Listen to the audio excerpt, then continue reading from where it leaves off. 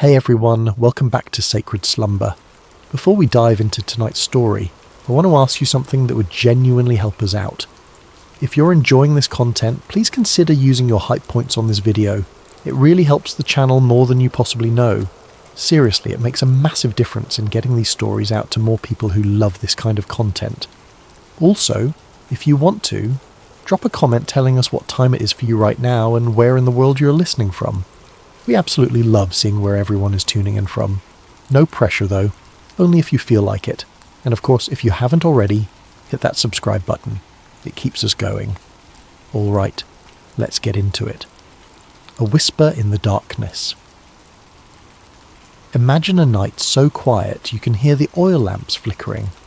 Picture a massive stone sanctuary in the ancient city of Shiloh, where shadows dance across walls that have witnessed centuries of worship. The air is thick with the scent of incense and burning oil, that peculiar combination of cedar smoke and olive essence that clings to sacred spaces.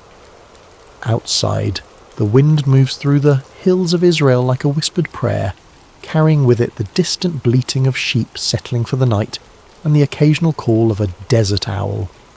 Inside, in the sacred chambers near the Ark of the Covenant, a young boy lies sleeping on a simple mat.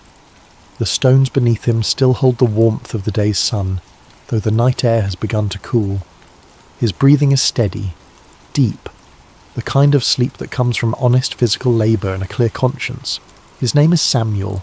This is not a story about miracles that shake mountains or angels descending in blinding light. This is a story about something quieter, something more intimate, something that happens in the space between waking and dreaming, where the boundaries of reality become permeable. It is about a voice in the darkness, a child who learned to listen when the entire world had gone deaf, and a moment that would alter the spiritual trajectory of an entire nation. Because sometimes the most profound truths do not arrive with thunder and earthquake. Sometimes they do not announce themselves with burning bushes or pillars of fire. Sometimes they arrive in whispers, in the stillness between breaths, in the gentle calling of a name spoken 3 times before it is finally understood. What you're about to hear is one of the most mysterious and beautiful moments in ancient scripture. A moment when heaven reached down to touch earth, not through spectacular signs, but through the simple act of calling a child's name in the night. But it is also a story about silence broken, about the end of a spiritual drought, about what happens when the divine decides to speak again after generations of absence. This is the story of Samuel, the boy who heard God speak when the rest of the world had forgotten how to listen. And perhaps, hidden within this ancient narrative, there are questions we have forgotten to ask. Questions about why heaven goes silent. Questions about who gets chosen to break that silence. Questions about whether the voice that called to Samuel in that darkened sanctuary is still calling, still speaking, still searching for those rare individuals who know how to say, "I am listening." Chapter 1. Hannah's Promise. To understand Samuel's calling, we must first understand how he came to be sleeping in that sanctuary. His story begins not with him, but with his mother, a woman named Hannah, who knew the bitter taste of desperation and the hollow ache of prayers that seemed to vanish into an empty sky. In the hill country of Ephraim, in a small village whose name has been lost to history, there lived a man named Elkanah who had 2 wives, as was common in that era. His first wife, Peninnah, had given him several children, sons to carry his name, daughters to arrange in marriage, a legacy written in flesh and blood. His second wife, Hannah, had given him only heartache and unanswered prayers.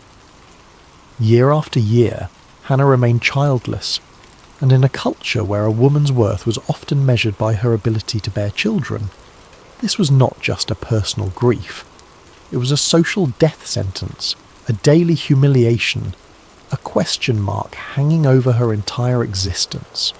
Neighbours would whisper, extended family would exchange knowing glances, even well-meaning friends would offer useless advice, or suggest that perhaps she had offended God in some way, that her barrenness was divine punishment for some unknown sin. Elkanah loved Hannah. The text makes this clear. He would give her double portions at feasts, trying to compensate with material generosity for what biology had denied her. He would ask her with genuine confusion, "Am I not better to you than 10 sons?" It was a question born of love but blind to understanding.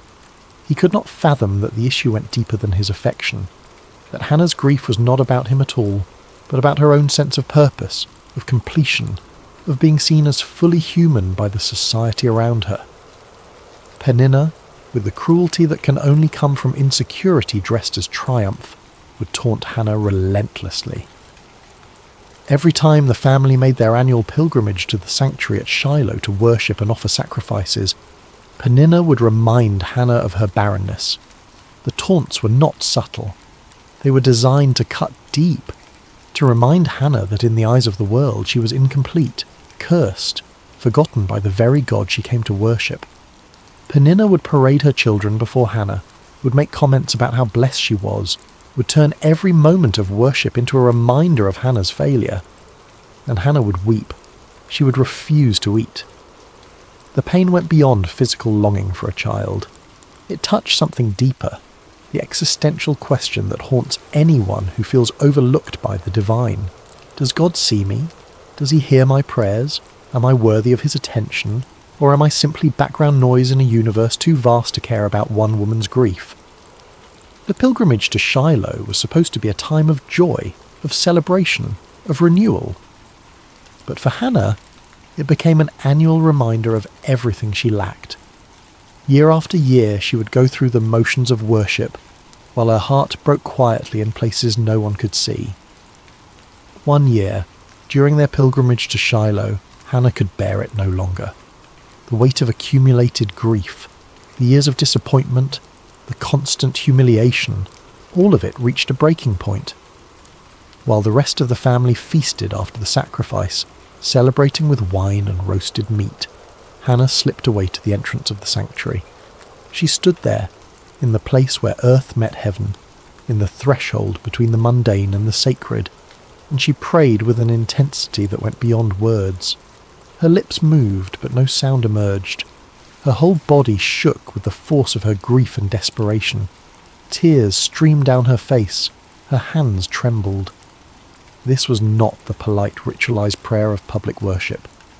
This was raw, unfiltered communion with the divine. This was a woman pouring out her soul, holding nothing back, demanding to be heard by a God who had seemed deaf to her pleas for years. She made a vow that day, one that would echo through generations. If God would grant her a son, she would give him back to God. Not for a season, not for a few years, but for his entire life. The child would be dedicated to divine service from the moment he was weaned.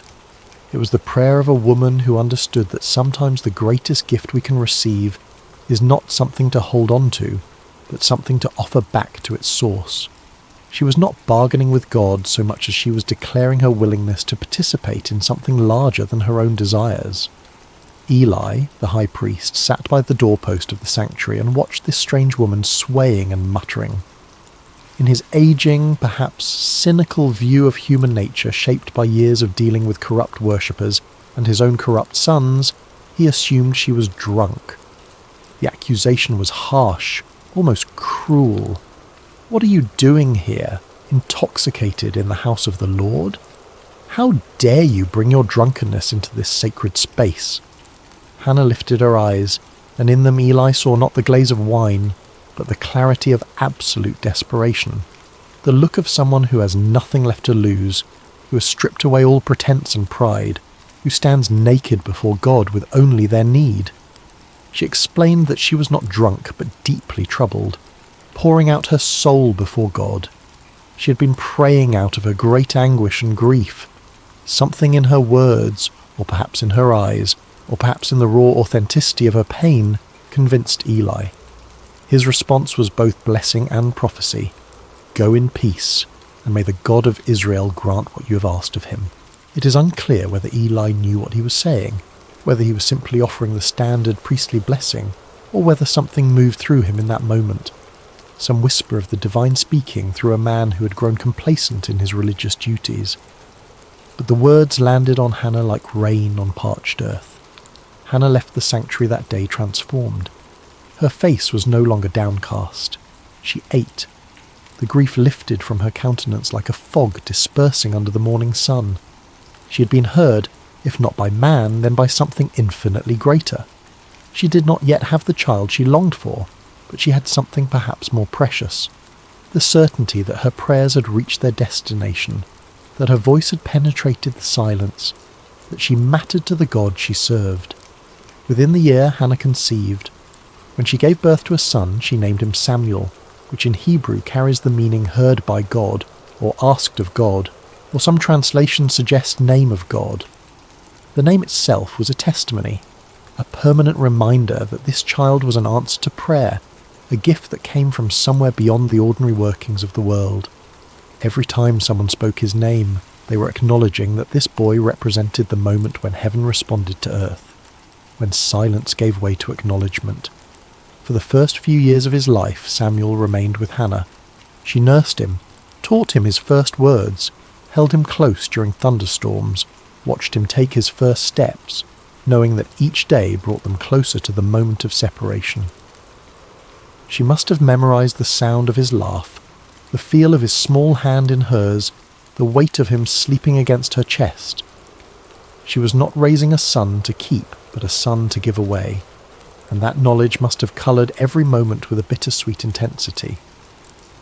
When he was old enough to be weaned, somewhere around 3 years old by the customs of that time, Hannah kept her vow. She could have rationalised her way out of it. She could have argued that God understood, that the vow was made in a moment of emotional extremity, that surely keeping her son would be acceptable.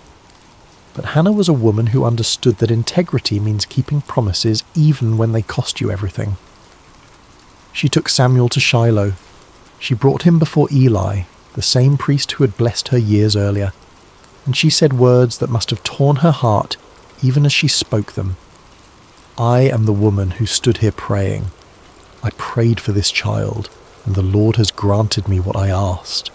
So now I give him to the Lord. For his whole life he will be given over to the Lord.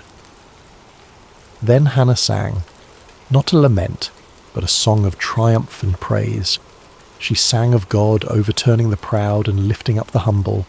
She sang of barren women bearing children and the powerful being brought low. She sang of the Lord bringing death and giving life, bringing down to the grave and raising up.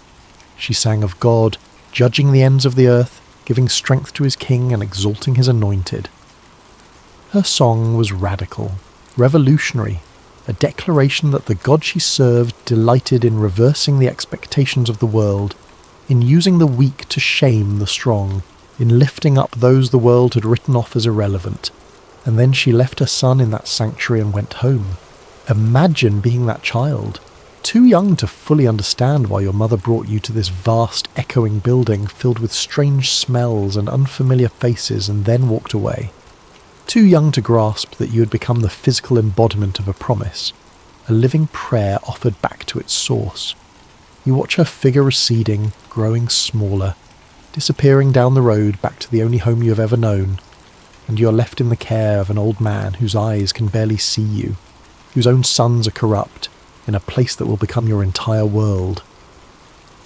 Samuel's childhood was unlike any other in Israel. While other boys played in fields and learned their father's trades, running through olive groves and swimming in streams, Samuel grew up in the sacred space of the tabernacle. His world was one of ritual and reverence, of ancient objects and whispered prayers, of shadows and lamplight, and the constant awareness that this place was different from all other places. He opened the doors of the sanctuary each morning, flooding the holy space with light. It was his job to unlock the heavy wooden doors that sealed the sacred from the profane, to let in the dawn and with it the worshippers who would come seeking connection with the divine. He assisted Eli in the daily tasks of worship, learning the intricate patterns of sacrifice and ceremony, memorizing which offerings required which procedures, understanding the difference between sin offerings and burnt offerings and peace offerings, learning to read the subtleties of ritual purity. He tended the lamps that burned through the night, ensuring their wicks were trimmed and their oil replenished. This was not glamorous work. It required attention to detail, a willingness to wake in the darkness to check that the flames had not guttered out, and understanding that these small acts of maintenance were what kept the sacred space functioning. The lamps represented the presence of God, and Samuel learned that presence requires constant tending, constant attention, constant care. He cleaned the sacred vessels, swept the courts, washed the linens used in ceremonies, helped prepare the incense, carried water, ran errands. He memorized scriptures, learning to recite the stories of Abraham and Isaac and Jacob, the tales of Moses and the Exodus, the laws given at Sinai. His education was entirely religious, entirely focused on service, entirely oriented towards something beyond himself. By all accounts, Samuel was a good child, humble, obedient, faithful in small things. The text tells us he grew in favour with both the Lord and with people. He was not resentful of his circumstances. He did not seem to chafe against the boundaries of his unusual childhood. Perhaps he had accepted that this was simply who he was, the boy who belonged to God, the boy who lived in the house of the Lord. But what must it have been like psychologically? To have no mother to comfort you when you woke from nightmares, to have no siblings to quarrel and play with, to grow up watching Eli's corrupt sons come and go, seeing the way they abused their position, hearing the whispers of their misconduct, to be surrounded by holiness and yet witness its corruption, to serve faithfully while those who should have been models of righteousness displayed only greed and lust and contempt for the sacred. Did Samuel wonder why he had been left here? Did he feel abandoned by the mother who had kissed him goodbye and walked away? Did he question whether the God he served even noticed his small acts of service? The text does not tell us. We see only the external facts, a boy growing up, performing his duties, learning his role. But surely there were moments of loneliness, moments of doubt, moments when the weight of it all felt too heavy for small shoulders to carry. Hannah visited when she could. Each year during the family's annual pilgrimage to Shiloh, she would bring Samuel a new robe she'd made for him, watching him grow, trying to compress a year of mothering into a few brief encounters. These visits must have been both blessing and torment. The joy of seeing his mother mingled with the pain of watching her leave again. The new robe, a reminder that somewhere he had a home, a family, a life he was not permitted to live. Yet there is no indication that Samuel rebelled or resented his circumstances. He simply continued. Day after day, year after year, faithful in the small things, present in the sacred space, available to be used however God saw fit. There was no indication in those early years that he would become anything more than a helpful assistant to an aging priest, that he would one day be the voice through which God spoke to an entire nation. But God, it seems, has a habit of preparing his instruments in obscurity before bringing them into the light. Samuel was being shaped by his circumstances, formed by his loneliness, refined by his faithfulness in tasks that no one celebrated. He was learning what it meant to serve without applause, to be obedient without immediate reward, to remain present even when presence felt like punishment. He was learning to listen in the silence. Chapter 2. The State of Israel at the Time. To appreciate what happened on that quiet night when God called Samuel's name, you need to understand the spiritual condition of Israel during this period. It was, to put it simply, a disaster. But the disaster raises uncomfortable questions that the text never fully answers. Questions about divine silence. Questions about why systems of worship become corrupt. Questions about what happens when the mediators between heaven and earth become obstacles instead of conduits. The problem started with Eli's sons, Hophni and Phinehas. These two men had inherited their father's position as priests, but they had not inherited his reverence for the sacred. They were corrupt in ways that went beyond simple moral failing. They actively perverted the worship of God, treating the sacrifices and offerings as opportunities for personal gain, turning the sacred into the profane with a systematic cruelty that suggests something darker than mere greed. When people brought animals to sacrifice at Shiloh, the priests were entitled to a specific portion of the meat according to the law of Moses. But Hophni and Phinehas were not content with their allotted share, with what had been designated as rightfully theirs. They wanted more. They wanted the best. They wanted what belonged to God. They would send their servants to threaten worshippers, demanding the choicest cuts of meat before the fat was even burned on the altar, as required by law. The fat belonged to God. That was non-negotiable in the sacrificial system. The burning of the fat was the moment when the sacrifice became truly sacred, when the offering transitioned from human gift to divine acceptance. But Hophni and Phinehas did not care about divine acceptance. They cared about their appetites. If people objected, if they tried to follow the proper procedures and insist that the fat be burned first, the servants would respond with threats of violence. "We will take it by force if necessary." The priests were literally stealing from God, taking what belonged to the altar and consuming it themselves. They were turning worship into extortion, using their position of spiritual authority to exploit the vulnerable and the faithful. But their corruption went even darker, into territories that the text only hints at with uncomfortable brevity. They engaged in sexual immorality with women who served at the entrance to the sanctuary. These were women who had dedicated themselves to service at the tabernacle, who came to worship and serve with sincere devotion, and Hophni and Phinehas exploited them, used their authority and position to prey upon those who should have been under their protection. They turned the house of God into a place of exploitation and abuse, where the very people who were supposed to represent divine holiness became perpetrators of trauma. Worship became a source of fear rather than transcendence. People stopped coming, or when they came with cynicism and resentment, going through the motions but empty of faith. How could you trust a system where the gatekeepers were predators? How could you believe in the holiness of a place where the priest defiled it daily? The sanctuary at Shiloh, which was meant to be the central hub of Israel's spiritual life, became instead a monument to religious corruption. Eli knew what his sons were doing. The text makes this painfully clear. People told him. They came with reports of misconduct, of abuse, of exploitation. He heard the rumours and saw the evidence. He was not ignorant. He was not blind to their crimes. And to his credit, he confronted them. But his rebukes were weak, almost apologetic, carrying no weight and no consequence. Why do you do such things? I hear reports from the people about your wicked deeds. If someone sins against another person, God may mediate. But if someone sins against the Lord, who will intercede?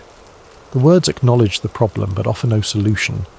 There is no threat of removal from office, no stripping of authority, no punishment that might actually deter the behaviour. Just words, just disappointment, just a father hoping his wayward sons might suddenly develop a conscience they had never demonstrated. Hophni and Phinehas ignored their father and continued their corruption. Why wouldn't they? There were no consequences.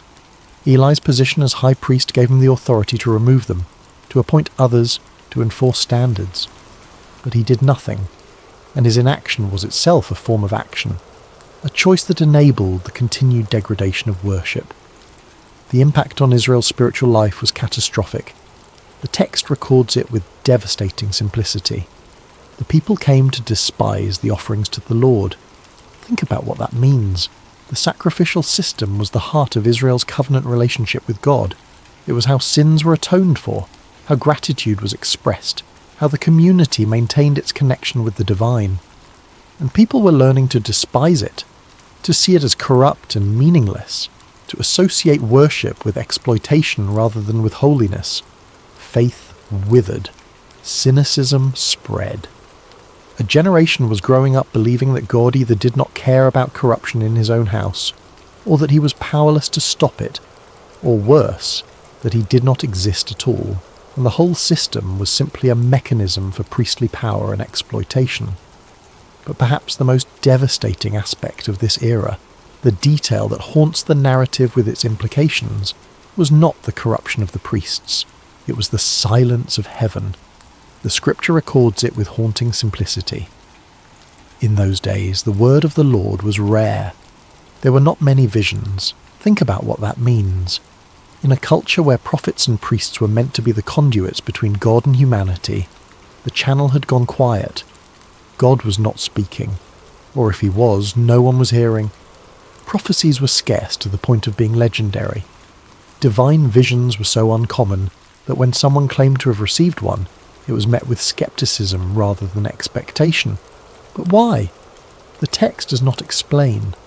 It simply records the fact of divine silence as if it were weather, as if the absence of God's voice was as natural and unremarkable as a drought. But this raises uncomfortable questions. Had God withdrawn because of the corruption?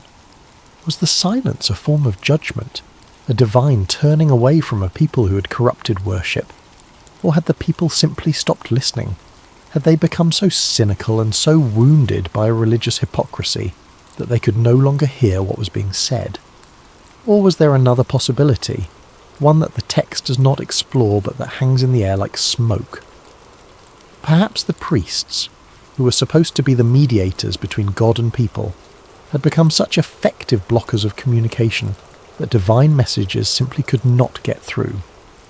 Perhaps Hophni and Phinehas were not just corrupt individuals, but symptoms of a systemic failure, a spiritual infrastructure that had collapsed under the weight of its own contradictions. Israel was spiritually adrift, navigating by dead reckoning through waters where the stars had gone dark.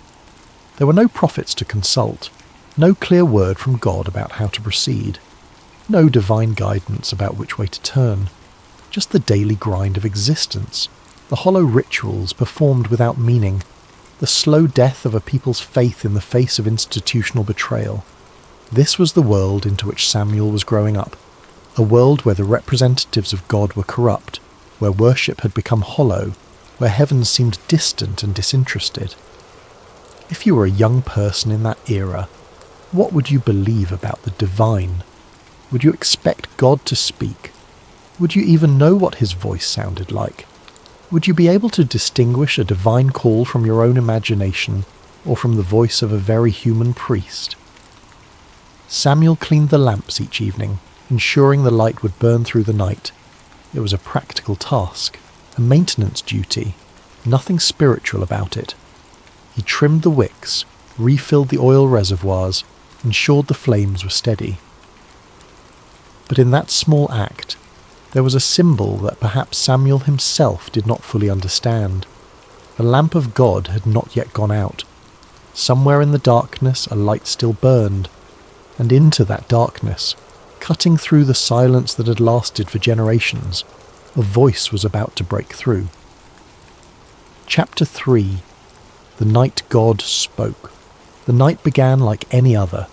Samuel had completed his duties for the day, working through the familiar routines that structured his life.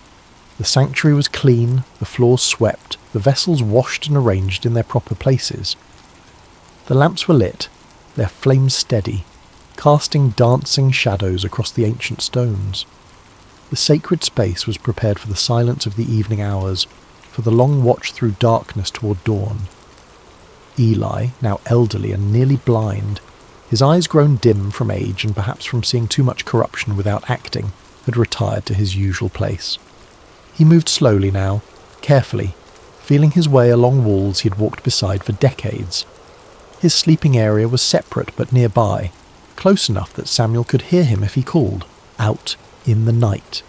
Samuel lay down in his customary sleeping spot somewhere near the chamber where the Ark of the Covenant rested.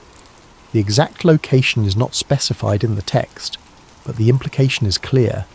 He slept in proximity to the most sacred object in all of Israel, closer to the physical representation of God's presence than anyone else in the nation that night. The Ark was the most sacred object in Israel, a gold-covered chest containing the tablets of the law, a jar of manna, and Aaron's staff that had budded. But more than its contents, the Ark represented the very presence of God among his people. It was the throne of the invisible king, the place where heaven touched earth, the point of contact between the divine and the mortal. To sleep near it was to sleep in the shadow of holiness, though Samuel likely thought nothing of it. This was simply where he slept, as ordinary to him as any bedroom, as familiar as his own breathing. The lamp of God was still burning, casting flickering shadows across the stone walls. This detail matters more than it might initially seem. In the Jewish tradition, the lamp in the sanctuary, the menorah that burned with consecrated oil, was not allowed to go out until morning light made it unnecessary.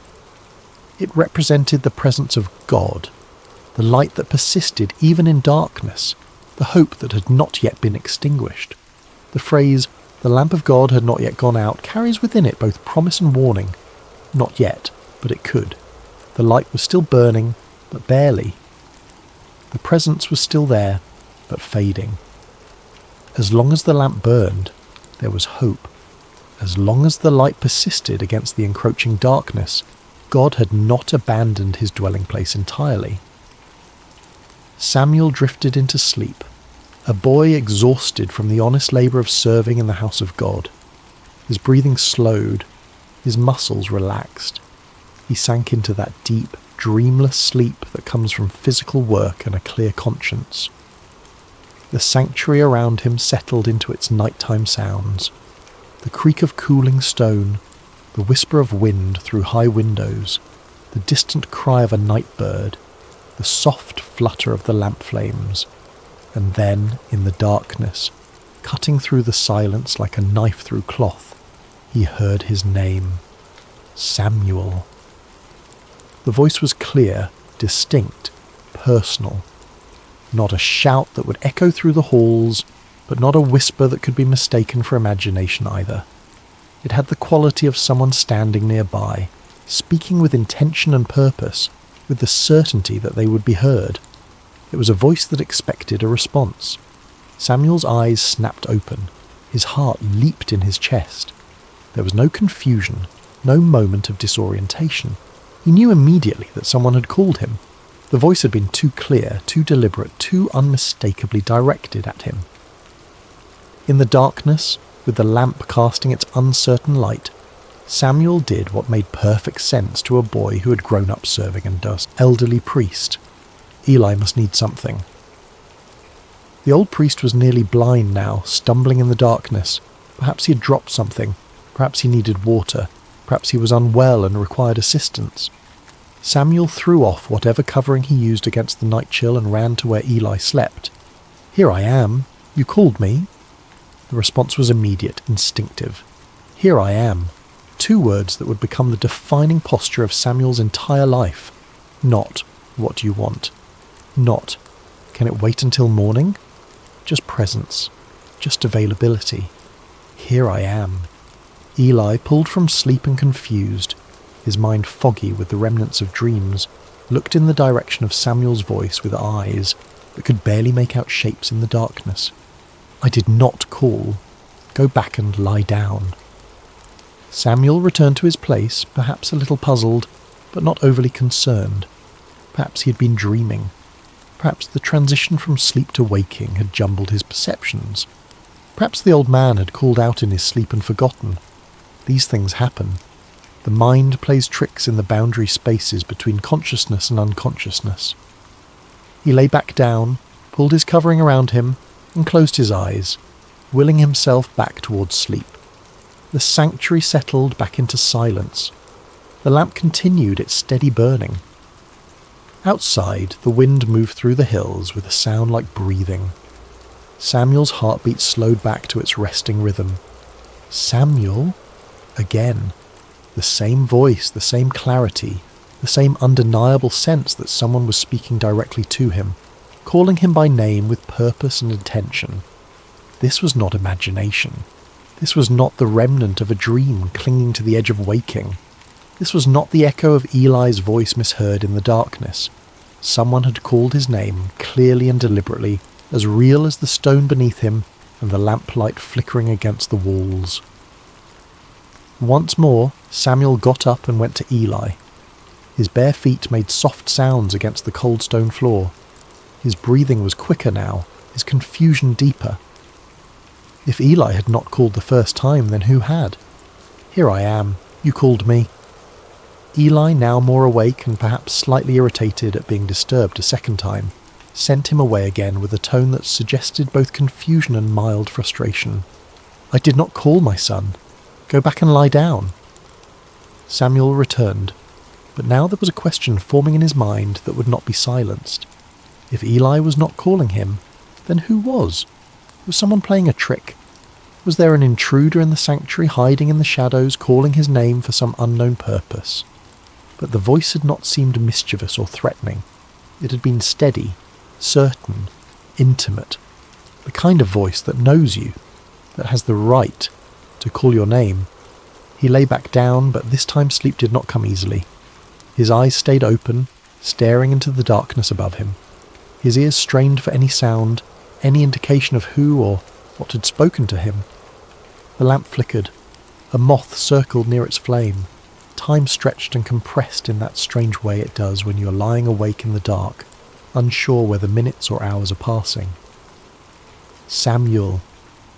The third time, Samuel abandoned any doubt or hesitation. Someone was calling him, and if it was not Eli, then perhaps the old priest was confused. Perhaps he was calling out without realizing it. Perhaps his dreams were speaking through him. Samuel got up once more, faster now, urgent, and went to Eli. He stood at the foot of the old priest's sleeping mat, his young face barely visible in the dim light that filtered in from the main chamber. "Here I am. You called me." And finally, after decades of serving in the sanctuary, after years of watching the word of the Lord become rare and vision scarce, after witnessing the corruption of his sons and the slow death of Israel's faith, Eli understood. The realization must have hit him like a physical blow. God was calling the boy, not the high priest, not the experienced religious leader, not the man who had served in this place for decades. The boy who cleaned the floors and tended the lamps and slept near the ark without fully comprehending what that meant.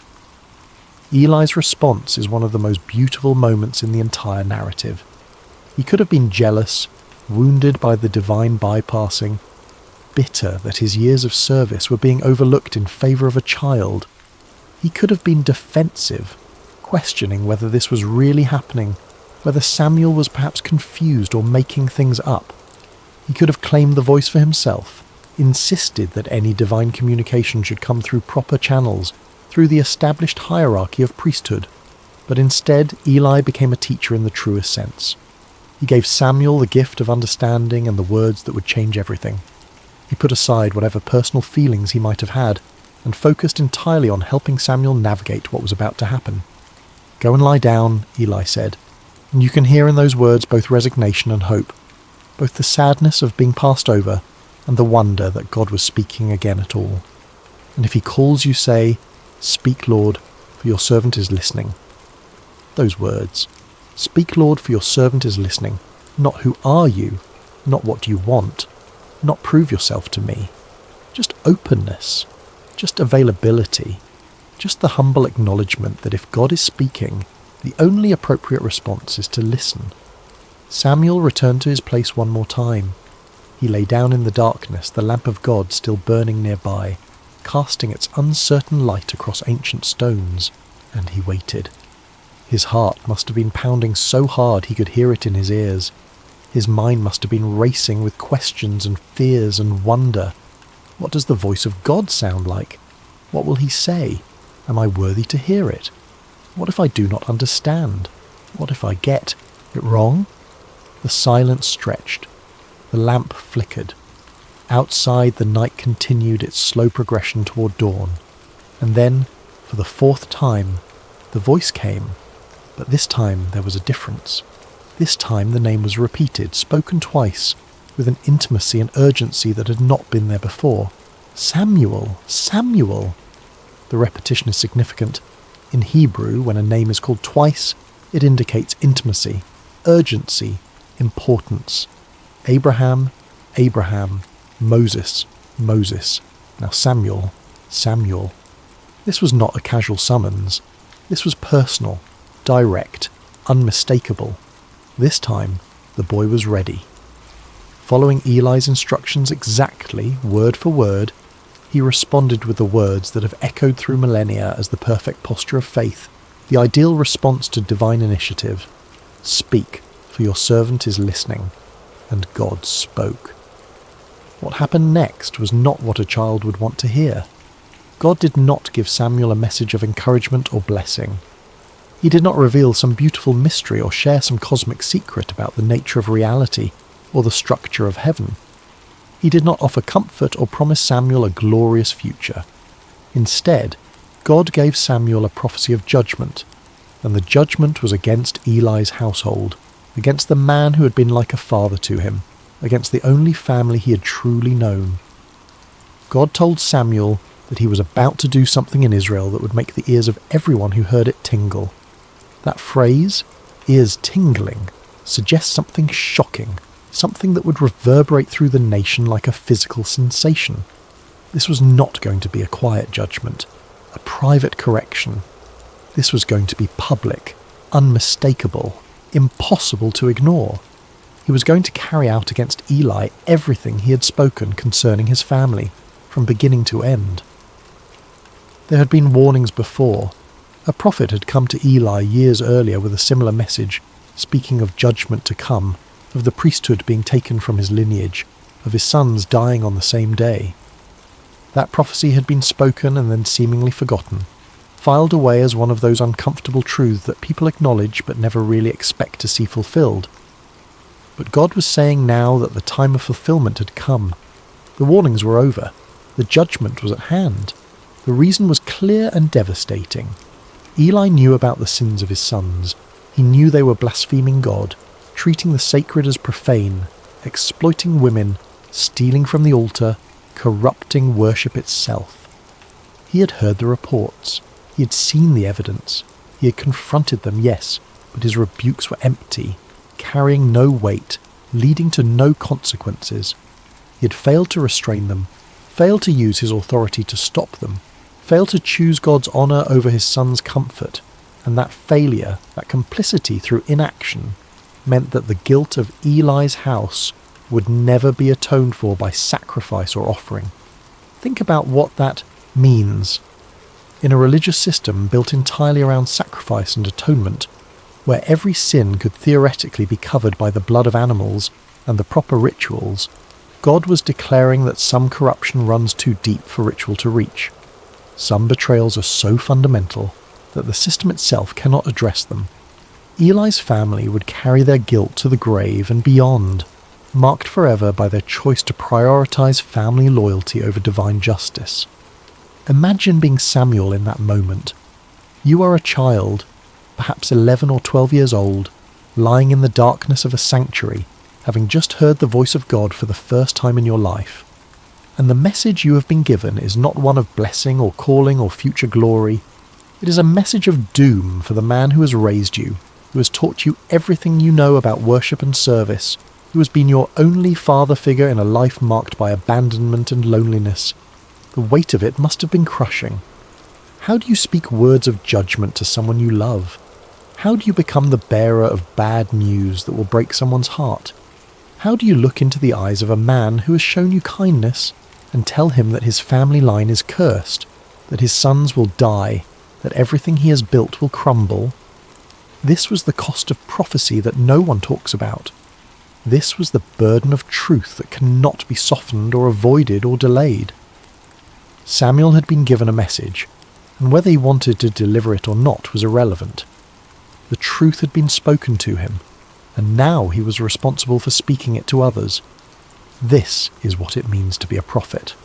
Not visions and mystical experiences and spiritual heights, but the grinding, awful responsibility of speaking truths that wound you as deeply as they wound those who hear them. The rest of the night must have been agony for Samuel. The text tells us he lay there until dawn, too afraid to tell Eli what he'd heard. He did not sleep. How could he?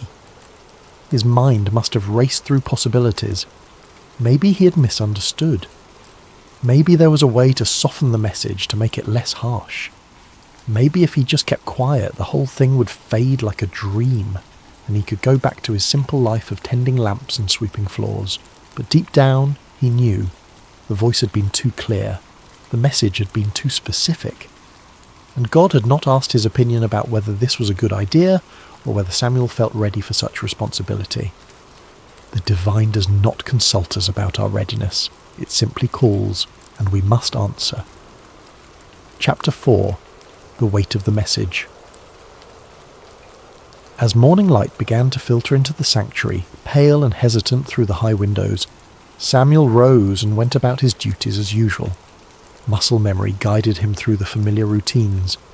He opened the doors of the house of the Lord, pushing aside the heavy wooden barriers that sealed the sacred from the profane, letting in the day, with all its ordinary demands. But everything felt different now. The air was heavier, pressing down on his shoulders like a physical weight. The silence was louder, filled with the words he carried but could not speak. He carried within him words that would change everything, and he was terrified to voice them. His hands shook as he performed his tasks. He fumbled with the lamp wicks, nearly spilling oil on the floor. He could not meet anyone's eyes. Every sound made him jump, expecting Eli to call for him, to demand the message, to force him to speak the unspeakable. Eli, however, knew something had happened. Years of serving in the sanctuary had given him an intuition about spiritual matters that his failing eyesight could not diminish. He could sense the change in Samuel, could feel the weight the boy was carrying. He called Samuel to him, his voice gentle but insistent, and when the boy came, reluctant and pale, the old priest asked him directly, "Samuel, my son, what was it he said to you?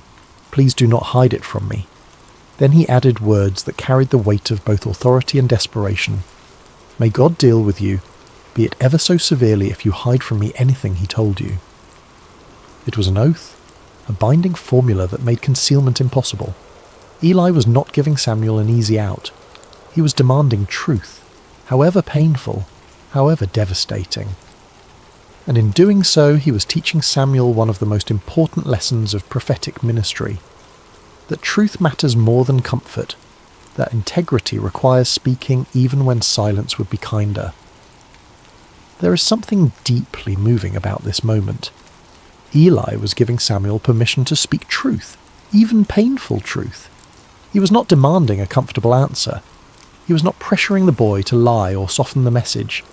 He was not using his position as high priest to intimidate or manipulate. He was simply asking for honesty, for the faithful delivery of whatever word had been given, regardless of personal cost. Samuel, to his credit, did not hold back. He told Eli everything, every word of the judgment, every detail of the coming consequences, every aspect of the doom pronounced against his house. He did not sugarcoat it. He did not try to make it easier to hear. He did not add comforting caveats or suggest ways the judgment might be avoided. He simply delivered the message as it had been given to him, faithful to both God and to Eli in his refusal to distort the truth. The words must have felt like stones in his mouth, each one heavy and sharp. He would have watched Eli's face as he spoke, looking for signs of anger or rejection or denial. But what he saw instead was something he had not expected. Eli's response is remarkable in its humility and resignation. He did not rage against the pronouncement. He did not question Samuel's experience or suggest the boy had misunderstood or imagined things. He did not blame Samuel for being the messenger or accuse him of disloyalty or ingratitude. He simply said, with a weariness that spoke of years of knowing this moment would come, "He is the Lord. Let him do what is good in his eyes." There is defeat in those words, yes, but there is also acceptance, a kind of peace that comes from finally having the truth spoken aloud, from no longer living in the shadow of unacknowledged reality. Eli had known for years that his sons were corrupt. He had known that his failure to stop them was a kind of complicity, a betrayal of his calling and his God. The judgment was not a surprise. It was an inevitability finally spoken aloud, a truth that had been hovering unspoken in the air for years, finally given voice and substance. And perhaps in some way, Eli was relieved that the silence had been broken, even if the words spoken were words of judgment. Perhaps there is a relief that comes from knowing, from having certainty, even when that certainty is terrible. Perhaps after years of wondering when the hammer would fall, there was a strange comfort in finally hearing it fall, in knowing the shape of the future even when that future was dark. What Samuel learned that night and that morning was something most of us spend a lifetime avoiding. That truth is not always comfortable, that faithfulness sometimes means delivering hard words, and that love does not require us to hide reality from those we care about. Samuel could have lied to Eli. He could have softened the message or claimed he did not remember the details, or suggested that perhaps he had misunderstood what God was saying, but he chose honesty, and in doing so he established the pattern that would define his entire ministry. He would be a prophet who spoke the word of the Lord without compromise, without concern for how it would be received, without fear of the consequences. Not because he was harsh or unfeeling, but because he understood that truth, however painful, is ultimately an act of respect.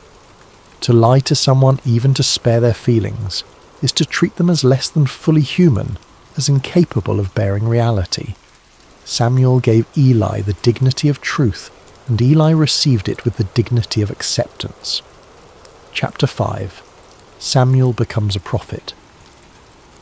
After that night, everything changed for Samuel. The text tells us that he grew, and the Lord was with him, letting none of his words fall to the ground. That phrase, letting none of his words fall to the ground, is the ancient way of saying that everything Samuel prophesied came true. He was not speaking his own opinions or making educated guesses or offering the kind of vague predictions that could be interpreted multiple ways, depending on how events unfolded. He was speaking with divine authority, and reality itself confirmed his words with uncomfortable precision. The prophecy about Eli's house came true exactly as Samuel had spoken it.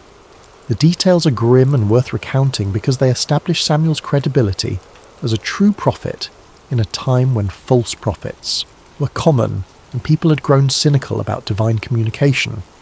Israel went to war against the Philistines, their perennial enemy. In the first battle, the Israelites were defeated and thousands of soldiers died. In desperation, the elders decided to bring the Ark of the Covenant from Shiloh to the battlefield, believing that God's physical presence would guarantee victory. Hophni and Phinehas accompanied the Ark, treating it like a magical talisman rather than the throne of the living God. The Israelites shouted when the Ark arrived, a roar so loud that the ground shook. The Philistines were terrified at first, knowing the stories of what the God of Israel had done to Egypt. But they fought anyway, and in the battle that followed, Israel was utterly defeated. 30,000 soldiers died, and on that same day, exactly as prophesied, both Hophni and Phinehas were killed. The Ark of God was captured by the Philistines, carried off as a trophy of war. When a messenger brought the news to Shiloh, Eli was sitting by the road, his heart trembling for the Ark of God. When he heard that the Ark had been captured and his sons were dead, the 98-year-old priest fell backward off his chair, broke his neck, and died. The priesthood of his line ended in that moment, cut off exactly as God had declared. It was a devastating fulfillment, but it established beyond doubt that Samuel spoke with divine authority. He had predicted these events when he was just a child, and they had come to pass exactly as he said.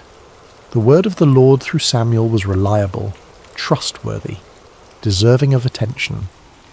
As Samuel matured from boy to young man, his reputation spread throughout Israel like wildfire.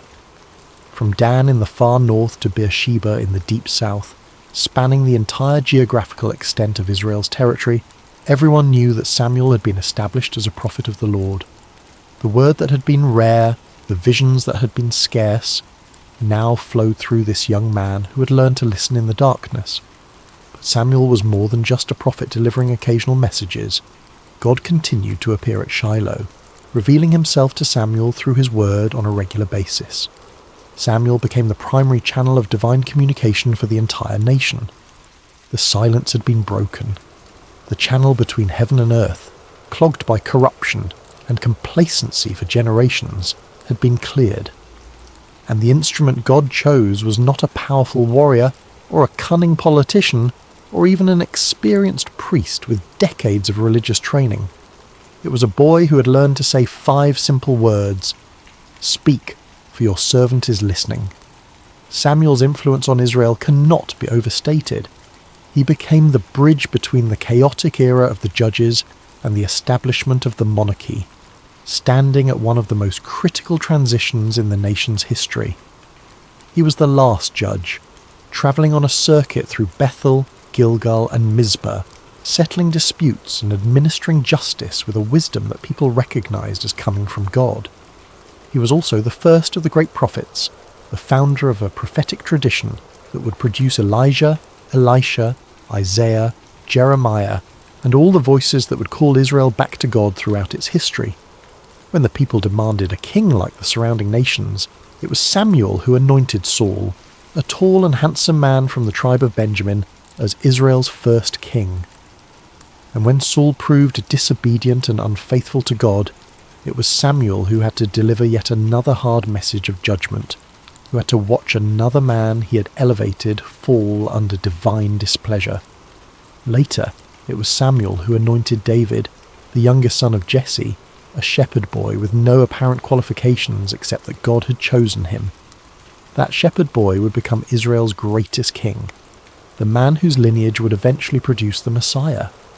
But beyond the political role, beyond the anointing of kings and the settling of disputes, Samuel represented something Israel desperately needed: spiritual integrity in a world corroded by compromise.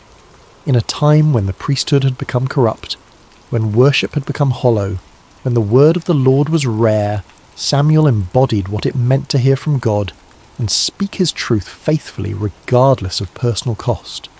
He reformed religious life throughout Israel, establishing schools of prophets where young men could learn to listen for God's voice and speak his word. He called the people back to authentic worship, challenging them to put away their foreign gods and serve the Lord only. He led the nation in repentance at Mizpah, where they fasted and confessed their sins, acknowledging that they had abandoned God. And when the Philistines attacked during that gathering, Samuel interceded for the people, and God threw the enemy into confusion with thunder and lightning, giving Israel a decisive victory. Samuel demonstrated that God had not abandoned his people, that the silence had been circumstantial rather than permanent, that divine presence and power was still available to those who would seek them with integrity. The boy who once cleaned floors and trimmed lamp wicks became the conscience of a nation. The child who slept near the ark became the voice through which God spoke to kings and commoners alike. His authority came not from position, or political power, or military might, but from the simple fact that he had learned to listen and had the courage to speak what he heard, even when speaking cost him dearly. Chapter 6. The Legacy of the Story. So what do we take from this ancient narrative? What does it mean for us, centuries removed from oil lamps and tabernacles and sleeping near the Ark of the Covenant? And perhaps more intriguingly, what questions does this story raise that it never fully answers? First, there is the theme of listening. God can speak in quiet places, in ordinary moments, when we least expect it. Samuel was not performing some elaborate spiritual ritual when God called his name. He was not fasting on a mountain. He was not in a trance or a vision quest. He was sleeping, exhausted from a day of mundane labour. He was simply present in a sacred space, available to be awakened. How often do we miss the voice of the divine because we are too busy, too distracted, too convinced that revelation only comes in spectacular packages? We wait for burning bushes and angelic visitations, for dramatic signs and unmistakable interventions, while the still small voice speaks in the darkness and we mistake it for our imagination, or for human conversation, or for nothing at all. Samuel teaches us that sometimes the most profound moments arrive softly, in the space between waking and sleeping, in the darkness when our defences are down and our minds are quiet enough to hear what has always been speaking. But this raises uncomfortable questions. How many times has that voice spoken and we have ignored it? How many times have we attributed divine communication to coincidence or psychology or wish fulfillment? Because we have lost the ability to recognize it for what it is. Second, there is the theme of obedience. Samuel's first response when he heard his name was immediate and complete. Here I am. No hesitation, no calculation, no weighing of options or considering whether this was a good time, just presence and availability. Not, what do you want, but here I am. Not, let me think about it, but immediate response. Later, when Eli gave him the words to use, Samuel followed the instruction exactly. He did not improvise or try to improve on the formula or insert his own personality into the exchange. He simply said what he had been taught to say: "Speak, for your servant is listening." Obedience in this story is not about blind submission to authority. It is about being teachable, about recognizing when someone knows more than you do, about trusting guidance even when you do not fully understand where it is leading. But there is something deeper here, something that troubles the waters of easy interpretation. Samuel was obedient to a voice he had never heard before, to a presence he could not see, based entirely on the instruction of a priest whose own family was corrupt, and whose judgment had been compromised by his failure to discipline his sons. What made Samuel so certain that this was God speaking and not some other voice? What internal compass guided him toward trust when skepticism would have been equally reasonable? Third, there is the theme of humility. Samuel's greatness began in small acts of service. He was faithful in opening doors, in cleaning, in tending lamps, in all the unglamorous work that keeps a sacred space functioning. He did not despise the small things, or consider himself above menial tasks. He swept floors with the same attention he later brought to anointing kings. He trimmed lamp wicks with the same care he would later exercise in delivering prophetic words, and it was in that posture of humble service, in the daily repetition of small faithful acts, that God found him. How different this is from our modern obsession with platform and visibility, with making a name for ourselves and ensuring everyone knows our accomplishments, with treating service as a stepping stone to something better rather than as its own reward.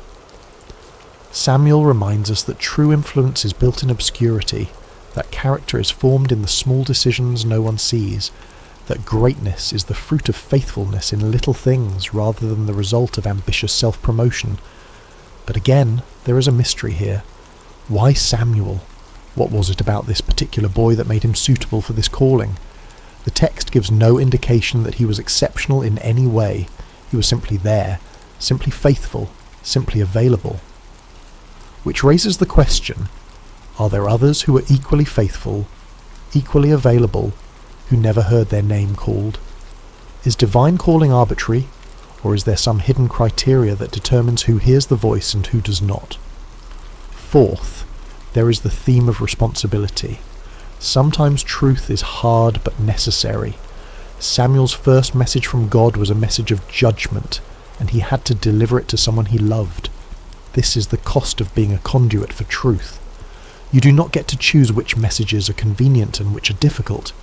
You do not get to edit reality to make it more palatable. You do not get to withhold hard truths, because speaking them might damage relationships or cost you social capital. If you are going to be a voice for something beyond yourself, whether you call that voice God or conscience or truth, or simply what is, you have to be willing to speak even when the words cut you as deeply as they cut those who hear them. Samuel could have spared Eli. He could have lied or softened the message or claimed he did not remember the details. But he chose the harder path of honesty, and in doing so he honoured both Eli and himself. Yet this raises ethical questions that the narrative does not resolve. What is the balance between truth and compassion? When does speaking hard truths become cruelty disguised as honesty? Samuel was a child delivering a message he did not create and could not change. But what about us? When the truths we must speak are filtered through our own perceptions and biases and limited understanding, how do we know when to speak and when to remain silent? Fifth, there is the theme of hope. The lamp of God had not yet gone out. Even in the darkest period of Israel's spiritual life, when the priesthood was corrupt and the word of the Lord was rare and the nation was spiritually adrift, there was still a light burning somewhere in the darkness. God had not abandoned his people. He was simply waiting for someone who would listen, someone who would respond, someone who would be faithful with what was given to them. Samuel represents the truth that it is never too late for renewal, that no matter how far things have fallen, no matter how corrupt the systems or how cynical the people, there is always the possibility of a voice in the darkness calling us back to what matters. The light may be flickering, the wick may be nearly consumed, the oil may be running low, but as long as there is any light at all, there is hope for rekindling, for replenishment, for the dawn that follows even the longest night. But this optimistic reading sits uncomfortably with the historical reality. The lamp did eventually go out. The sanctuary at Shiloh was destroyed. The ark was captured and never returned to that place. The line of Eli ended in blood and disgrace. Samuel's calling did not prevent disaster, it only narrated it before it happened. So what kind of a hope is this? Is it simply the hope that truth will be spoken, even if it changes nothing? Is it the hope that someone will bear witness, even in the midst of collapse? Finally, there is something unspoken in this narrative that deserves attention. God bypassed the entire religious hierarchy to speak to a child. He did not go through official channels. He did not honour the established order. He did not consult with the high priest or seek permission from religious authorities. He simply called out in the darkness to a boy who had no status, no authority, no credentials beyond faithfulness in small things. This is either deeply encouraging or deeply unsettling, depending on your perspective. It suggests that divine communication is not controlled by institutions, that truth can emerge from the margins, that the voice of God might speak to those we least expect, rather than to those we have designated as official intermediaries. But it also raises anarchistic questions about authority and order, about how we distinguish genuine divine calling from delusion or manipulation, about what happens when everyone claims to hear the voice of God speaking contradictory messages. Samuel's story is ultimately about availability. He was not the most powerful person in Israel. He was not the most educated or the most connected. He was simply present, attentive, and willing to respond when he heard his name called. And that was enough. That has always been enough. But it invites us to ask, what are we available for?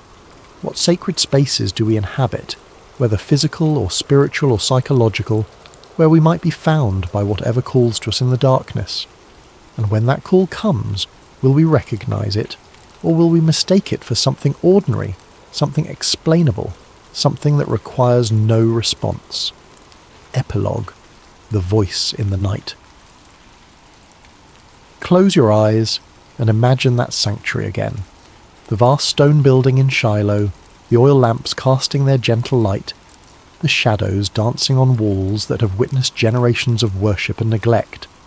Imagine the boy lying near the ark, exhausted from a day of simple service, drifting into sleep with no expectation that this night will be different from any other. And then the voice, clear, personal, undeniable, a voice that breaks through the silence of heaven and calls a child by name. Samuel's story is a reminder that the divine does not always announce itself with thunder and lightning. Sometimes it comes as a whisper in the darkness. Sometimes it arrives in the form of a question repeated until we finally understand that we are being addressed. Sometimes the most significant moments of our lives happen when we are alone, unguarded, simply present in a space where we have made ourselves available to something greater than ourselves. The lamp of God is still burning. That is the promise embedded in this ancient narrative. No matter how dark the times, no matter how corrupt the systems, no matter how silent heaven seems, there is always a light somewhere refusing to go out, and there is always the possibility that in the quiet, in the stillness, in the spaces between our busy thoughts and desperate prayers, we might hear our name spoken by a voice we do not yet recognize. The question is not whether the voice is calling. The question is whether we are listening. Samuel lay in that sanctuary as a boy and became a prophet because he learned to say 5 words that changed everything. Speak, for your servant is listening. He did not demand proof. He did not negotiate terms. He did not insist on understanding everything before committing to anything. He simply made himself available, and availability was enough. Perhaps that is the real legacy of Samuel's calling. Not that he became powerful or influential or historically significant, though he became all those things. The real legacy is that he teaches us what it looks like to be genuinely open to transformation, to be willing to hear hard truths, to be faithful in small things while waiting for larger purposes to reveal themselves. In our age of constant noise and perpetual distraction, where silence is something to be feared rather than cherished, Samuel's story feels almost subversive. It suggests that the most important communications might not come through our devices or our carefully curated information streams. They might come in the quiet, in the dark, in the moments when we stop performing and simply exist in the presence of something that knows our name. So tonight, as you drift towards sleep, Consider the possibility that you, too, might be lying in a sacred space, even if you do not recognize it as such. Consider the possibility that there might be a voice, gentle and persistent, calling your name in the darkness. Consider the possibility that the most profound transformation of your life might not begin with a grand revelation or a spectacular sign, but with the simple decision to respond to that voice with 5 words. Speak, for your servant is listening. The lamp is still burning. The voice is still calling. The only question is whether we have ears to hear.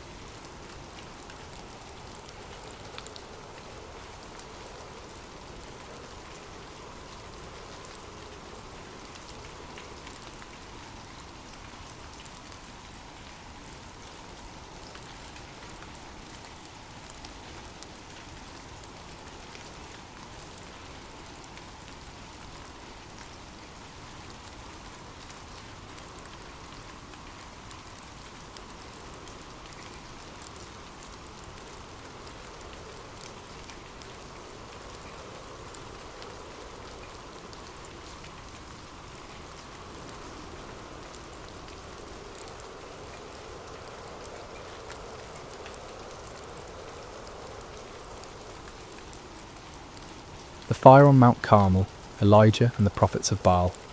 Hello everyone, and welcome to Sacred Slumber. Before we dive into today's powerful message, I want to connect with each of you personally. How has your day been treating you so far? Whether you're watching this in the early morning hours as the sun rises, during your lunch break, in the middle of a busy day, or perhaps late at night when the world has quieted down, I want you to know that this moment we're sharing together is sacred. I'm curious about where you're joining us from today.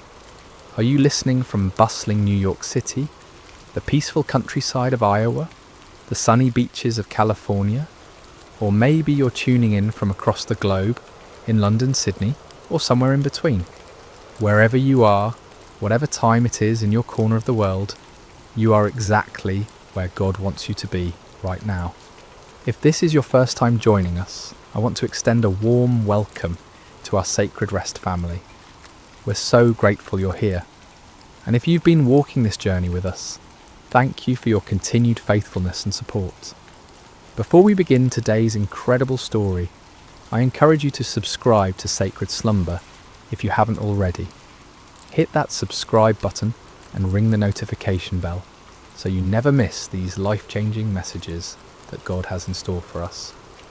Now let's prepare our hearts for what I believe will be one of the most dramatic, faith-building stories you'll hear. Today we're travelling back over 2,800 years to witness one of the most spectacular demonstrations of God's power ever recorded in human history. We're going to Mount Carmel in ancient Israel, where one man's faith stood against an entire nation's rebellion, where fire fell from heaven, and where hearts were turned back to the one true God. The fire on Mount Carmel, Elijah and the prophets of Baal. Chapter 1. A nation in spiritual freefall. Picture, if you will, the ancient kingdom of Israel during one of its darkest hours. This wasn't just a time of political upheaval or economic hardship, though both of those existed. This was a time of complete spiritual catastrophe, a moment when an entire nation had turned its back on the God who had delivered them from slavery in Egypt, who had parted the Red Sea, who had given them the Promised Land.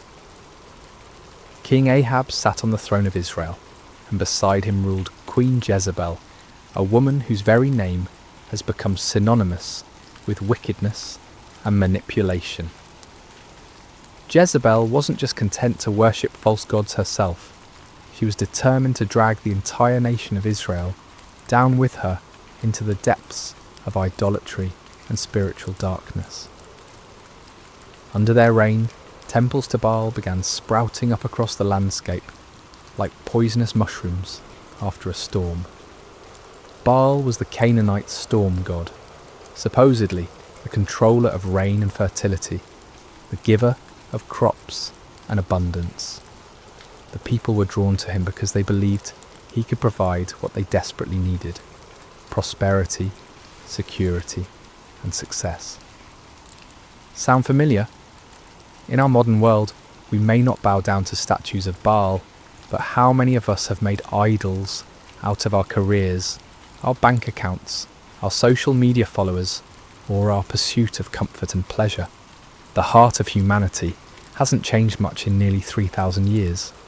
But Jezebel wasn't satisfied with just building temples.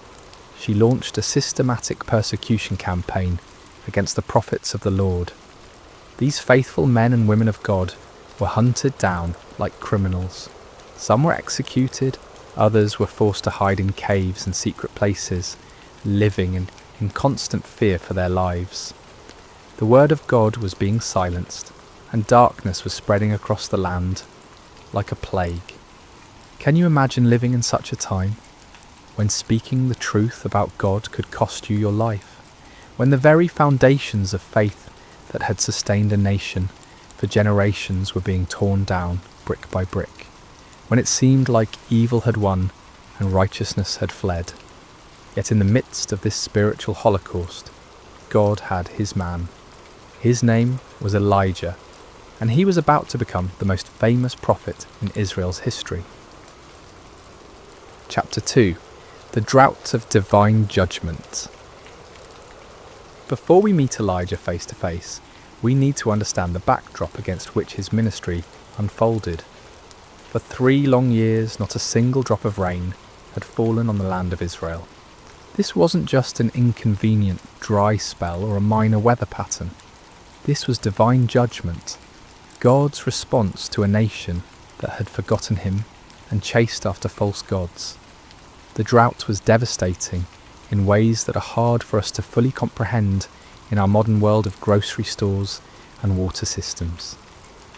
Rivers that had flowed for centuries dried up to cracked mud.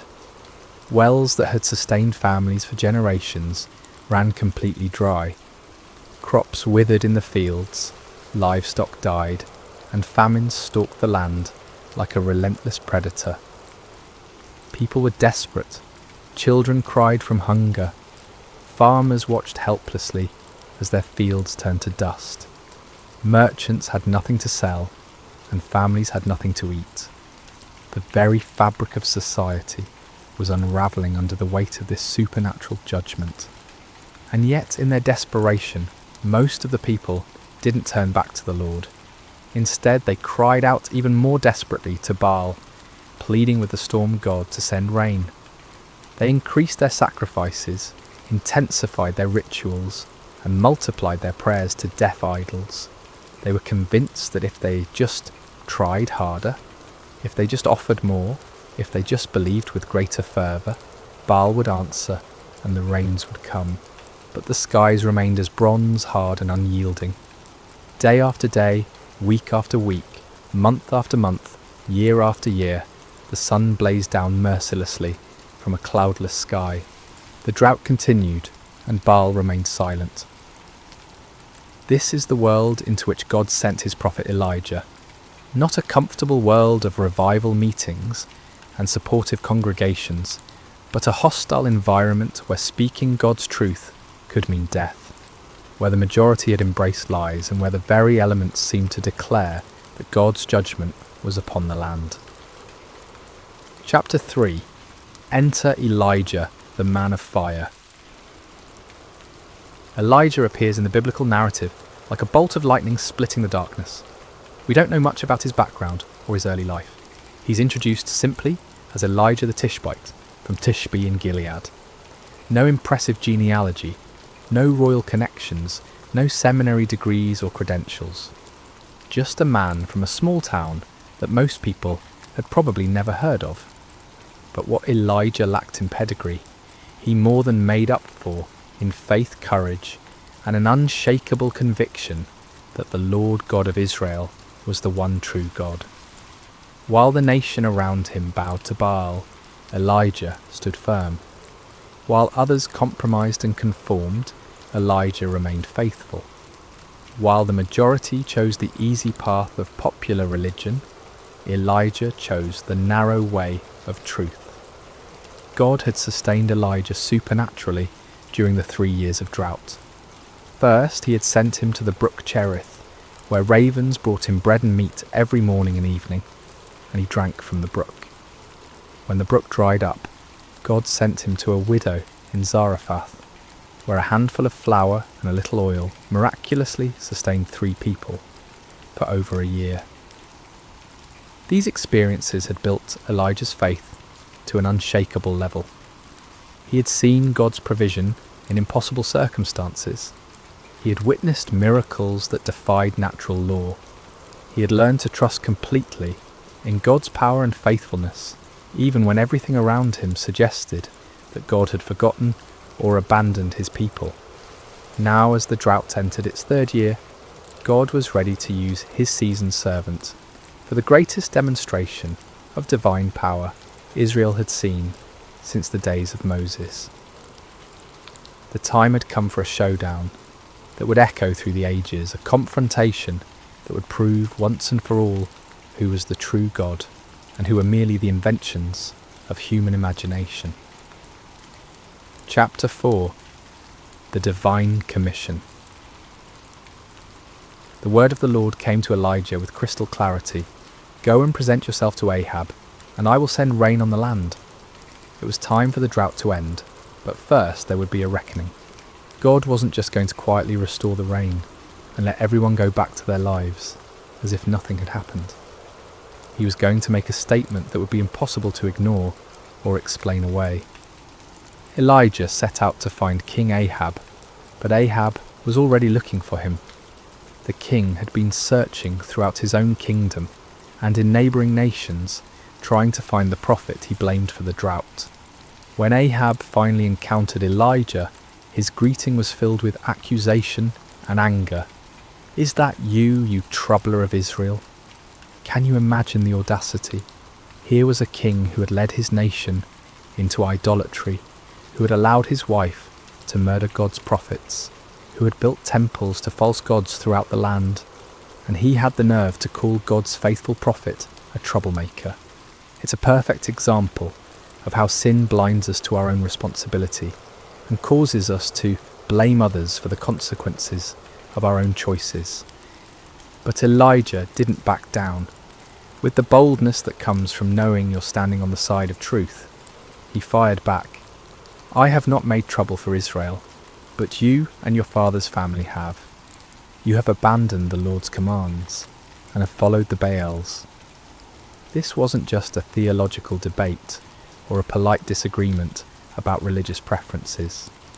This was a confrontation between the kingdom of God and the kingdom of darkness, between truth and deception, between the power of the Almighty and the impotence of human-made idols.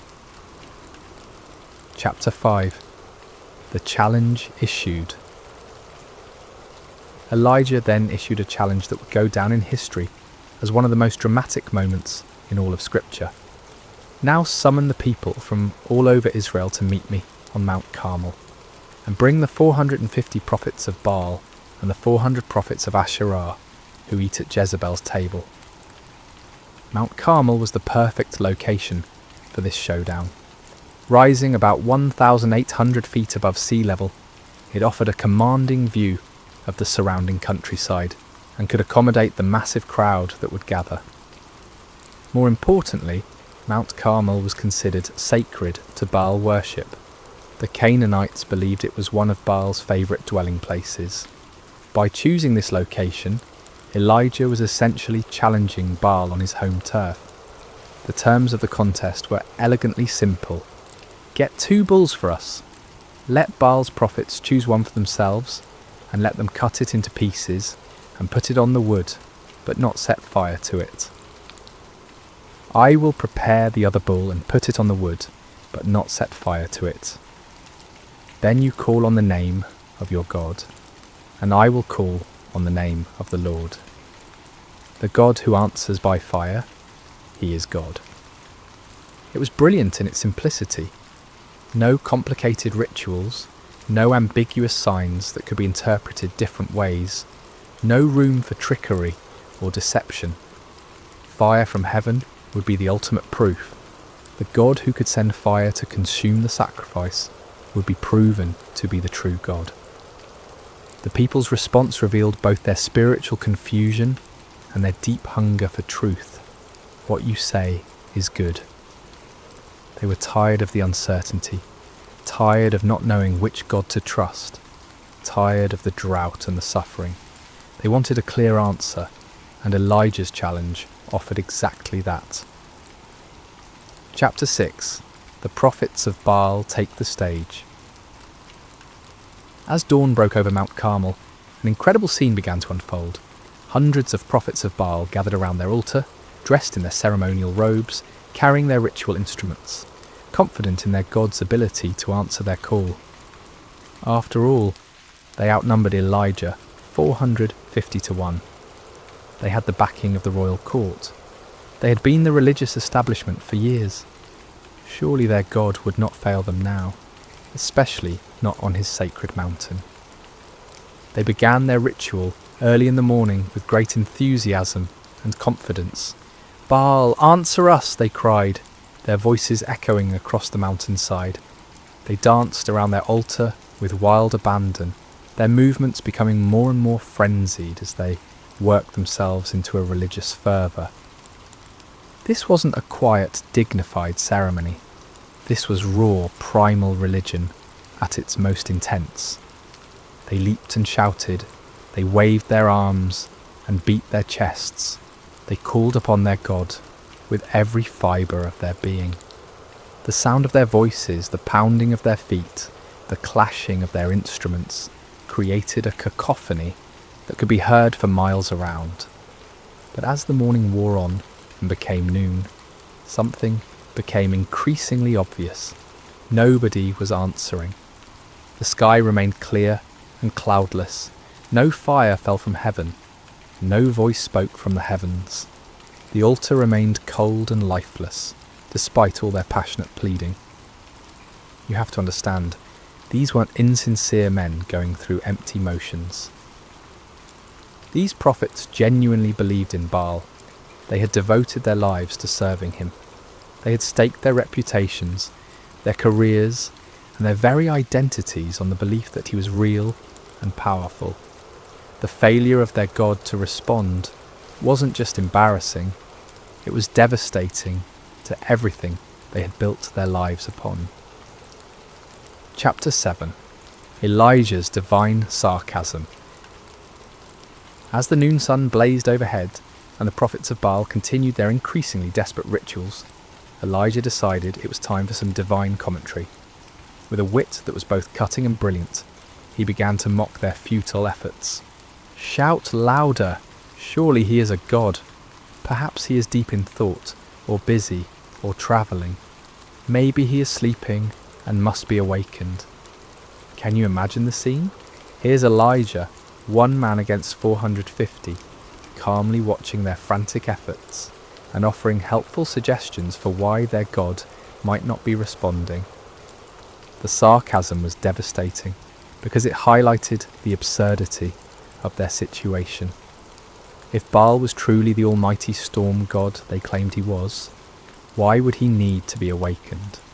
Why would he be too busy or distracted to answer his devoted followers in their hour of greatest need? But Elijah's mockery served a deeper purpose than just humiliating the false prophets. He was exposing the fundamental weakness of all false gods. They are not truly there.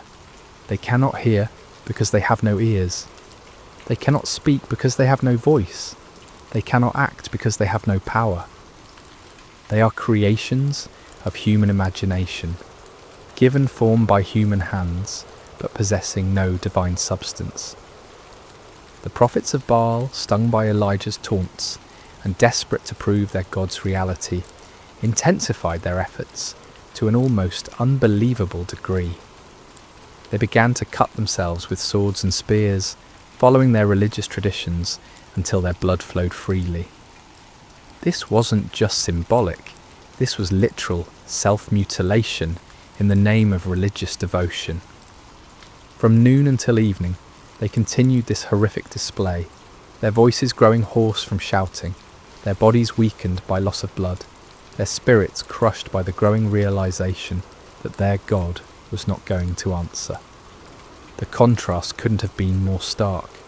On one side, frantic activity and desperate self-harm producing nothing. On the other side, one man waiting calmly for his turn, confident in his God's ability to act. Chapter 8. Elijah prepares his altar. As evening approached and the prophets of Baal finally exhausted themselves in defeat, Elijah stepped forward to take his turn.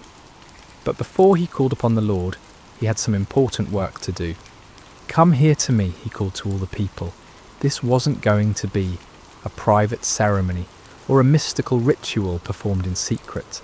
Everything Elijah was about to do would be in full view of hundreds or perhaps thousands of witnesses. There would be no opportunity for trickery, no possibility of deception, no room for doubt about what actually happened. The first thing Elijah did was repair the altar of the Lord that had been torn down. This altar represented the nation's covenant relationship with God, a relationship that had been broken by years of idolatry and rebellion.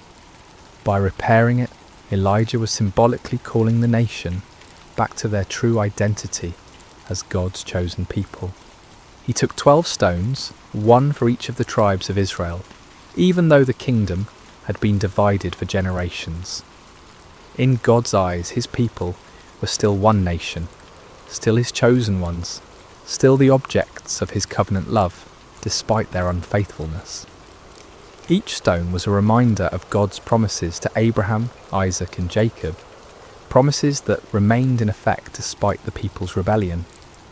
With these 12 stones, Elijah built an altar in the name of the Lord. Then he dug a trench around it, large enough to hold about 15 litres of water. This wasn't just for dramatic effect, it was about to serve a very important purpose in demonstrating that what was about to happen could only be attributed to divine intervention. Chapter 9. The Ultimate Act of Faith. What Elijah did next was so audacious, so seemingly foolish, that it takes your breath away. Remember, this was in the 3rd year of a devastating drought. Water was more precious than gold. People were dying of thirst. Every drop was carefully conserved and rationed. And Elijah ordered 4 large jars to be filled with water and poured over the offering and the wood. Can you imagine the gasps from the crowd? Can you picture the shock on people's faces as they watched precious, life-giving water being poured out lavishly over an altar? Some in the crowd probably thought Elijah had lost his mind. Others might have been angry at what seemed like a wasteful display. But Elijah wasn't finished. "Do it again," he said. And they did it a second time, pouring out 4 more jars of precious water over the sacrifice and the wood. "Do it a 3rd time," Elijah commanded. And a 3rd time they soaked the altar until the water ran down around it and filled the trench he had dug. 12 jars of water in total. Everything was completely saturated. The wood was soaked through. The sacrifice was drenched. The stones were wet. Even the ground around the altar was muddy with water. If anyone had been planning to suggest that Elijah had somehow hidden fire or used trickery to ignite his altar, that possibility was now completely eliminated. This act of faith was staggering. Elijah was so confident in God's power that he was willing to make the miracle as difficult as possible. He wasn't just asking God to light dry wood. He was asking him to consume a sacrifice that was literally underwater. He was putting his reputation, his ministry, and his very life on the line, betting everything on God's ability to do the impossible. Chapter 10. The Prayer That Shook Heaven and Earth. As evening approached and the time for the evening sacrifice arrived, Elijah stepped up to the altar he had prepared. The moment had come. Everything led to this point. The drought, the confrontation with Ahab, the challenge to the prophets of Baal, the repair of the altar, the soaking with water, all of it was preparation for this moment when one man would call upon the name of the Lord. But notice what Elijah didn't do. He didn't scream and shout like the prophets of Baal. He didn't dance wildly or cut himself or work himself into a frenzy. He didn't perform elaborate rituals or recite complicated incantations. He simply prayed, and his prayer was a model of faith, simplicity, and complete dependence upon God. Lord, the God of Abraham, Isaac, and Israel, he began, immediately identifying the God he served not as a local deity or a tribal God, but as the God of the covenant, the God who had made promises to the patriarchs and had been faithful to those promises for generations. Let it be known today that you are God in Israel, and that I am your servant, and have done all these things at your command. This wasn't about Elijah's reputation or glory. This wasn't about proving his own power or wisdom.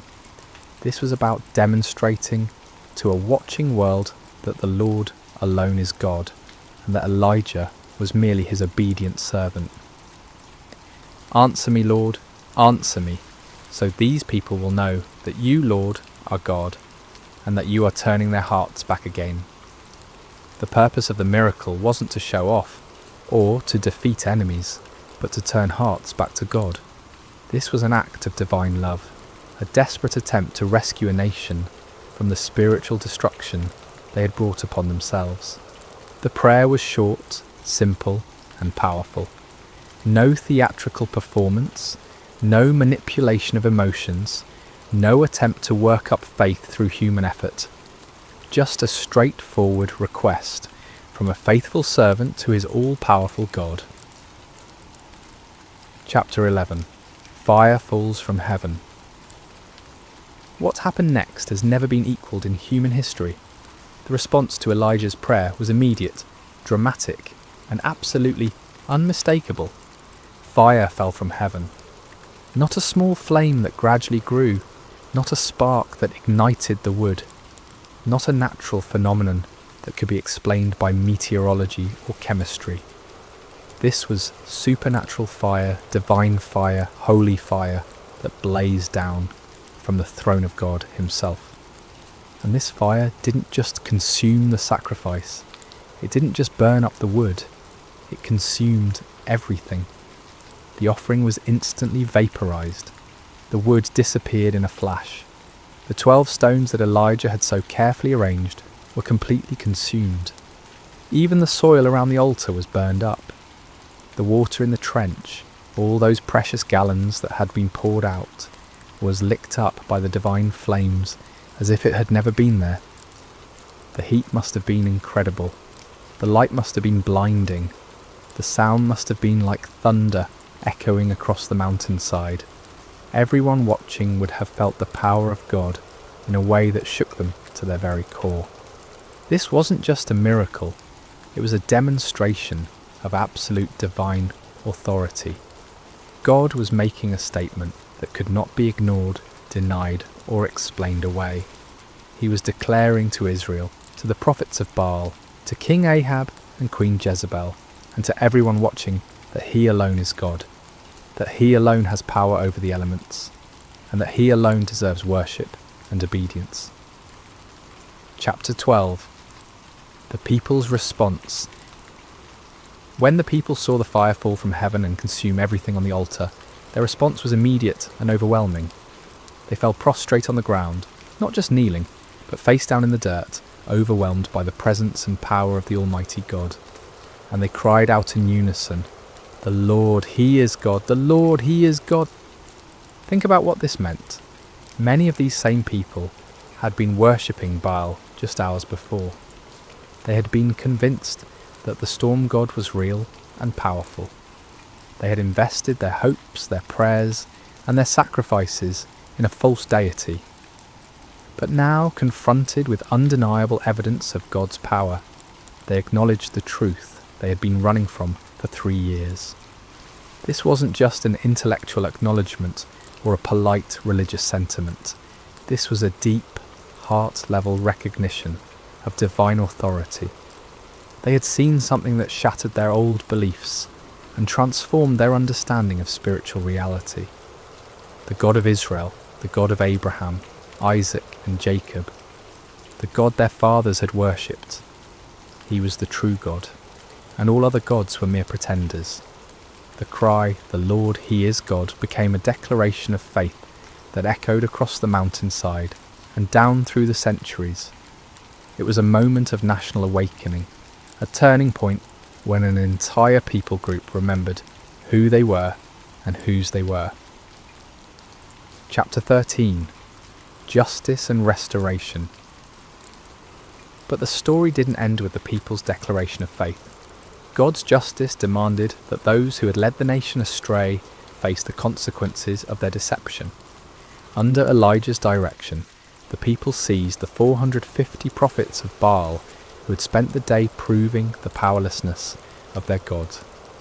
This might seem harsh to our modern sensibilities, but we need to understand the context. These men had been leading an entire nation away from the true God.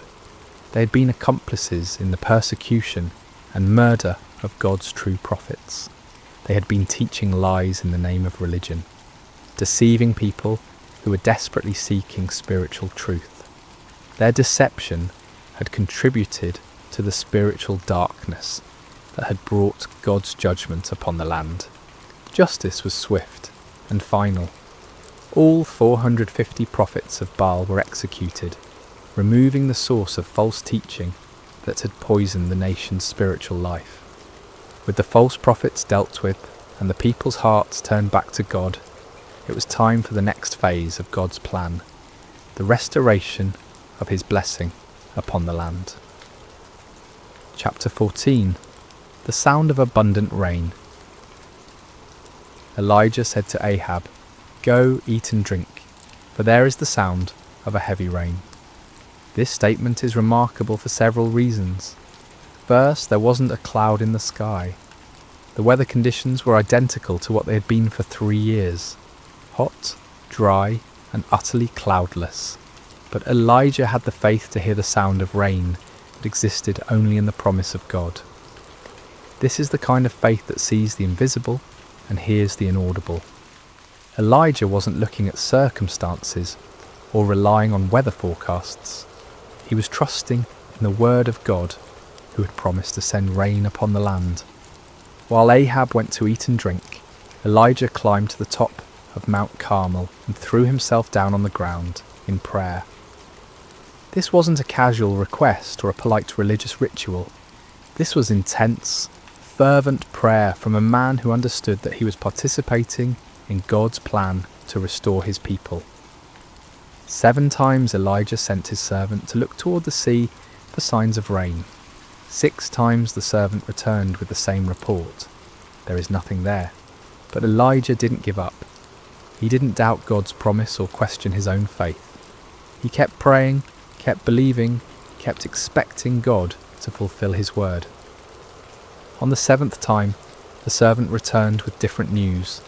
A cloud as small as a man's hand is rising from the sea. To most people, a tiny cloud on the horizon wouldn't seem significant, especially after 3 years of drought. But to the eyes of faith, that small cloud was the beginning of God's abundant provision. Elijah immediately told his servant to run to Ahab with this message: "Hitch up your chariot and go down before the rain stops you."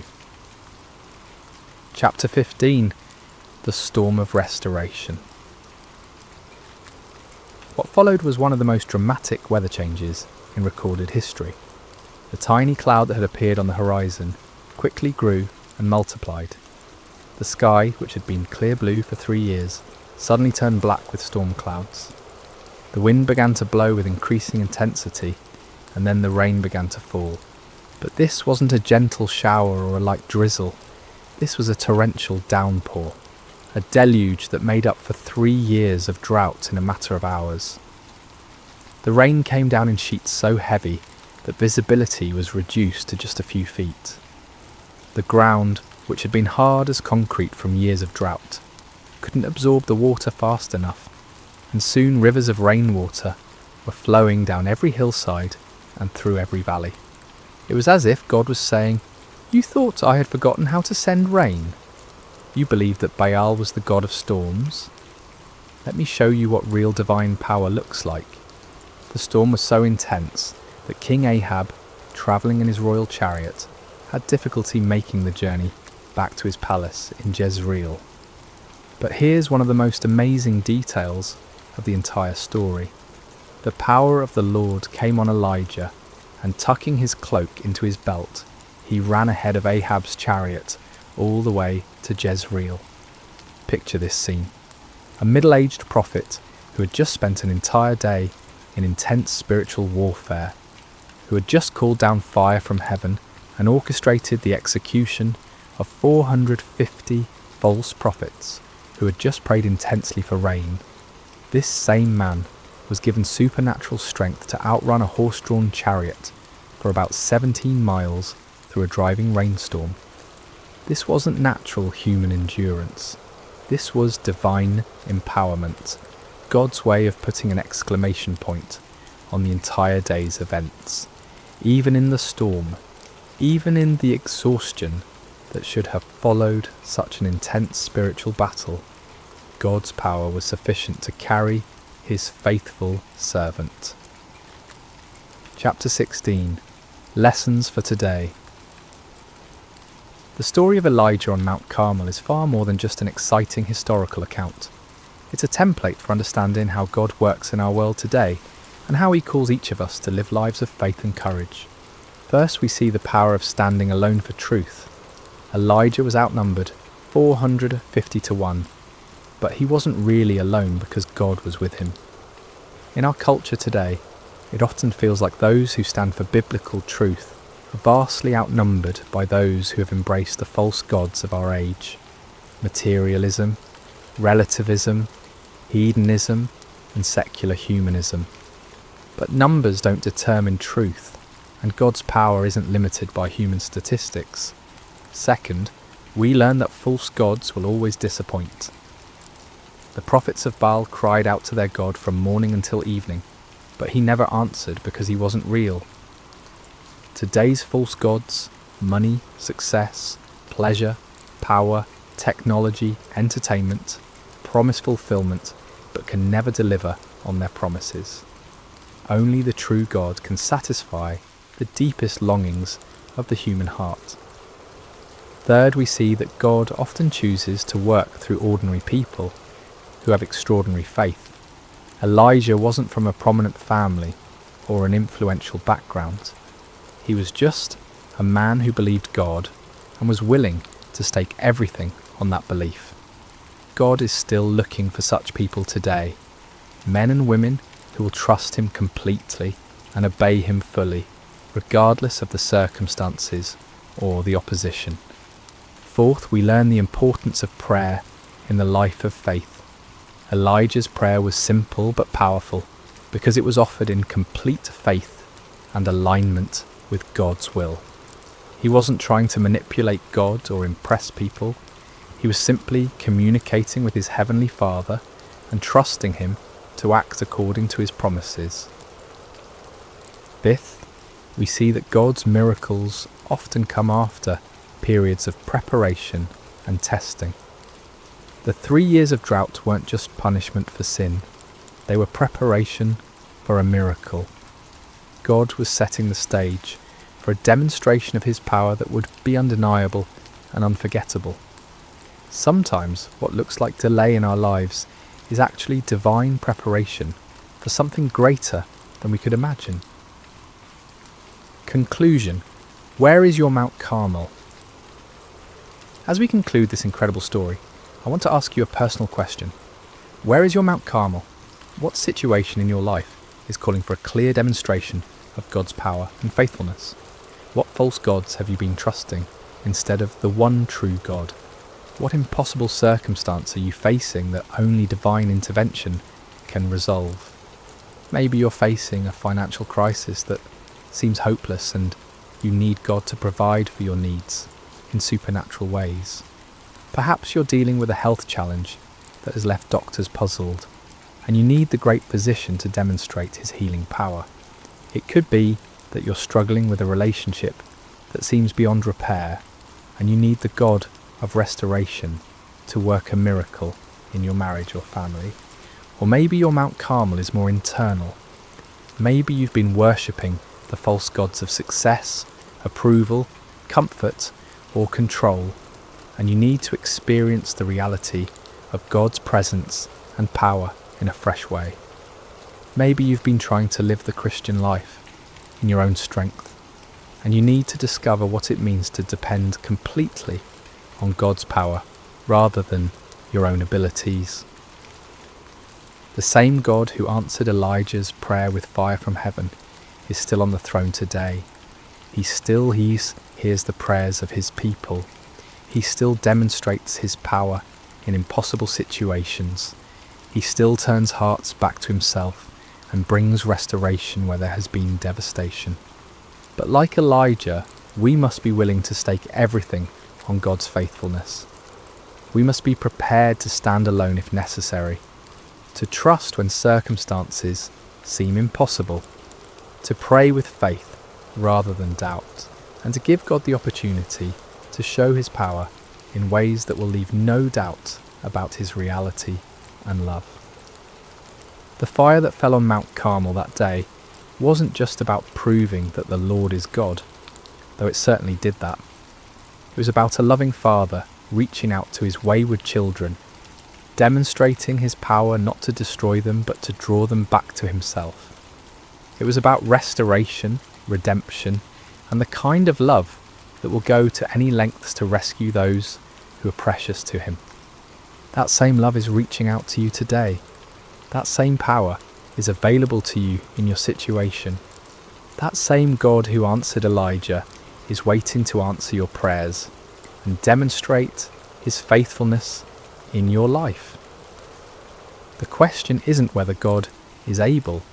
The question is whether you're willing to trust him completely, to step out in faith even when the odds seem impossible, and to give him the opportunity to show his power in your Mount Carmel moment.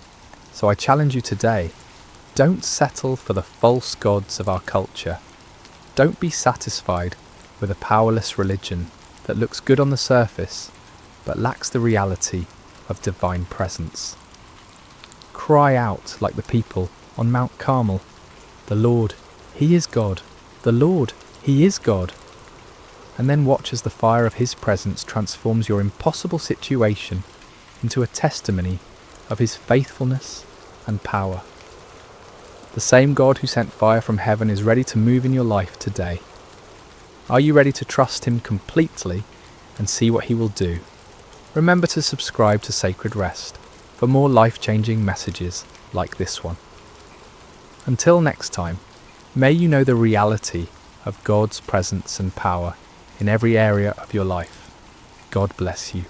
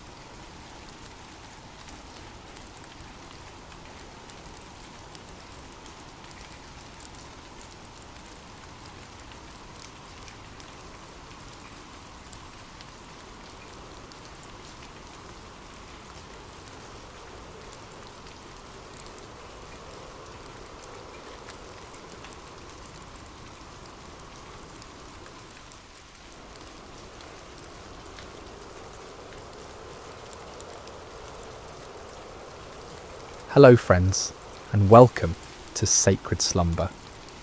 I hope your day has been filled with blessings, no matter what time you're joining us or where you are in this beautiful world. Before we begin tonight's journey into the remarkable story of Gideon, I want to invite you to subscribe to Sacred Slumber so you never miss these powerful biblical narratives that can transform your heart and strengthen your faith. Now let's settle in as we explore one of the most extraordinary accounts of courage, faith and divine intervention in all of Scripture. The sun hung low over the hills of Israel, casting long shadows across a land that had once flowed with milk and honey. But those days seemed like distant memories now. The once prosperous nation had fallen into chaos, its people scattered and hiding like frightened animals. For 7 long years, the Midianites had swept down upon Israel like locusts, devouring everything in their path. Picture, if you will, the terror that gripped every village and farmstead. Families would wake each morning, not knowing if this would be the day the raiders would come. Fathers would venture out to check their crops, only to find them trampled and stolen. Children would be hushed to silence at the first sound of hoofbeats on the horizon. The very air seemed thick with fear and desperation. The Midianites, along with their allies, the Amalekites, and other eastern peoples, had turned the conquest of Israel into an annual ritual. Like a plague of locusts, they would arrive at harvest time, their camels beyond counting, stretching across the landscape as far as the eye could see. They would strip the land bare, taking not only the grain and livestock, but also crushing the spirits of God's chosen people. Farmers had abandoned their fields, choosing instead to hide in mountain caves and underground chambers. The marketplaces that once bustled with commerce now stood empty and silent. What should have been a time of celebration and thanksgiving for the harvest had become a season of dread and starvation. Israel's cities, once proud and strong, had crumbled into mere shadows of their former glory. The walls that should have protected the people lay in ruins, and the gates that once welcomed travellers now hung broken on their hinges. It was as if the very blessing of God had departed from the land, leaving behind only sorrow and defeat.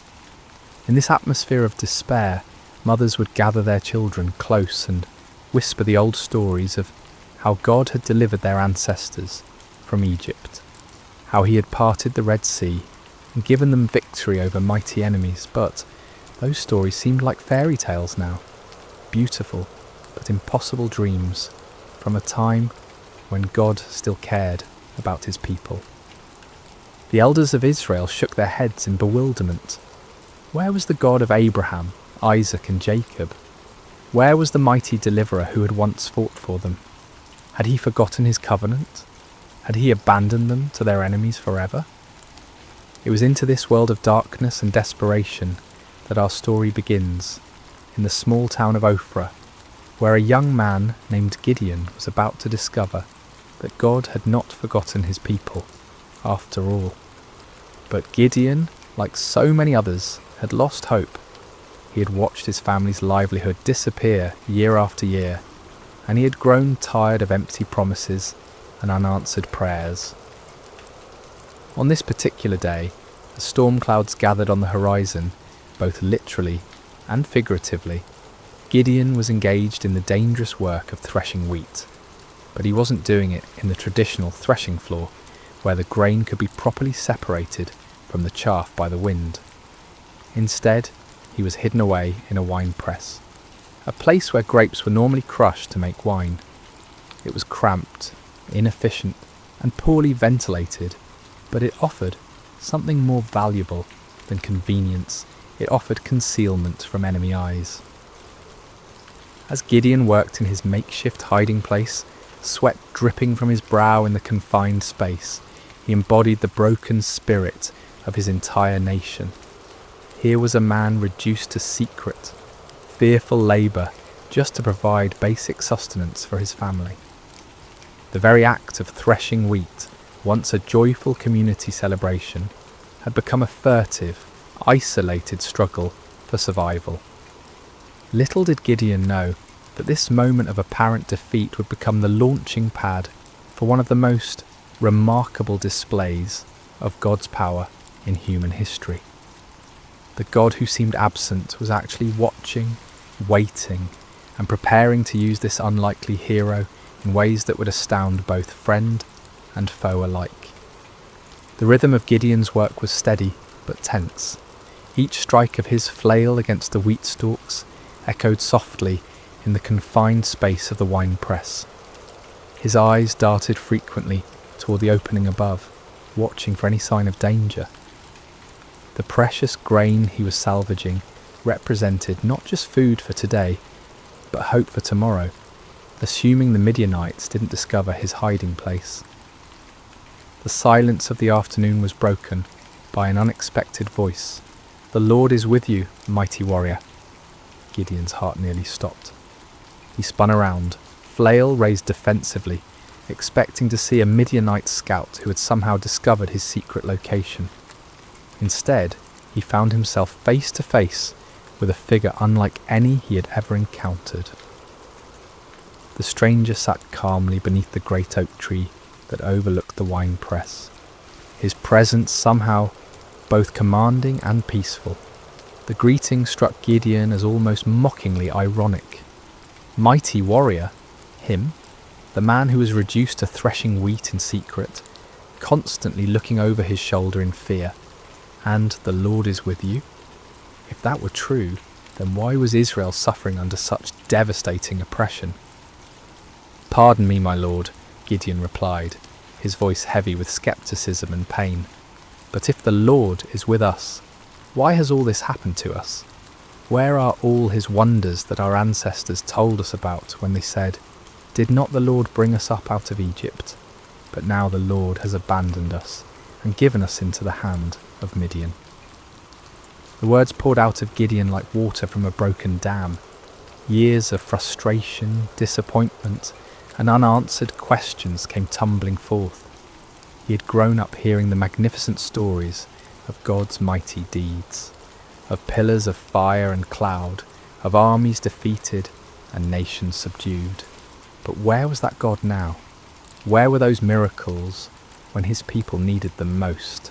The stranger listened patiently to Gideon's outburst, showing no offence at the young man's boldness or apparent lack of faith.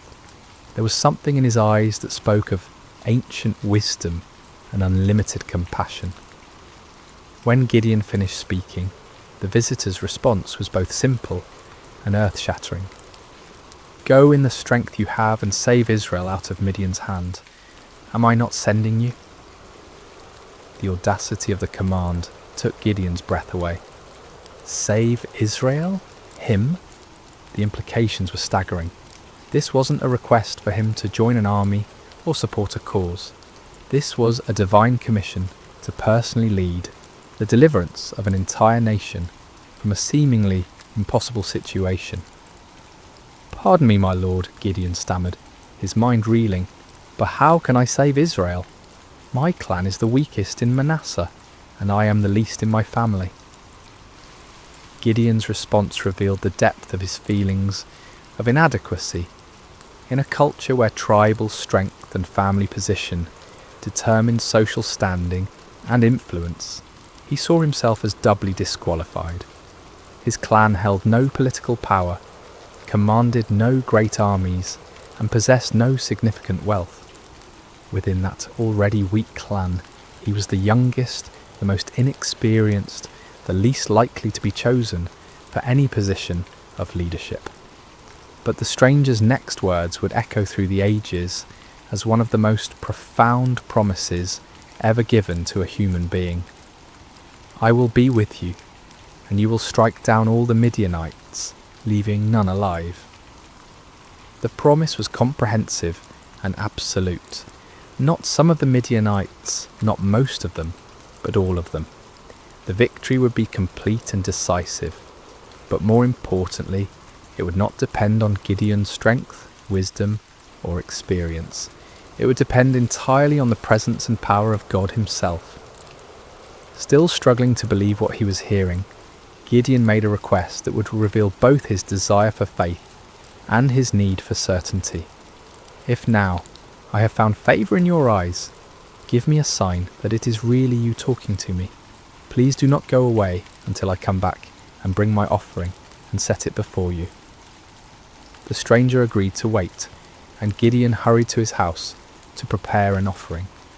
His heart raced as he worked, his hands trembling slightly as he prepared a young goat and made bread from an ephah of flour.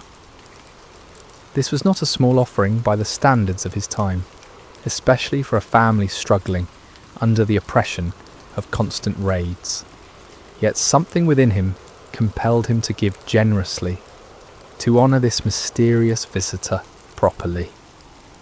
When Gideon returned with the prepared food, the stranger instructed him to place the meat and unleavened bread on a rock and pour out the broth. Gideon obeyed, though he couldn't understand the purpose of these strange instructions. What happened next would leave no doubt about the supernatural nature of his visitor.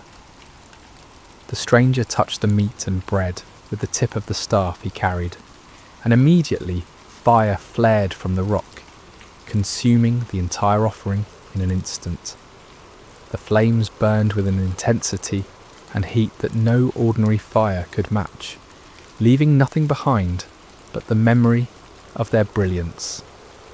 In that same moment, the stranger vanished from sight, disappearing as suddenly and mysteriously as he had appeared.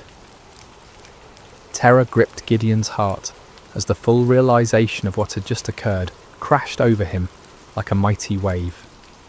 This had been no ordinary man, no mere messenger or prophet.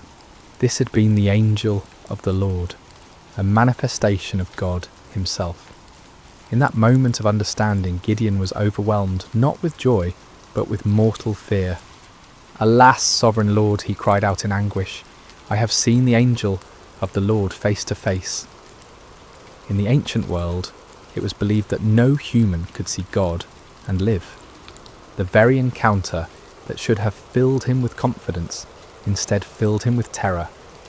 Had his boldness in questioning and testing the Lord sealed his doom? Would he die for having stood in the presence of the Almighty? But even in his moment of greatest fear, God's grace reached out to comfort him. The voice of the Lord came to him again, gentle and reassuring. "Peace, do not be afraid, you are not going to die." With his own hands, Gideon built an altar on that spot and called it, "The Lord is Peace." The place where he had threshed wheat in fear and desperation had become holy ground, the site of a divine encounter that would change not only his life, but the destiny of an entire nation. As night fell over Ophrah, Gideon stood beside his new altar, his mind swirling with the magnitude of what had occurred. The God of his ancestors had not abandoned Israel after all. He had been working, planning, preparing for this very moment, and somehow, incredibly, he had chosen Gideon to be his instrument of deliverance. Yet even as faith began to bloom in his heart, doubt lingered like shadows at the edges of his mind. The task before him seemed impossible, the odds insurmountable. How could he, one man from the weakest clan in Manasseh, possibly hope to defeat the countless multitudes of Midian and their allies?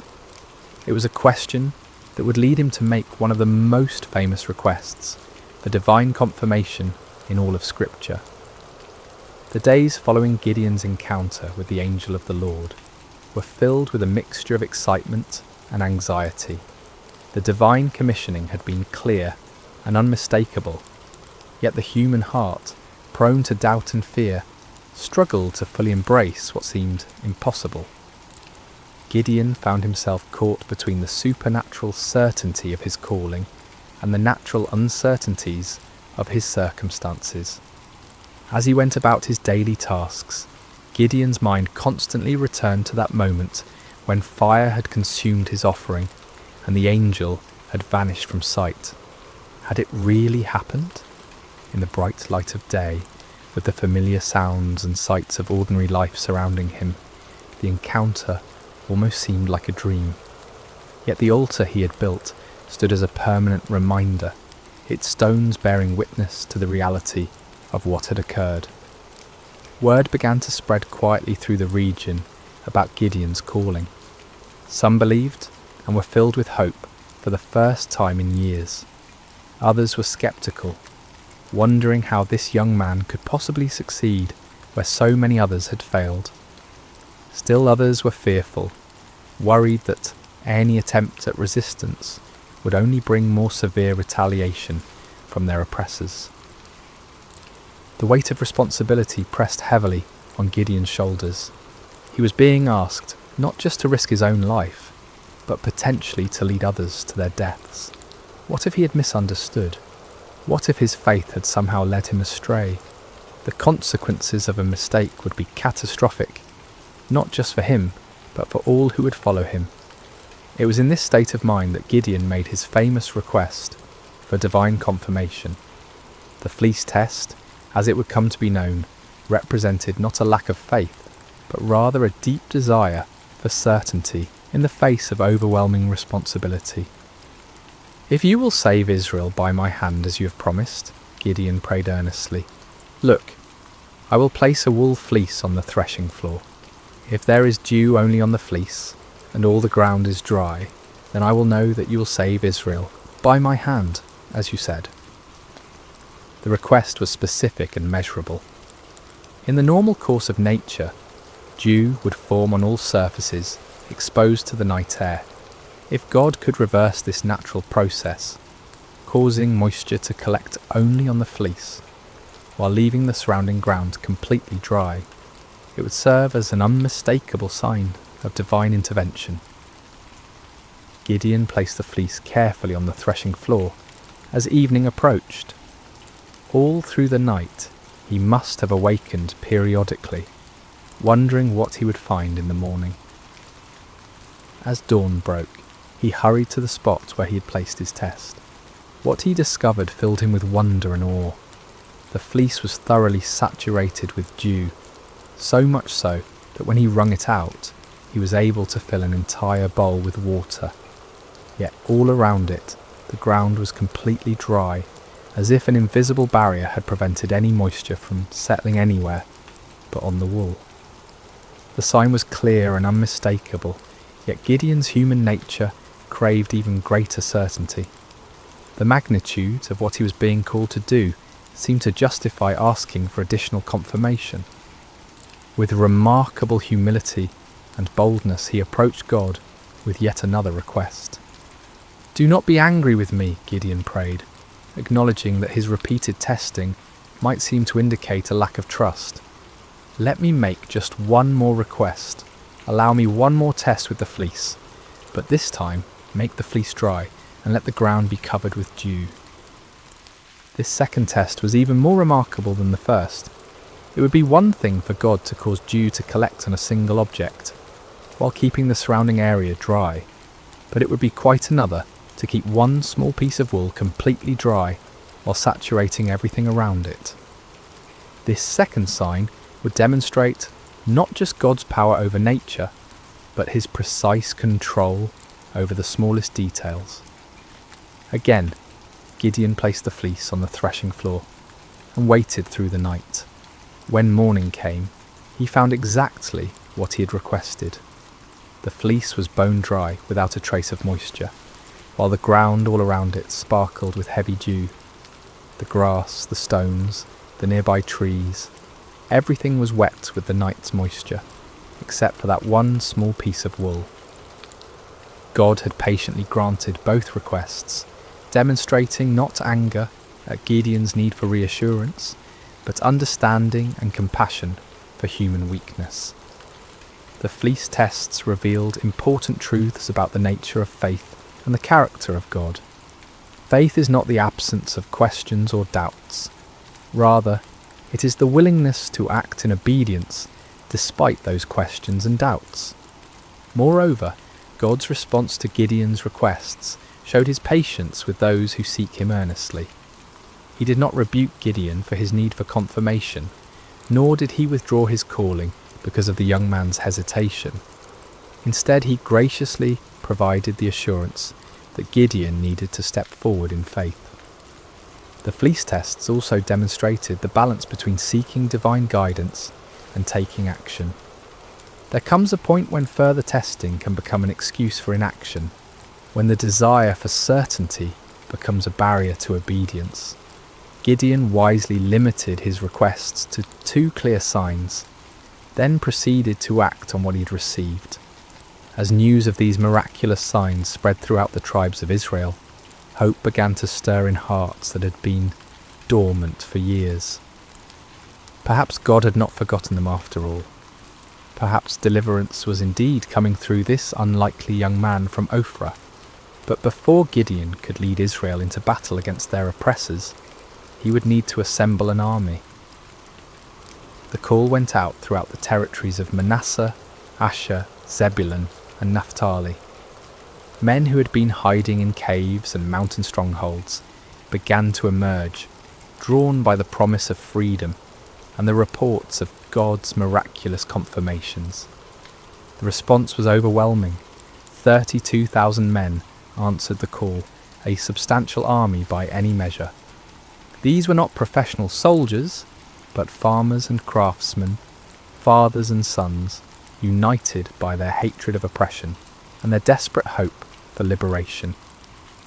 They came carrying whatever weapons they could find, swords that had been hidden from enemy raids, spears hastily fashioned from farming tools, bows that had been used for hunting game in the wilderness. As Gideon looked out over this vast assembly of volunteers, he might have felt a surge of confidence. Surely with 32,000 men, even amateur fighters, he could mount a credible challenge to the Midianite forces. The odds were still daunting, given that the enemy could field armies many times larger, but at least now they had a fighting chance. Yet God had other plans. The fleece tests had been preparation not just for Gideon's faith, but for an even greater demonstration of divine power. The true test was not whether Gideon could trust God with impossible signs, but whether he could trust God with an impossible strategy. What happened next would shock both Gideon and his army, challenging every human assumption about warfare and victory. God was about to demonstrate that his ways are not our ways, and that his power is made perfect, not in human strength, but in human weakness. The morning sun cast long shadows across the camp as 32,000 men prepared for what they believed would be their march to war.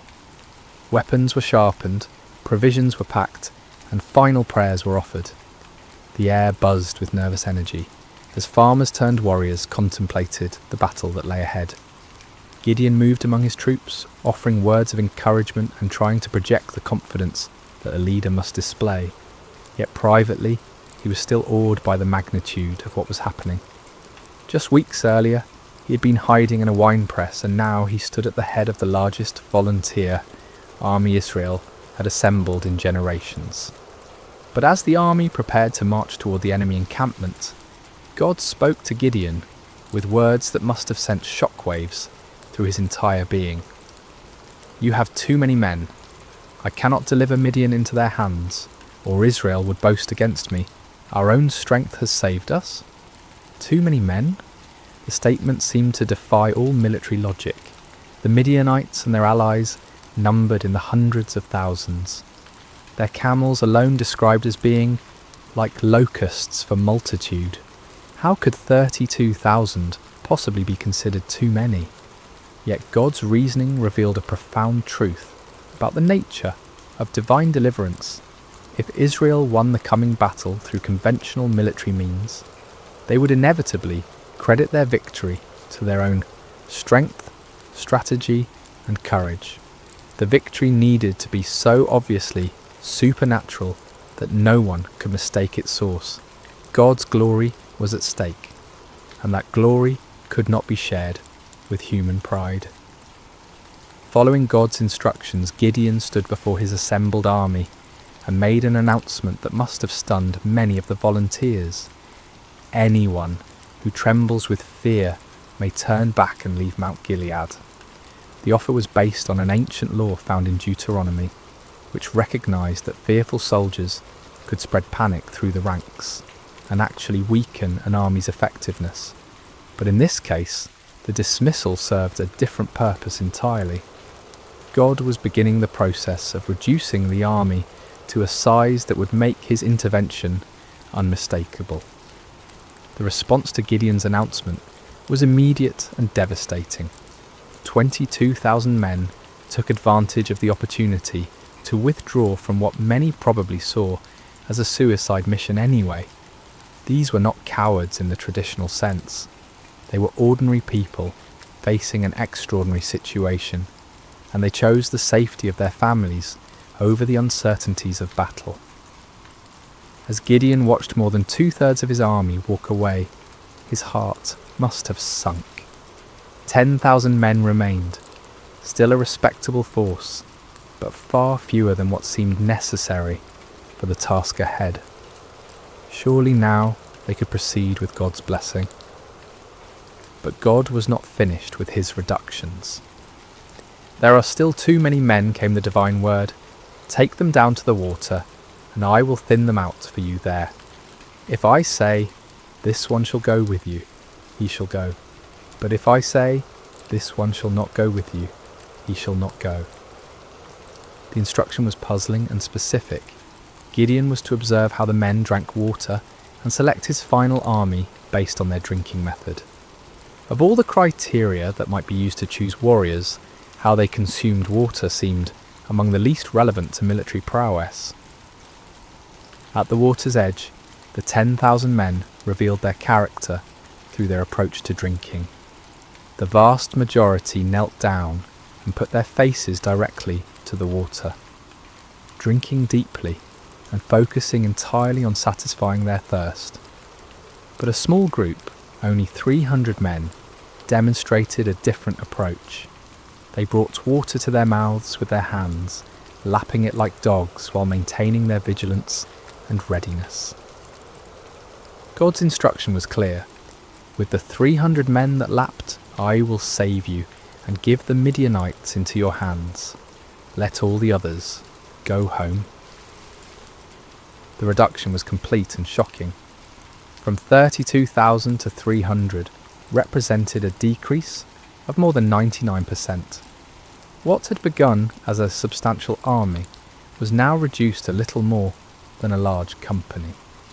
The odds, already daunting, had become mathematically absurd. Yet the selection criteria revealed profound spiritual truths. The 300 men who were chosen had demonstrated alertness, self-discipline, and readiness, even in a moment of personal need. While drinking, they had maintained their awareness of their surroundings, prepared for action at a moment's notice. These qualities, while admirable in soldiers, were really symbols of spiritual preparedness and faithfulness.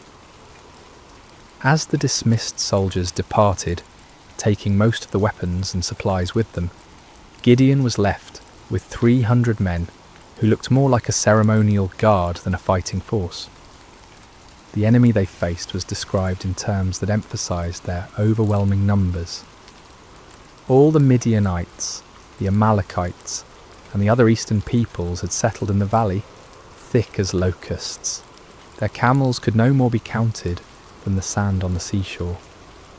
The disparity was so extreme that it moved beyond the realm of military strategy into the realm of the miraculous. No human commander would voluntarily reduce his forces to such a level when facing such overwhelming odds. Yet this was precisely God's point. The victory that was coming would be so clearly divine in origin that no one could attribute it to human planning or prowess. For Gideon, this final reduction must have been the ultimate test of faith. Everything in his military thinking, everything in his natural instincts, everything in conventional wisdom screamed against such a strategy. Yet his experiences with the fleece had prepared him for this moment. He had learned to trust God's ways even when they contradicted human logic. The 300 men who remained showed remarkable faith as well. They could see the enemy forces spread across the valley below them. They knew the odds better than anyone, yet they chose to stay, to trust in the God who had called them through his servant Gideon. As night fell over the Israelite camp, the 300 men prepared for what would be the most unconventional battle in military history. They had no idea that they were about to participate in a victory that would be remembered and celebrated for thousands of years, a victory that would demonstrate God's power to use the weak to confound the mighty. The stage was set for a night that would change everything. The Midianites slept in their countless tents, confident in their overwhelming superiority. The 300 Israelites made their final preparations, trusting in a God who specialized in impossible victories. The hours before dawn are often the darkest, both literally and figuratively. As Gideon and his 300 men crouched in the hills overlooking the vast enemy encampment, the weight of their impossible mission pressed down upon them like a physical burden. The valley below was filled with the tents of their enemies, stretching as far as the eye could see in the starlight, a sea of canvas that housed an army larger than any they had ever faced. Despite the miraculous signs he'd witnessed and the divine assurances he had received, Gideon still struggled with doubt. God, in his infinite understanding of human nature, provided one more confirmation before the battle commenced. "Get up, go down against the camp," the Lord instructed, "because I am going to give it into your hands.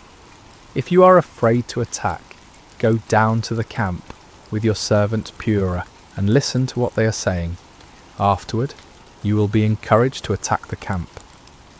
The offer revealed God's compassionate understanding of Gideon's anxiety. Rather than rebuking him for his continued fears, the Lord provided an opportunity for reassurance. Taking his servant Purah with him, Gideon crept down toward the perimeter of the enemy camp under cover of darkness. The Midianite camp was massive beyond imagination. Thousands upon thousands of tents housed warriors from multiple nations united in their conquest of Israel. The sounds of the sleeping army filled the night air, snoring soldiers, restless camels, the occasional challenge of sentries. The very scale of the enemy forces should have been overwhelming to any reasonable observer. As Gideon and Purah approached the outer edge of the camp, they overheard a conversation between two Midianite soldiers. One was telling his companion about a disturbing dream he had experienced. "I had a dream. A round loaf of barley bread came tumbling into the Midianite camp. It struck the tent with such force that the tent overturned and collapsed." The interpretation offered by his fellow soldier was even more remarkable. "This can be nothing other than the sword of Gideon son of Joash, the Israelite. God has given the Midianites and the whole camp into his hands." The irony was profound. Here in the heart of the enemy camp, God was providing confirmation through the mouths of Israel's oppressors themselves. The barley bread in the dream was significant. Barley was considered the food of the poor, inferior to wheat. Yet in the dream, this humble loaf had the power to destroy the entire enemy position. The symbolism was clear. God would use the humble and despised to bring down the mighty and proud. That Gideon's name was already known to the enemy indicated that word of the gathering Israelite resistance had reached their ears. Rather than being encouraged by their overwhelming numerical superiority, some among the Midianites were apparently experiencing anxiety about this upstart Hebrew leader. God was already working in the hearts and minds of the enemy, preparing them for defeat. Gideon and Purah retreated to their own lines, hearts pounding with excitement and renewed confidence. The doubt that had plagued Gideon was finally dispelled by this remarkable confirmation. When they reached the Israelite position, Gideon called his men together for final instructions. "Get up, he announced with newfound authority and confidence. "The Lord has given the Midianite camp into your hands." What followed was perhaps the most unusual battle plan in military history. Instead of swords and spears, Gideon distributed trumpets, empty clay jars, and torches to each of his 300 men. The weapons of conventional warfare were set aside in favour of items that seemed more suited to a religious ceremony than a military campaign. Gideon divided his small force into 3 companies of 100 men each. The strategy was simple, yet audacious. They would surround the enemy camp and, at Gideon's signal, create as much noise and confusion as possible while giving the appearance of a much larger force. "Watch me," Gideon instructed his men. "Follow my lead. When I get to the edge of the camp, do exactly as I do. When I and all who are with me blow our trumpets, then from all around the camp blow yours and shout, 'For the Lord and for Gideon.'" The plan required perfect timing and coordination. Each man would conceal his torch inside a clay jar, maintaining complete darkness and silence until the moment of attack. Then at Gideon's signal, they would simultaneously break their jars, revealing blazing torches, blow their trumpets with all their might, and shout their battle cry. The psychological impact was designed to be devastating. The enemy would suddenly find themselves surrounded by lights and noise, creating the impression of a massive attacking force. In the confusion of a night assault, with limited visibility and the disorientation of being awakened from sleep, even experienced soldiers could panic and lose their sense of direction. As the 3 companies moved into position around the vast perimeter of the enemy camp, each man must have felt the weight of the moment. They were not professional soldiers, but ordinary citizens who had answered the call to fight for their freedom. Now they found themselves in the most critical moment of their lives, armed with the most unconventional weapons imaginable, trusting in a God who had promised victory through seemingly impossible means. The middle watch around midnight was traditionally the time when sentries were changed, and vigilance was often at its lowest point. It was at this precise moment that Gideon and his 100 men reached their assigned position on the edge of the camp. Across the valley, 200 other men waited in similar positions, every eye fixed on their leader for the signal that would begin the battle. Gideon raised his torch-filled jar high above his head, then brought it down sharply, smashing it against a rock. The clay shattered with a sound that seemed to echo across the silent valley, and immediately his torch blazed forth in the darkness. At the same instant, he lifted his trumpet to his lips and blew a long, piercing blast. "For the Lord and for Gideon," he shouted at the top of his lungs.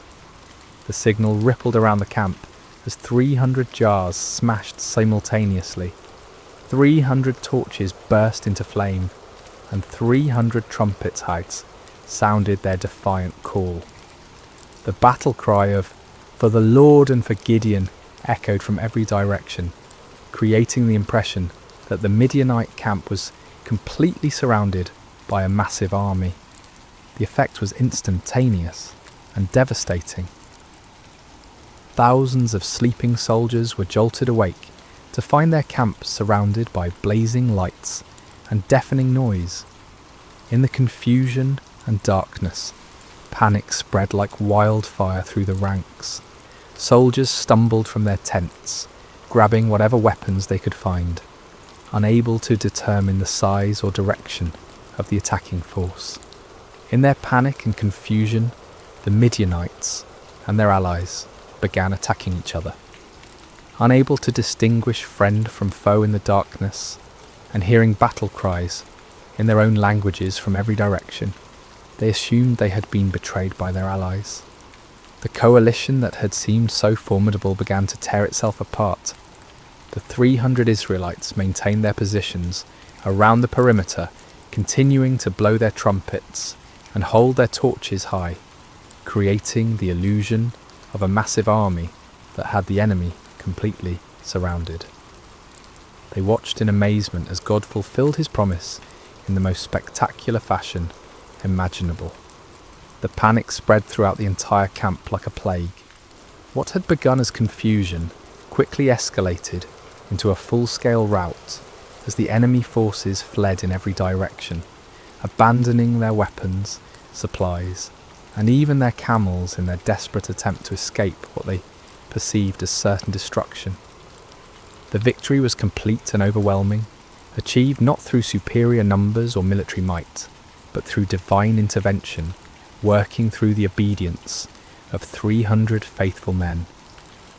The God who had called Gideon from his hiding place in the winepress had once again demonstrated that his power is made perfect in human weakness. As dawn broke over the valley, an astonishing sight greeted the 300 Israelites.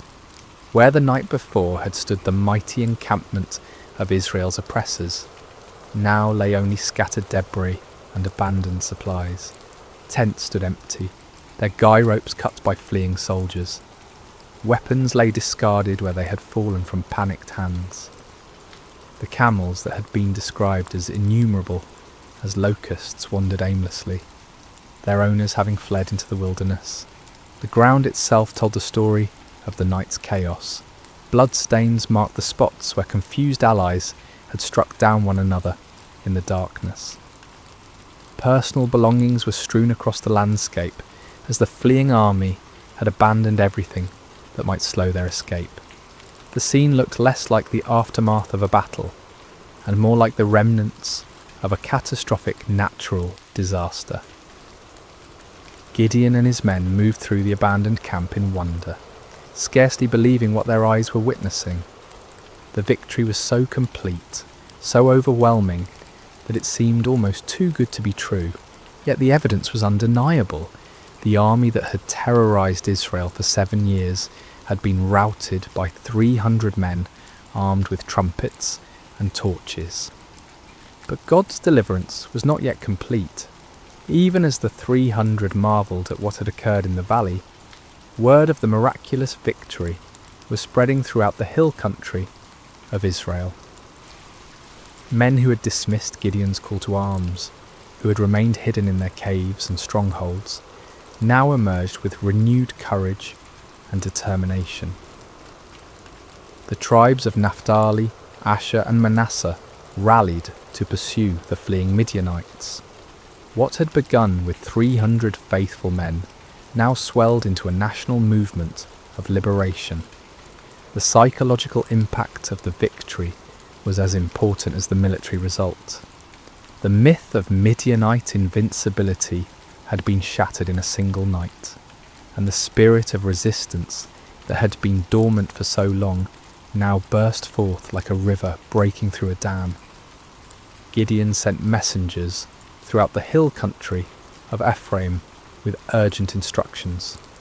Come down against the Midianites and seize the waters of the Jordan ahead of them as far as Beth-barah.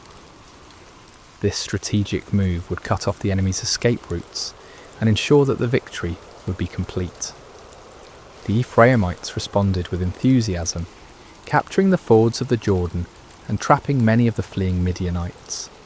In the pursuit that followed, they captured 2 of the Midianite leaders, Oreb and Zeb, whose names meant raven and wolf. These princes, who had struck terror into Israelite hearts for years, were now defeated and killed at the places that would forever bear their names: the rock of Oreb and the winepress of Zeb. The pursuit continued beyond the Jordan as Gideon and his original 300, though exhausted, pressed on to capture the remaining Midianite kings, Zaba and Zalmunna. The victory was total and decisive.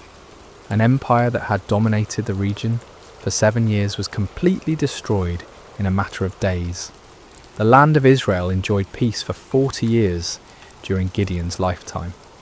The oppression that had driven families into hiding was replaced by prosperity and security. Fields that had been abandoned were cultivated again.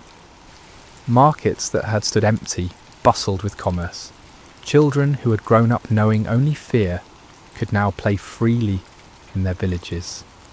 But perhaps the greatest victory was not military but spiritual. Israel had rediscovered that their God was still the same mighty deliverer who had brought their ancestors out of Egypt. The impossible victory served as a permanent reminder that with God all things are possible.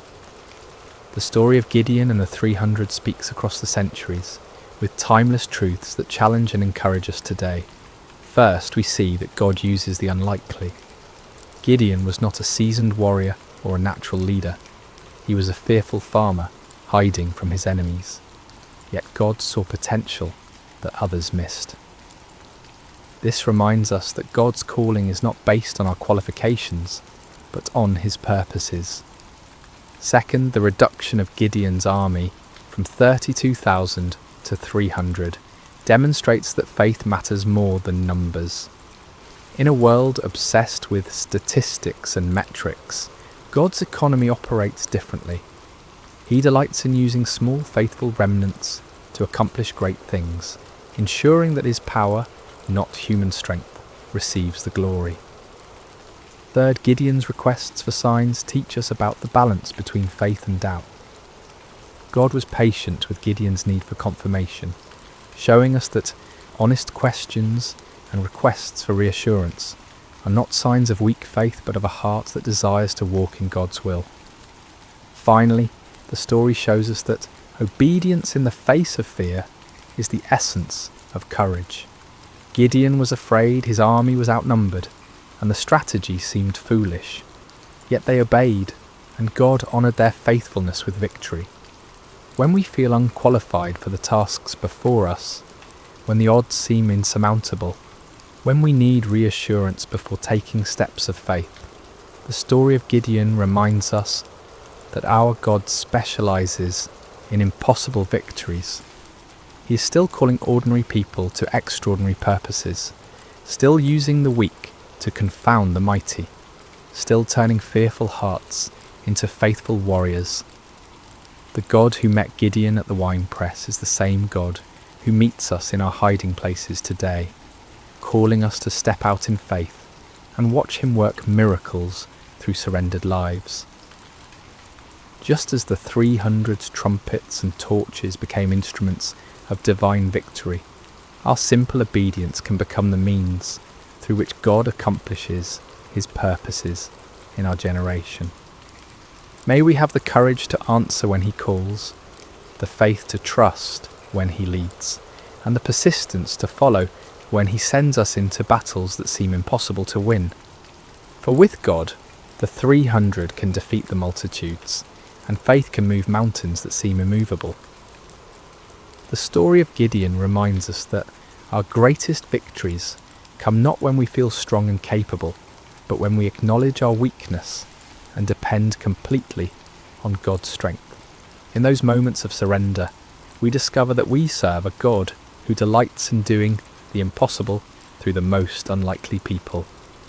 And so the story ends where it began, with an invitation to faith, a call to courage, and a promise that the God who delivered Israel through Gideon and the 300 is still delivering his people today, one impossible victory at a time.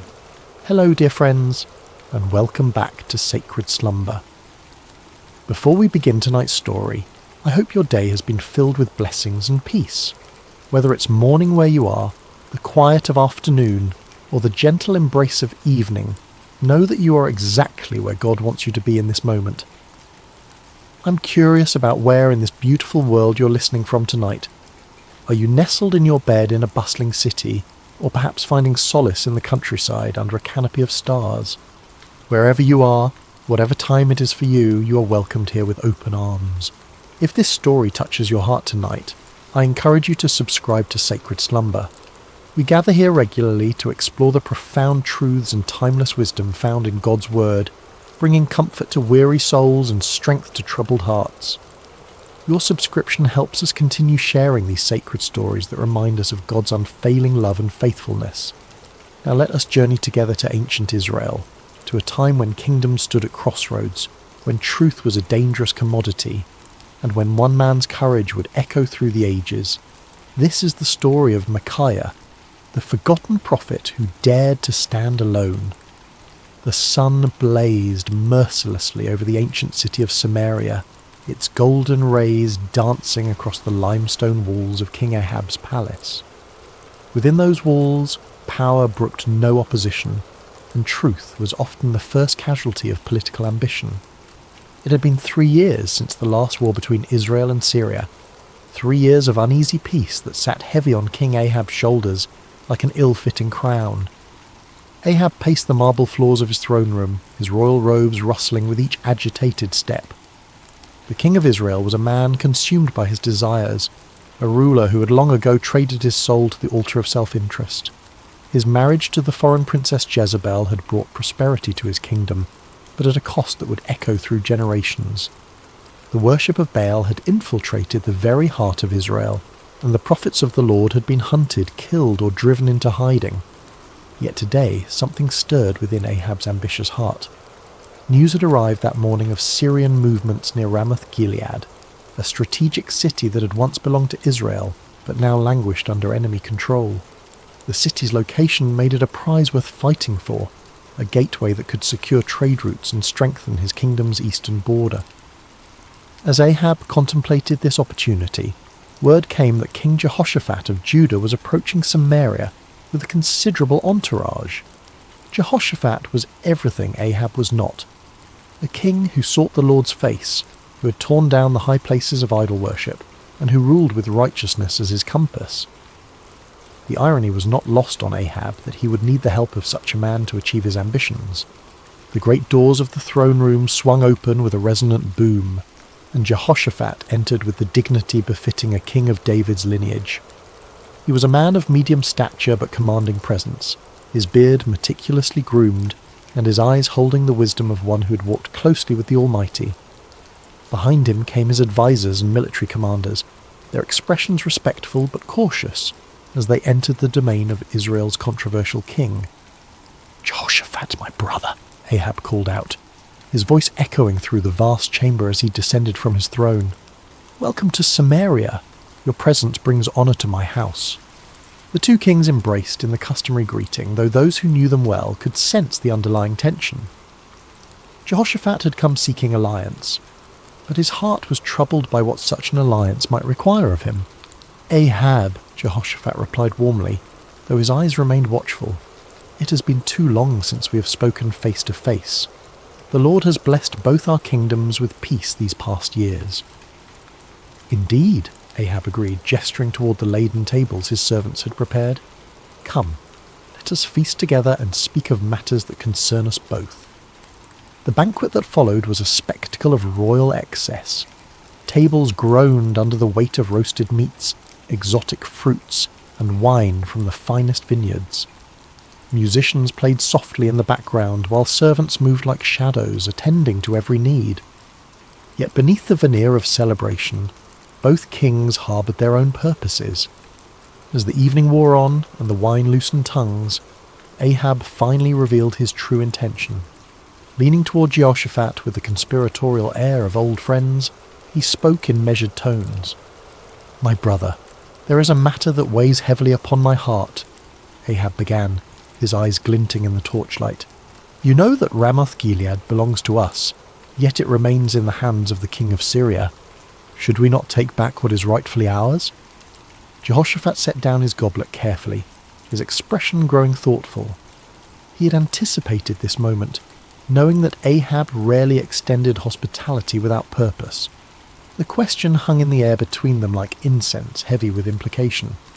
"Ramoth-Gilead has indeed been a source of contention," Jehoshaphat replied diplomatically. "What do you propose?" Ahab's smile was that of a merchant who senses a favourable negotiation. "I propose that we go up together against Ramoth-Gilead. Your army combined with mine would be formidable. We could restore the city to Israel and share in the glory of victory." The words were carefully chosen, appealing to both practical strategy and Jehoshaphat's sense of brotherhood among the tribes of Israel. Yet Jehoshaphat had not survived as king by making hasty decisions. His reign had been marked by careful consultation with the Lord, and he would not abandon that practice now. "I am as you are," Jehoshaphat responded slowly. "My people as your people, my horses as your horses. If the Lord wills it, we shall stand together in battle." He paused, his next words carrying the weight of true conviction. "But first let us inquire of the Lord." Ahab's smile faltered slightly. In his eagerness for military glory, he had hoped to avoid the complications that divine consultation might bring. Yet he could hardly refuse such a reasonable request from a potential ally, especially one whose righteousness was renowned throughout the region. "Of course," Ahab agreed, though his tone lacked enthusiasm. "Let us seek the word of the Lord." What followed was a demonstration of the spiritual corruption that had infected Ahab's court.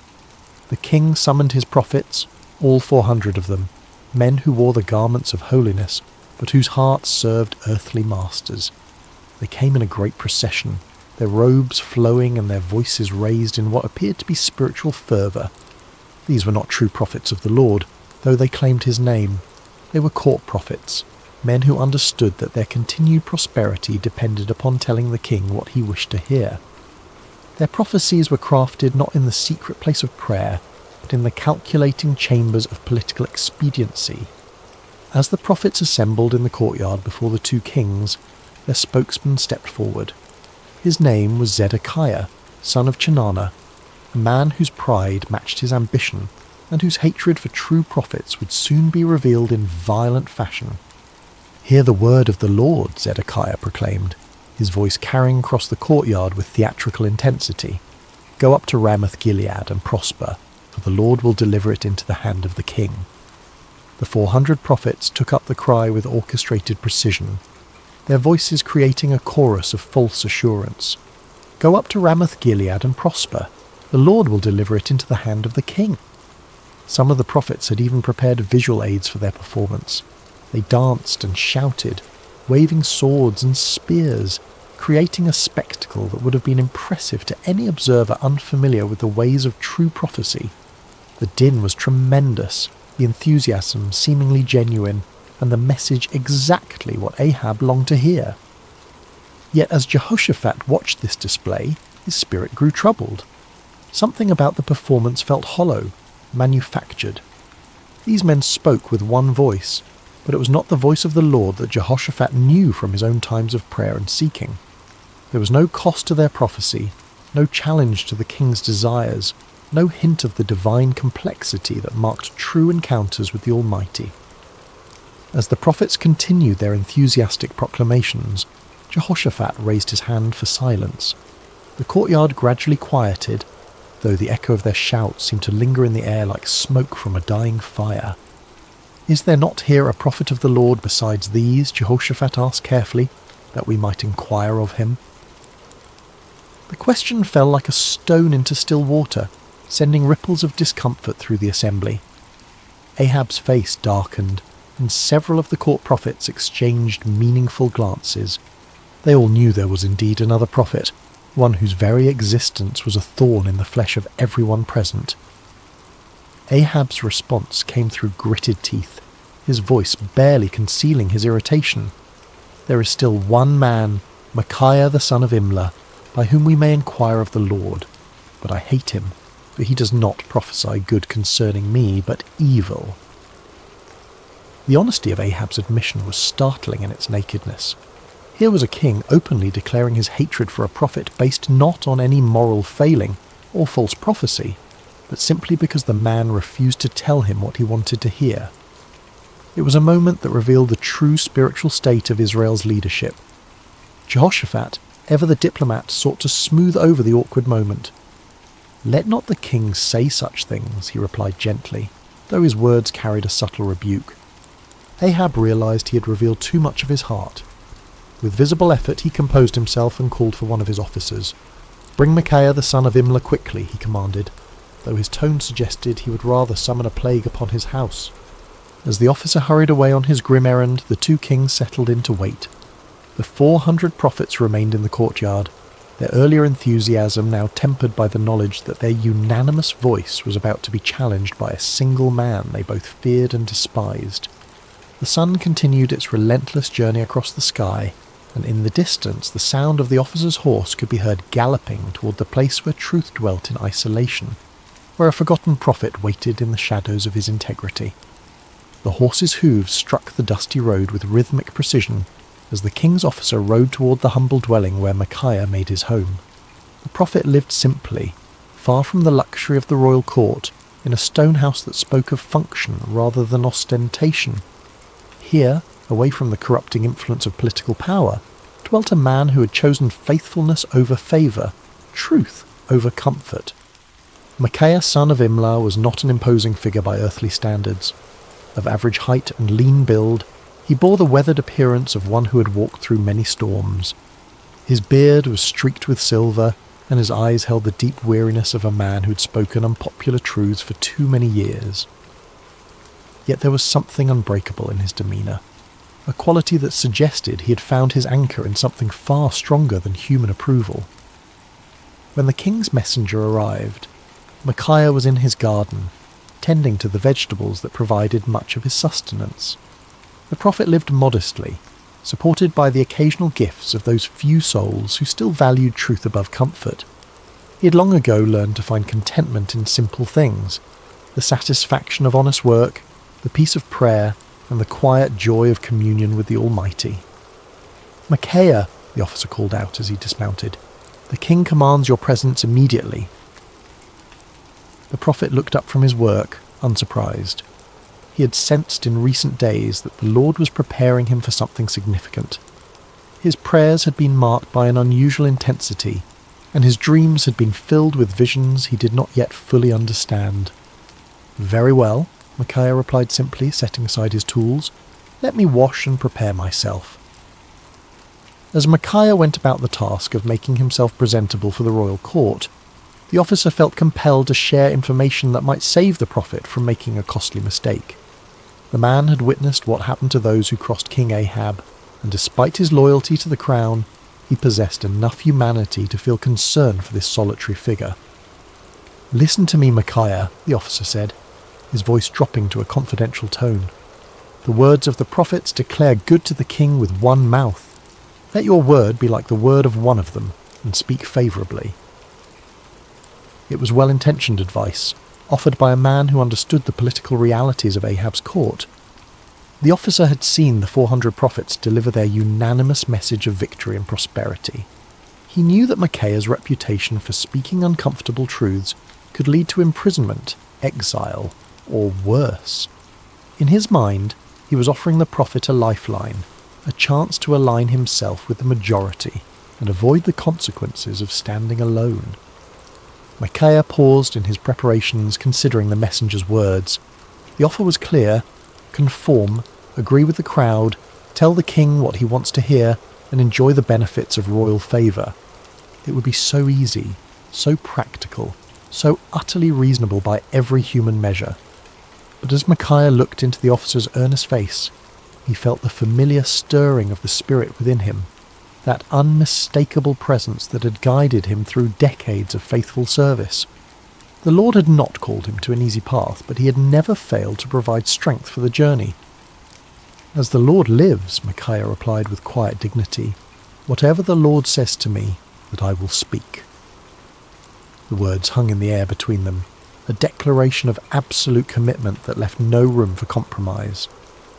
The officer's face showed his disappointment and concern, but he knew better than to argue further. He had delivered his warning. What the prophet did with it was beyond his control. The journey back to Samaria was made in relative silence, the officer pondering the stubborn integrity of his passenger, while Micaiah prayed and prepared his heart for whatever lay ahead.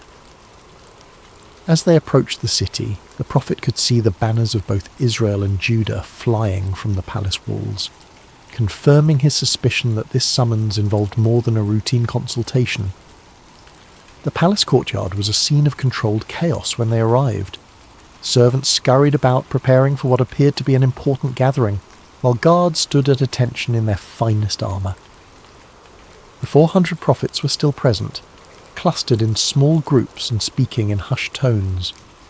Their earlier enthusiasm had given way to a more subdued attitude, though their confidence in their message remained unshaken. As Micaiah dismounted and followed the officer toward the throne room, he could feel the weight of many eyes upon him. Some looks were curious, others hostile, and a few held the barely concealed contempt of those who viewed his independence as a personal affront. He had grown accustomed to such reactions over the years, understanding that his very presence served as an uncomfortable reminder of the spiritual compromise that permeated the court. The great doors opened before them, revealing the opulent throne room where Kings Ahab and Jehoshaphat waited. The contrast between the two rulers was immediately apparent even to a casual observer. Ahab sat upon his throne with the restless energy of a man driven by ambition, his fingers drumming impatiently on the armrest.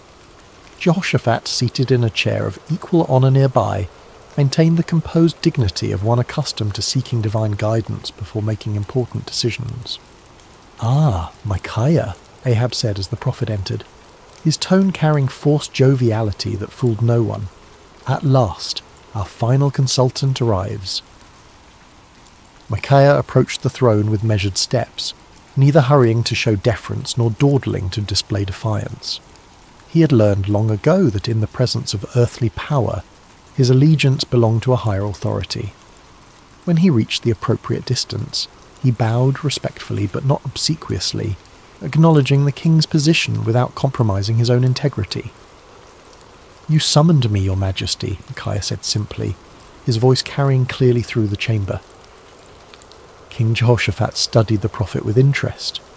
He had heard reports of Micaiah's reputation for uncompromising honesty, and after witnessing the theatrical performance of the 400 prophets, he was eager to hear from someone who might offer a different perspective. Ahab leaned forward on his throne, his eyes fixed on the solitary figure before him. "Micaiah, shall we go to war against Ramoth-Gilead, or shall we refrain?" It was the same question that had been posed to the 400 prophets, the same inquiry that had produced such enthusiastic unanimity. Now it fell upon the shoulders of one man who stood alone, without allies or supporters, facing the combined expectation of two kings and their assembled courts. The moment stretched taut with anticipation. Everyone present understood that they were witnessing something significant, though few could have predicted the drama that was about to unfold. In the silence, Micaiah felt the familiar stirring of the spirit, but what came first was not the word of the Lord, but something altogether unexpected. What happened next would be remembered and debated for generations to come. Micaiah, the prophet known for his uncompromising honesty, looked directly at King Ahab and delivered exactly the message the king wanted to hear. "Go up and prosper," Micaiah declared, his voice carrying throughout the throne room, "for the Lord will deliver it into the hand of the king." A murmur of surprise rippled through the assembled court. The 400 prophets exchanged glances of confusion and perhaps a touch of irritation. Here was the man they had feared would contradict their unanimous verdict, and instead he was confirming their prophecy word for word. Some of them smiled with what they imagined was vindication, while others seemed puzzled by this unexpected development. But King Ahab was no fool. Despite his many moral failings, he had known Micaiah for years, had heard his prophecies of judgment and warning countless times. Never once had the prophet told him what he wanted to hear. Never once had Micaiah's words aligned so perfectly with royal desires. The king's eyes narrowed as he studied the prophet's face, searching for the truth behind this suspicious compliance. There was something in Micaiah's tone, a subtle quality that suggested layers beneath the surface of his words. It was the same tone a parent might use when agreeing with a child's obviously foolish plan, allowing them to proceed while knowing full well what the consequences would be. King Jehoshaphat, too, sensed that something was amiss, though he remained silent, observing the interaction with keen interest. "How many times shall I make you swear," Ahab said slowly, his voice carrying a warning, "that you tell me nothing but the truth in the name of the Lord?" It was a remarkable moment. Here was a king who had just received exactly the prophecy he desired, yet his own conscience convicted him that it could not be genuine. Ahab understood Micaiah well enough to know that such easy agreement was completely out of character. In demanding the truth, the king was inadvertently acknowledging that he recognized the difference between authentic prophecy and the comfortable lies he typically preferred.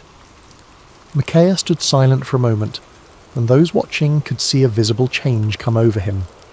The sardonic expression faded from his face, replaced by the solemn countenance of one who was about to deliver a message from the throne room of heaven. When he spoke again, his voice carried a different quality altogether, the unmistakable authority of divine revelation. "I saw all Israel scattered on the hills like sheep that have no shepherd," Micaiah began, his words falling like stones into the sudden silence. "And the Lord said, 'These have no master. Let each return to his house in peace.'" The impact of these words was immediate and devastating. The vision was clear to everyone present. Israel would be defeated, their armies scattered, and their king would not return from battle. It was a prophecy of military disaster and royal death, delivered with the calm certainty of one who had seen beyond the veil of earthly circumstances. King Ahab's face flushed with anger, but beneath the rage was something that looked remarkably like fear. He turned to Jehoshaphat with the bitter satisfaction of one whose worst expectations have been confirmed. "Did I not tell you," Ahab said, his voice heavy with frustration, "that he would not prophesy good concerning me, but evil?" But Micaiah was not finished. The Spirit of the Lord had opened his eyes to see into the very council chambers of heaven, and what he had witnessed there needed to be shared, regardless of the consequences. The prophet's voice took on an even more solemn tone as he continued. "Therefore hear the word of the Lord," Micaiah declared, his words cutting through the tension in the room like a sword. "I saw the Lord sitting on his throne, and all the host of heaven standing by, on his right hand and on his left." The court fell absolutely silent. Even the most worldly and cynical among them recognized that they were hearing something extraordinary. This was not the political maneuvering they were accustomed to, nor the comfortable reassurances of the court prophets. This was a glimpse into eternal realities, a revelation of divine purpose that transcended human understanding.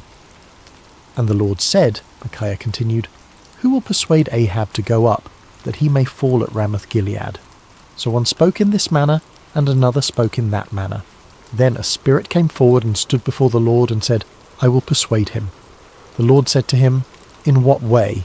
And he said, "I will go out and be a lying spirit in the mouth of all his prophets." And the Lord said, "You shall persuade him and also prevail. Go out and do so." The revelation was staggering in its implications. Micaiah was claiming that the Lord himself had allowed, indeed, had orchestrated, the deception that had been proclaimed by the 400 prophets. It was a divine judgment in the form of false prophecy, a spiritual trap set for a king who had repeatedly chosen lies over truth. "Therefore," Micaiah concluded with inexorable logic, "look, the Lord has put a lying spirit in the mouth of all these prophets of yours, and the Lord has declared disaster concerning you." The silence that followed was deafening. Every person present was forced to grapple with the implications of what they had heard. The 400 prophets found themselves accused not merely of error, but of being unwitting instruments of divine deception. The kings faced the terrifying possibility that their carefully planned military campaign was actually a trap set by the Almighty himself. But the silence was short-lived. Zedekiah, the spokesman for the 400 prophets, was a man of considerable pride and ambition. He had built his reputation on his supposed connection to the divine, and Micaiah's words threatened not only his credibility but his entire worldview. The accusation that he had been deceived by a lying spirit was more than he could bear. With a roar of rage, Zedekiah strode across the throne room until he stood face to face with Micaiah. The contrast between them was striking. Zedekiah in his fine robes and carefully groomed appearance, representing the comfortable religiosity of the court, facing Micaiah in his simple garments, embodying the uncompromising voice of authentic prophecy. "Which way did the Spirit from the Lord go from me to speak to you?" Zedekiah demanded, his voice shaking with fury. It was a desperate attempt to challenge Micaiah's authority, to suggest that if anyone possessed a connection to the divine, it was surely the spokesman for 400 prophets rather than this isolated troublemaker. But before Micaiah could respond, Zedekiah's anger overwhelmed his judgment entirely. The sound of the slap echoed through the throne room like a thunderclap. Zedekiah had struck Micaiah across the face with sufficient force to stagger the prophet, leaving a red mark on his cheek that would serve as a visible reminder of what it cost to speak truth in the face of comfortable lies. The act of violence hung in the air like a poisonous cloud. No one moved or spoke, shocked by the sudden transition from theological debate to physical assault. Micaiah slowly straightened, touching his cheek where Zedekiah's hand had left its mark. When he looked up, there was no anger in his eyes, no desire for retaliation. Instead, there was a sadness that seemed to encompass not only his immediate situation, but the entire spiritual state of the nation. "Indeed," Micaiah said quietly, his voice carrying despite its gentle tone, "you shall see on that day when you go into an inner chamber to hide." It was both prophecy and promise. The day would come when Zedekiah's false confidence would crumble, when the reality of divine judgment would force him to seek shelter from the consequences of his deception. The words carried the weight of inevitable fulfillment, spoken not in anger, but with the sorrowful certainty of one who had seen the future and found it tragic. King Ahab had heard enough. The prophet's words had struck too close to uncomfortable truths, had challenged too directly the comfortable illusions upon which he had built his reign. The vision of divine deception, the prophecy of military disaster, the humiliating suggestion that his 400 prophets were unwitting instruments of judgment, all of it combined to create a rage that demanded immediate action. "Take Micaiah," the king commanded, his voice sharp with fury, "and return him to Ammon, the governor of the city, and to Joash the king's son, and say, 'Thus says the king, put this fellow in prison, and feed him with bread of affliction and water of affliction until I come in peace.'" The order was both punishment and insurance policy.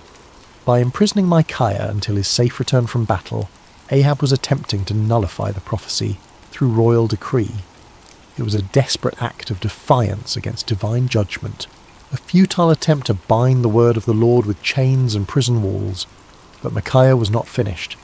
Even as the guards moved toward him, even as the shadow of imprisonment fell across his path, the prophet had one final word to speak. His voice rang out across the throne room with the clarity of absolute conviction. "If you ever return in peace, the Lord has not spoken by me." The words were a direct challenge to royal authority, a public declaration that put Micaiah's credibility as a prophet on the line. He was essentially saying that if Ahab returned safely from battle, then everyone present should conclude that Micaiah was a false prophet deserving of death. It was the ultimate expression of confidence in the word he had received from the Lord. But Micaiah was not content to let his challenge rest with the immediate audience. Looking around the throne room at the assembled courtiers, nobles and servants, he raised his voice even louder. "Mark it, all you people." It was a call to witness, an appeal to everyone present to remember this moment and test the validity of his prophecy against future events. The prophet was willing to stake everything, his reputation, his freedom, possibly his life, on the truth of what he had spoken. It was a level of certainty that transcended human confidence and entered the realm of divine assurance. As the guards seized Micaiah's arms and began to lead him away, the throne room erupted in a buzz of conversation. Some whispered among themselves about the prophet's boldness, others debated the implications of his vision, and still others tried to process the dramatic confrontation they had just witnessed. Through it all, the 400 prophets maintained their uncomfortable silence, uncertain how to respond to accusations that struck at the very heart of their prophetic claims. King Jehoshaphat watched the proceedings with deep concern. The righteous king of Judah had requested divine counsel, and what he had received was a prophecy that directly contradicted his military plans and predicted disaster for his ally. Yet something in Micaiah's bearing, some quality of authentic conviction, made it impossible to dismiss his words as the ravings of a madman or the spite of a disgruntled prophet. As Micaiah was led away, his footsteps echoing through the palace corridors, he felt no bitterness toward his captors or self-pity for his situation. He had spoken the word of the Lord faithfully, regardless of the consequences, and that obedience brought a peace that transcended his circumstances. The prison cell that awaited him might confine his body, but his spirit remained free, anchored in the unshakable certainty that he had been faithful to his calling. The cell where Micaiah was imprisoned was a far cry from the luxury of the royal court. Built of rough stone with a small barred window that provided minimal light, it was designed for punishment rather than comfort. The bread of affliction and water of affliction promised by the king proved to be exactly that. Meagre rations calculated to sustain life, while providing a constant reminder of a royal displeasure. Yet in that dark cell, Micaiah found something that had eluded him in the freedom of his simple home. Absolute clarity about his purpose and calling.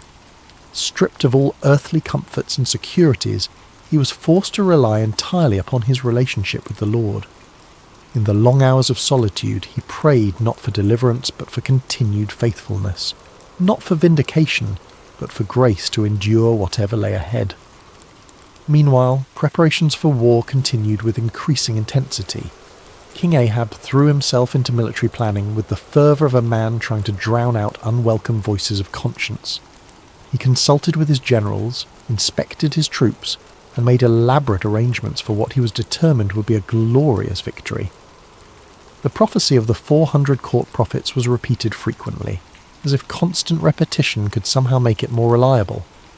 King Jehoshaphat, however, found himself deeply troubled by the day's events. The contrast between the theatrical unanimity of the 400 prophets and Micaiah's stark authenticity had left him with serious doubts about the wisdom of the planned campaign. Yet he had given his word to stand with Ahab, and the political implications of backing out now were significant. As the day of departure approached, Ahab made one final attempt to circumvent the prophecy that haunted his thoughts. If the word of the Lord through Micaiah was true, then King Ahab was destined to die in battle. But perhaps, the king reasoned, he could outwit divine judgment through human cleverness. "I will disguise myself and go into battle," Ahab announced to his commanders, "but you put on your robes." It was a cunning plan. By dressing as an ordinary soldier while Jehoshaphat wore royal garments, Ahab hoped to deceive the enemy about his identity and location. If the Syrians could not identify him as the king of Israel, perhaps he could survive the battle and prove Micaiah wrong. It was the kind of tactical thinking that had served Ahab well in political manoeuvring, but he was about to discover that divine judgment operates by different rules than human conflict. The morning of battle dawned clear and bright, with a gentle breeze that carried the scent of wildflowers across the plains surrounding Ramoth Gilead. It seemed an unlikely day for the fulfillment of prophecy, too beautiful for the tragic events that were about to unfold. The armies of Israel and Judah had assembled in impressive formation, their banners flying proudly in the morning air, their weapons gleaming in the sunlight. King Ahab, disguised as a common soldier, moved among his troops with nervous energy. His royal armour had been replaced with the simple leather and bronze of an ordinary warrior, and his distinctive crown was nowhere to be seen. To any casual observer, he appeared to be merely another commander preparing for battle, yet those closest to him could sense his underlying anxiety, the tension of a man who was trying to outrun a divine decree. King Jehoshaphat, meanwhile, wore his royal robes with obvious reluctance. The righteous king of Judah had agreed to this deception as part of their military strategy, but his conscience troubled him. The memory of Micaiah's words weighed heavily on his mind, and he found himself offering frequent prayers for divine protection and guidance. The Syrian army was formidable, well-trained and confident in their ability to defend their territory. Their king had given specific instructions to his 32 chariot commanders: fight with no one small or great, but only with the king of Israel. It was a strategic decision based on the understanding that killing or capturing the enemy king would effectively end the battle and secure victory. As the two armies faced each other across the field of battle, the air was thick with tension and anticipation. Horses stamped impatiently, armour creaked as soldiers shifted their weight, and commanders made final adjustments to their battle plans. In the distance, the walls of Ramoth Gilead stood as silent witness to the conflict that was about to determine its fate.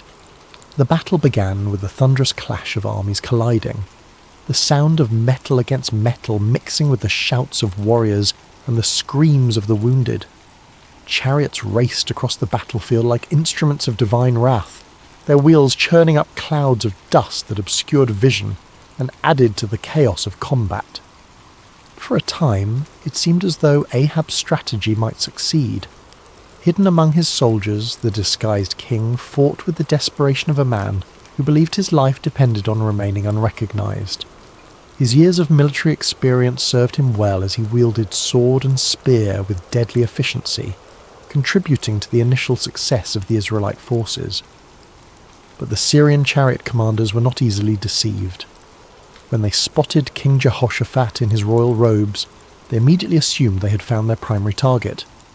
A group of them converged on the king of Judah with deadly intent, their chariots cutting through the battle lines like ships through stormy seas. "Surely it is the king of Israel," they shouted to one another as they closed in on Jehoshaphat. The king of Judah found himself surrounded by enemy chariots, their occupants preparing to capture or kill what they believed to be their primary objective. In that moment of extreme danger, Jehoshaphat did what he had learned to do throughout his reign. He cried out to the Lord for deliverance.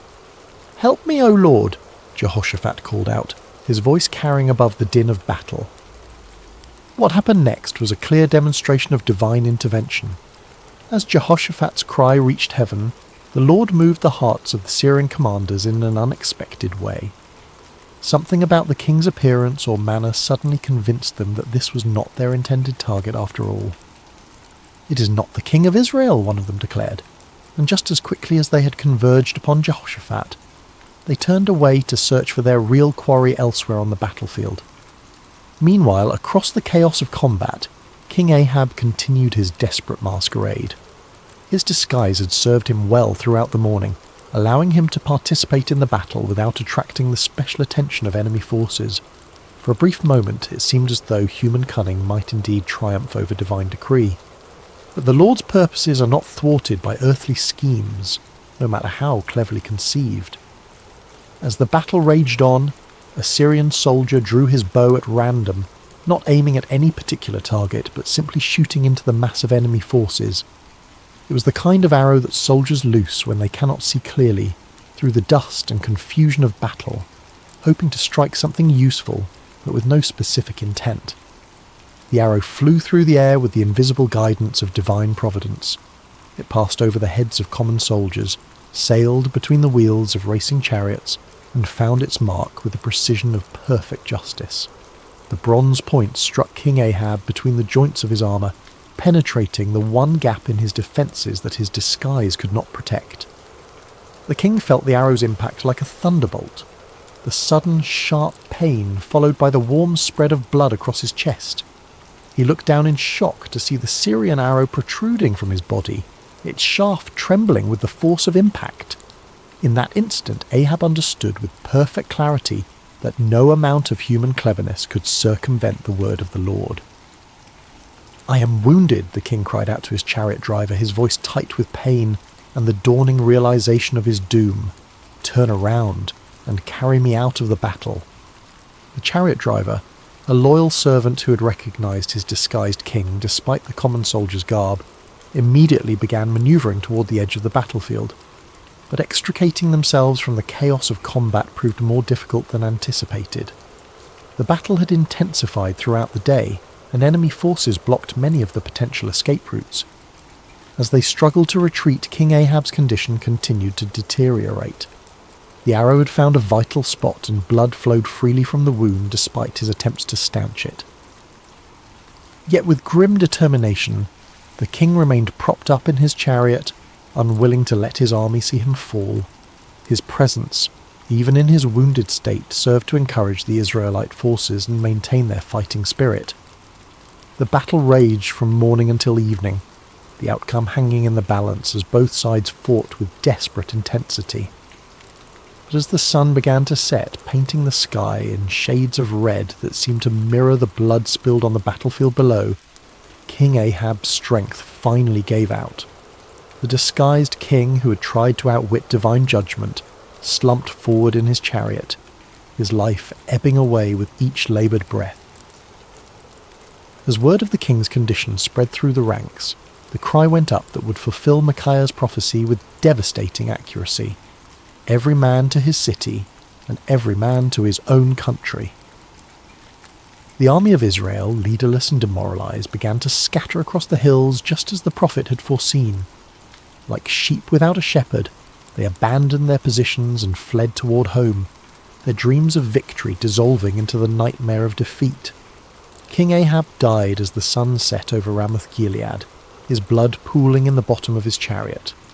The man who had spent his reign choosing comfortable lies over uncomfortable truths had finally encountered a reality that no amount of deception could alter. The word of the Lord, spoken through his faithful prophet, had been fulfilled to the letter. News of King Ahab's death spread quickly through the land, carried by the scattered remnants of his army and the merchants who followed military campaigns. In the palace at Samaria, the reaction was one of stunned disbelief. The 400 prophets who had proclaimed certain victory found themselves facing a crisis of credibility that would haunt them for the rest of their lives. In his prison cell, Micaiah heard the news with a mixture of sadness and vindication. He had taken no pleasure in prophesying disaster, had felt no joy in predicting the death of his king. Yet the fulfillment of his prophecy served as a powerful reminder that the word of the Lord does not return void, regardless of how unwelcome it might be to human ears. When the guards came to release him from prison, Micaiah emerged into the daylight a changed man. His body bore the marks of his confinement. He was thinner, paler, and bore the lines of one who had endured hardship.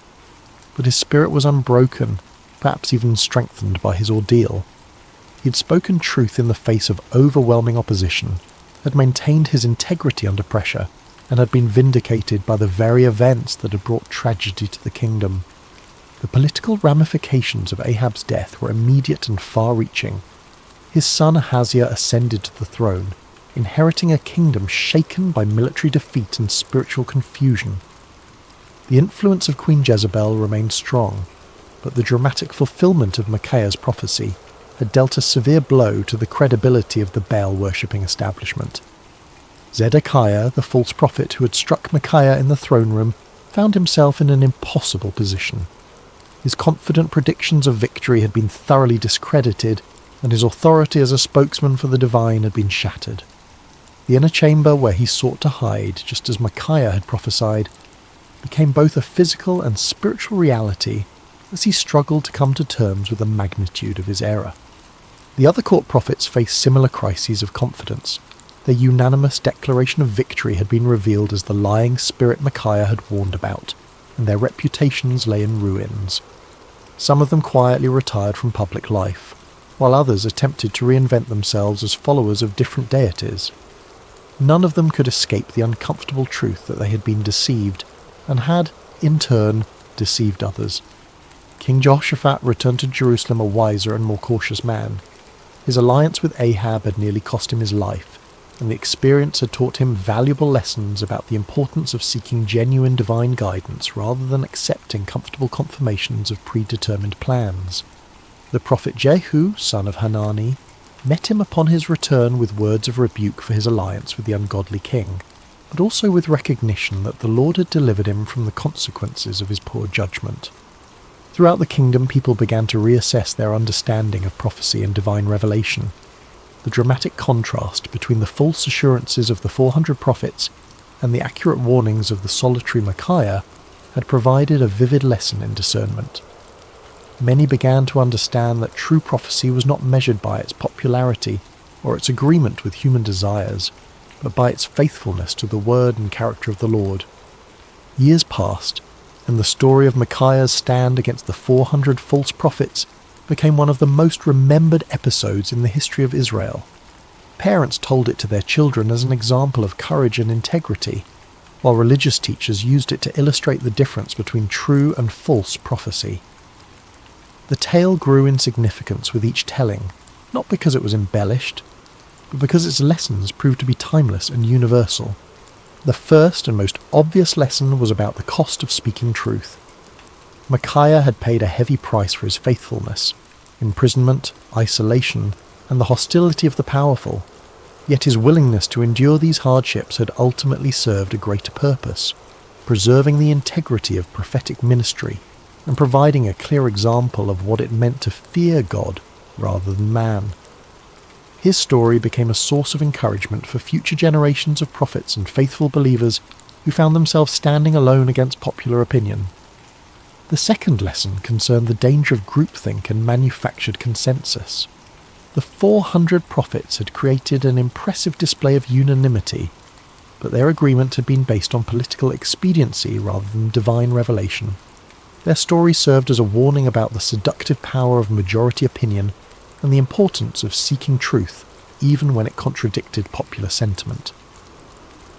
The comfort of belonging to the crowd, they learned, was no substitute for the sometimes lonely path of authentic faith.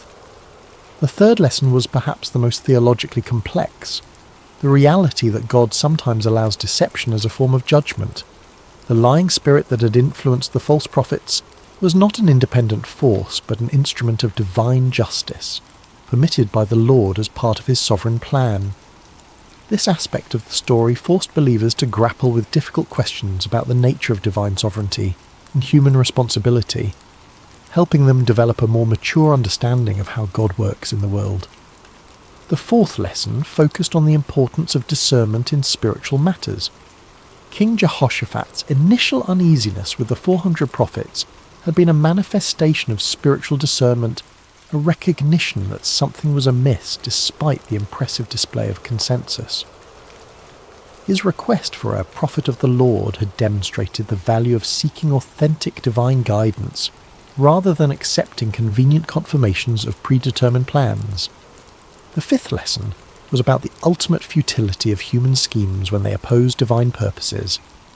King Ahab's elaborate disguise had been a clever attempt to circumvent prophecy through human ingenuity, but it had proven utterly useless against the sovereign will of the Lord. The random arrow that found its mark had served as a powerful reminder that God's purposes will be accomplished regardless of human attempts to thwart them. As the years passed and the kingdom of Israel continued its spiritual decline, the story of Micaiah took on additional significance.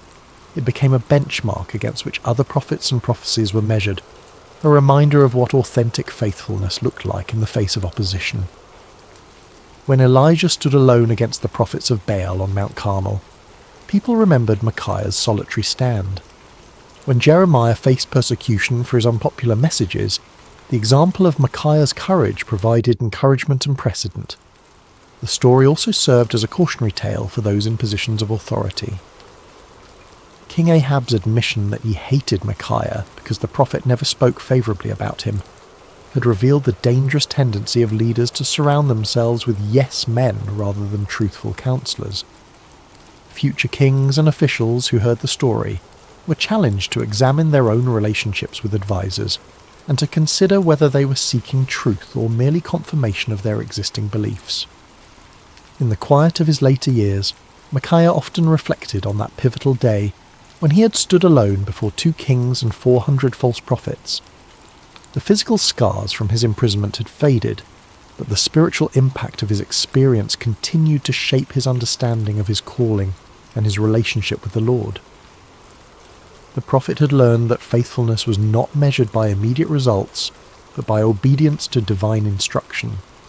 His warning had not prevented the battle or saved King Ahab's life, but it had preserved the integrity of prophetic ministry and provided a clear demonstration of the difference between true and false revelation. Sometimes, he realized, the greatest victories were won not through changing circumstances, but through maintaining faithfulness in the midst of difficult circumstances. Micaiah had also discovered that standing alone was not the same as being alone. In his prison cell, deprived of human companionship and comfort, he had experienced a deeper intimacy with the Lord than he had ever known before. The isolation that had seemed like punishment had actually become a pathway to greater spiritual understanding and strength. He had learned that the approval of the crowd was a poor substitute for the approval of the Almighty. The prophet had come to understand that his role was not to be popular, but to be faithful, not to tell people what they wanted to hear, but to speak what the Lord had given him to say. This understanding had freed him from the burden of trying to manage people's reactions to his messages, and had allowed him to focus entirely on the sacred responsibility of accurate communication of divine truth. The peace that came from this clarity of purpose was worth more than all the royal favour he might have gained through compromise. As news of Micaiah's faithfulness spread beyond the borders of Israel, his story began to influence other nations and cultures. Foreign dignitaries who visited the kingdom often asked to hear the account of the prophet who had stood against 400 false prophets and accurately predicted the death of a king. The story became a testament to the power of truth and the importance of moral courage, inspiring people of various backgrounds to examine their own commitments to integrity and faithfulness. The story also had a profound impact on the understanding of prophecy itself. Future generations would use Micaiah's example as a standard for evaluating prophetic claims, recognizing that true prophecy was characterized by faithfulness to the Lord's character and purposes rather than by popular appeal or immediate gratification. The account helped establish criteria for distinguishing between authentic divine revelation and human manipulation disguised as spiritual authority. In the broader context of Israel's history, Micaiah's stand represented a crucial moment in the preservation of true worship and authentic faith. At a time when the kingdom was sliding towards spiritual apostasy, his unwavering commitment to truth served as a beacon of hope for those who still sought to follow the Lord with integrity. His example encouraged other faithful believers to maintain their convictions even when they seemed to be in the minority. The story of Micaiah also served as a bridge between the ministries of the earlier prophets like Elijah and later ones like Jeremiah and Ezekiel. His experience of standing alone against popular opinion and suffering for his faithfulness would be echoed in the lives of many subsequent prophets who faced similar challenges. The patterns of persecution, vindication, and ultimate triumph that characterized his story became recurring themes in the ongoing narrative of God's relationship with his people. As we reach the end of Micaiah's story, we find ourselves confronted with questions that transcend the ancient world and speak directly to our modern hearts. In an age of social media echo chambers and manufactured consensus, the prophet's example challenges us to examine our own commitment to truth and our willingness to stand alone when necessary. The 400 false prophets of Micaiah's day have their counterparts in every generation. Those who tell us what we want to hear rather than what we need to hear, who offer comfortable lies instead of challenging truths. The temptation to join the crowd, to find safety in numbers, to seek approval rather than accuracy, remains as strong today as it was in ancient Israel. Micaiah's courage reminds us that faithfulness is not a group activity, but an individual responsibility. Each of us must decide whether we will speak truth or remain silent, whether we will stand for what is right or compromise for what is convenient. The prophet's example shows us that the path of integrity is often lonely, but it is never walked alone by those who trust in the Lord. The story also challenges us to examine our own relationship with authority and our tendency to surround ourselves with people who confirm our existing beliefs rather than challenging us to grow. Like King Ahab, we may find ourselves preferring the comfort of familiar lies to the discomfort of unfamiliar truths. Micaiah's example calls us to seek out voices that speak with authenticity, rather than those that merely echo our own opinions. Perhaps most importantly, the story of Micaiah reminds us that truth has a way of prevailing in the end, even when it seems overwhelmed by opposition. The prophet's vindication did not come immediately, and it came at great personal cost, but it came nonetheless. His example encourages us to trust in the ultimate triumph of truth, and to remain faithful even when the outcome is uncertain. In our own lives, we may face moments when we are called to be like Micaiah, to stand alone against popular opinion, to speak uncomfortable truths, to choose faithfulness over favour. When those moments come, may we remember the forgotten prophet who found his courage not in the approval of men, but in the approval of his God. The story of Micaiah teaches us that true strength is not found in numbers, but in conviction, that real courage is not the absence of fear, but the willingness to do what is right despite our fears, and that lasting victory comes not from avoiding conflict, but from maintaining integrity in the midst of it. As you close your eyes tonight and drift towards sleep, may you carry with you the quiet courage of Micaiah, the man who dared to stand alone because he knew he was not truly alone. May his example inspire you to speak truth with love, to stand for what is right with humility, and to trust in the ultimate triumph of God's purposes even when the immediate circumstances seem overwhelming. In a world that often rewards conformity and punishes authenticity, may you find the strength to be like Micaiah, faithful, courageous, and true. For in the end, it is not the approval of the crowd that matters, but the approval of the one who sees all hearts and knows all truths. The forgotten prophet's story ends, but its echo continues in every heart that chooses truth over comfort, courage over convenience, and faithfulness over favour. May that echo sound clearly in your own life, guiding you toward the kind of integrity that leaves a lasting legacy long after the voices of the crowd have faded into silence. Rest well, dear friends, and may your dreams be filled with the peace that comes from knowing you serve a God who honours faithfulness, rewards courage, and never abandons those who trust in him. The story of Micaiah reminds us that in God's kingdom, standing alone with truth is always better than standing with the crowd in deception. Sleep peacefully, knowing that like Micaiah, you're never truly alone when you walk in the light of divine truth. Hello, dear friends, and welcome to Sacred Slumber. Before we begin tonight's story, I'd love to connect with you for just a moment. How has your day treated you? Perhaps you're settling into evening wherever you are in the world, or maybe you're finding a quiet moment in the middle of your day to pause and breathe. Whether you're listening from a bustling city or a quiet countryside, from the mountains or by the sea, you are welcome here. What time is it where you are right now? Are you watching the sun set through your window, or perhaps the stars are already painting the sky above you? No matter where you find yourself in this beautiful world we share, you've found your way to this sacred space, and I'm so grateful you're here.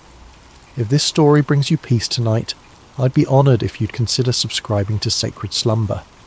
Your presence in our community means the world to us, and it helps us continue sharing these timeless stories that remind us of hope, faith, and the gentle strength that carries us through life's seasons. Now let's settle in together for tonight's story. Take a deep breath with me. Let your shoulders drop. Let your heart rest. Tonight, we journey to an ancient land, to a time of great drought and scarcity, where we'll meet a widow whose small act of faith would echo through the ages. This is the story of bread in the drought, the story of the widow of Zarephath. The sun beat down mercilessly on the cracked earth of Israel, its rays sharp as bronze swords piercing through air that shimmered with heat.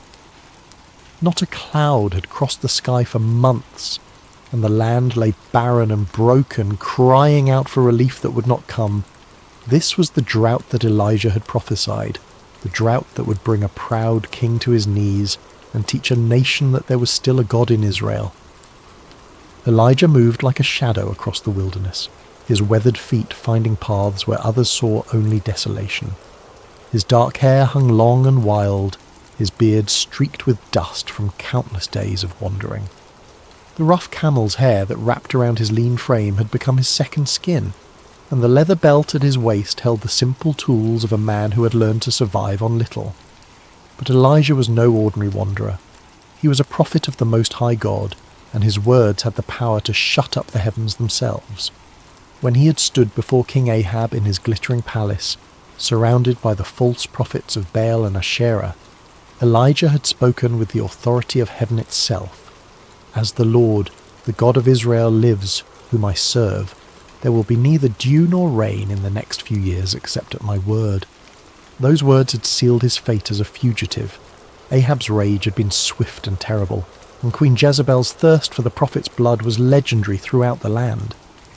So Elijah had fled, following the voice of God that whispered to him in the wind, that spoke to him in the silence of the wilderness, that guided his steps away from the palaces of men and toward the humble places where faith still flickered like a candle in the darkness. For months God had provided for his prophet in the most unlikely ways.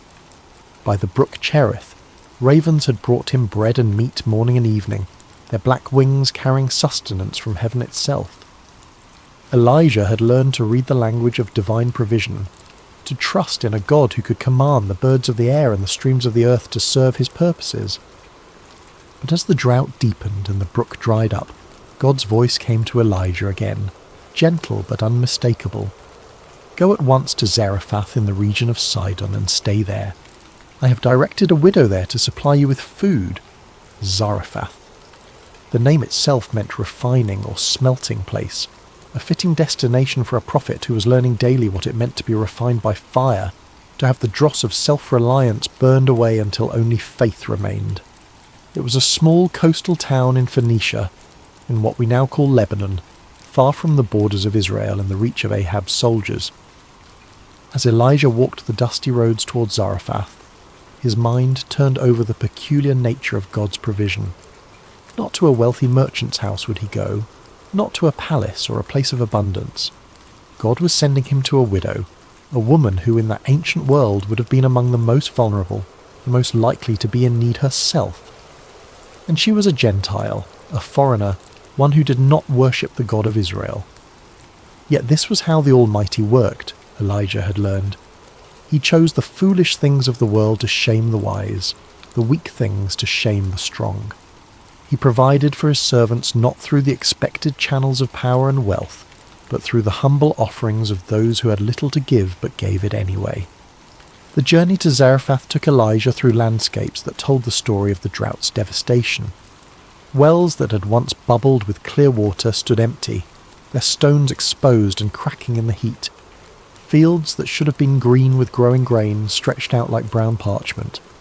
The soil so hard it rang under his footsteps like pottery. Trees that had weathered centuries of seasons now stood leafless and dying, their branches reaching toward a pitiless sky like the arms of supplicants begging for mercy. In the villages he passed through, Elijah saw the human cost of the judgment he had pronounced. Children with hollow eyes clung to their mothers' skirts, their small faces etched with the premature wisdom that comes from knowing hunger. Men sat in the shade of buildings, their hands idle because there was no work to be done in fields that would not grow. Women walked great distances with empty water jars, returning with barely enough to wet their families' lips. Yet Elijah did not waver in his conviction that he had spoken truly the word of the Lord. This drought would serve its purpose in drawing the hearts of the people back to the God they had abandoned for the seductive promises of Baal, the god of storms and fertility who had proven powerless to bring rain when it was most needed. Sometimes the mercy of God looked like judgment, and the healing had to begin with the pain of truth. As he crested the final hill before Zarephath, Elijah could smell the salt of the Mediterranean Sea, could hear the distant cry of gulls wheeling over waters that mocked the thirsty land with their abundance. The town spread before him, small and unpretentious, its whitewashed buildings clustered around a modest marketplace. Smoke rose from only a few chimneys, and even here, far from Israel, the drought had left its mark in the form of empty gardens and worried faces. Elijah paused at the crest of the hill, looking down at the place where God had promised him provision. Somewhere in that humble town was a widow who would supply him with food, though she herself was surely struggling to survive. The prophet's heart stirred with curiosity and a deep sense of anticipation. What manner of woman would God choose for such a task? What kind of faith would he find in this foreign place? The sun was beginning its descent toward the western horizon as Elijah made his way down the hill and through the narrow streets of Zarephath.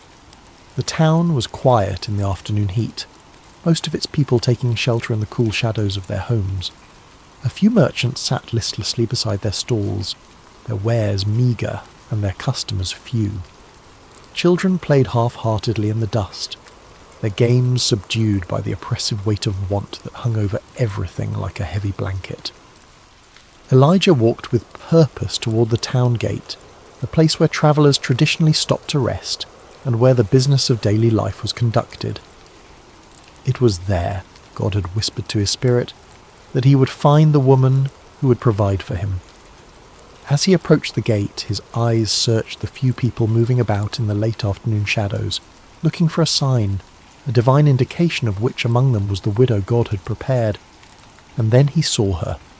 She was gathering sticks near the city gate, her movements slow and deliberate, like someone conserving every ounce of strength for an essential task. Elijah knew immediately that this was the woman God had sent him to find, not through any dramatic sign or heavenly voice, but through the quiet certainty that settled in his spirit like dew on morning grass. The widow of Zarephath was neither young nor old, but somewhere in that indefinite middle season of life where hope and despair wage their daily battle in a woman's heart. Her dark hair was partially covered by a simple headscarf, and her clothes, though clean and carefully mended, spoke of years of making do with little. Her hands, as she bent to gather the dry branches scattered near the gate, were the hands of one who had worked hard for everything she had ever possessed. There was something in her posture, in the careful way she selected each stick and added it to her small bundle, that spoke of finality. These were not the movements of someone gathering fuel for many meals to come, but of someone preparing for a last act, a final ceremony before surrendering to whatever fate awaited. Elijah approached her slowly, not wanting to startle her. In her concentration on her task, she had not yet noticed the travel-worn prophet making his way toward her. When she finally looked up, her eyes registered first surprise, then the wary caution of a woman who had learned to be careful around strangers. "Peace be with you," Elijah said gently, his voice carrying the warmth of one who understood what it meant to be far from home and dependent on the kindness of others. The widow straightened, still holding her bundle of sticks against her chest like a shield. "And with you, traveller," she replied, her voice soft but tinged with the wariness of one who had little left to lose and could therefore afford few mistakes. Elijah gestured toward the well that stood near the gate, its depths long since dry, but its stone rim still serving as a place for travellers to rest. "Could you bring me a little water in a jar so I may have a drink?" The request was simple enough, the kind of hospitality that travellers routinely requested and that kind hearts routinely provided. But as the widow looked toward the well, Elijah saw something flicker across her face, a shadow of pain that told him water too had become precious in this place. Still she nodded. "I will see what I can do," she said, and began to turn away to fulfill his request. But Elijah's voice stopped her. "And bring me, please, a piece of bread." The words hung in the air between them like a bridge that could either be crossed or burned. The widow turned back to face him, and now Elijah could see the full weight of her circumstances written in the lines around her eyes, in the slight tremor of her hands as she clutched her bundle of sticks more tightly.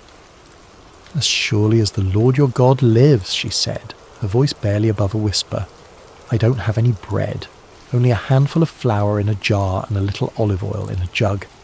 I am gathering a few sticks to take home and make a meal for myself and my son, that we may eat it and die." The words struck Elijah's heart like physical blows. Here was not abundance hiding behind false modesty, not plenty disguised as poverty. Here was the raw truth of scarcity, spoken with the quiet dignity of one who had already made peace with her fate. This woman was preparing her last meal, gathering these few sticks to kindle a final fire that would cook the final handful of flour into one last piece of bread for herself and her child. In her simple statement, Elijah heard echoes of every widow's story, every mother's nightmare. She had watched her resources dwindle day by day, week by week, had portioned out ever smaller meals until there was nothing left to portion. Now she had reached the end of her rope, the bottom of her jar, the last of her oil. She'd perhaps spent sleepless nights calculating and recalculating, hoping against hope that somehow her meagre supplies would stretch just one more day, one more meal. And here was a stranger, a foreign prophet, asking her to share even this last morsel. Elijah looked into her eyes and saw not just physical hunger, but the deeper starvation of hope deferred, of prayers that seemed to fall on deaf ears, of a God who had seemed absent in her hour of greatest need. Yet he also saw something else, something that made his heart leap with recognition. He saw faith. Not the bold, declarative faith of those who had much to lose, but the quiet, desperate faith of those who had nothing left but trust. The prophet's next words would either build a bridge of hope or collapse the last foundation of this woman's world. He chose them carefully, knowing that he was not speaking merely his own thoughts, but carrying a message from the heart of God himself. "Don't be afraid," Elijah said. his voice gentle but filled with an authority that seemed to come from somewhere beyond himself. "Go home and do as you have said, but first make a small loaf of bread for me from what you have and bring it to me, and then make something for yourself and your son." The widow's eyes widened. Was this stranger mad? Was he so callous, so utterly without compassion, that he would ask a dying woman to feed him before she fed her own child?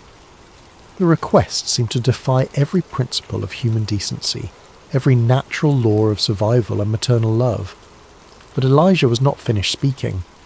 "For this is what the Lord, the God of Israel, says, the jar of flour will not be used up, and the jug of oil will not run dry, until the day the Lord sends rain on the land." The promise hung in the air like morning mist, beautiful and insubstantial, the kind of words that could either transform a life or break a heart with false hope.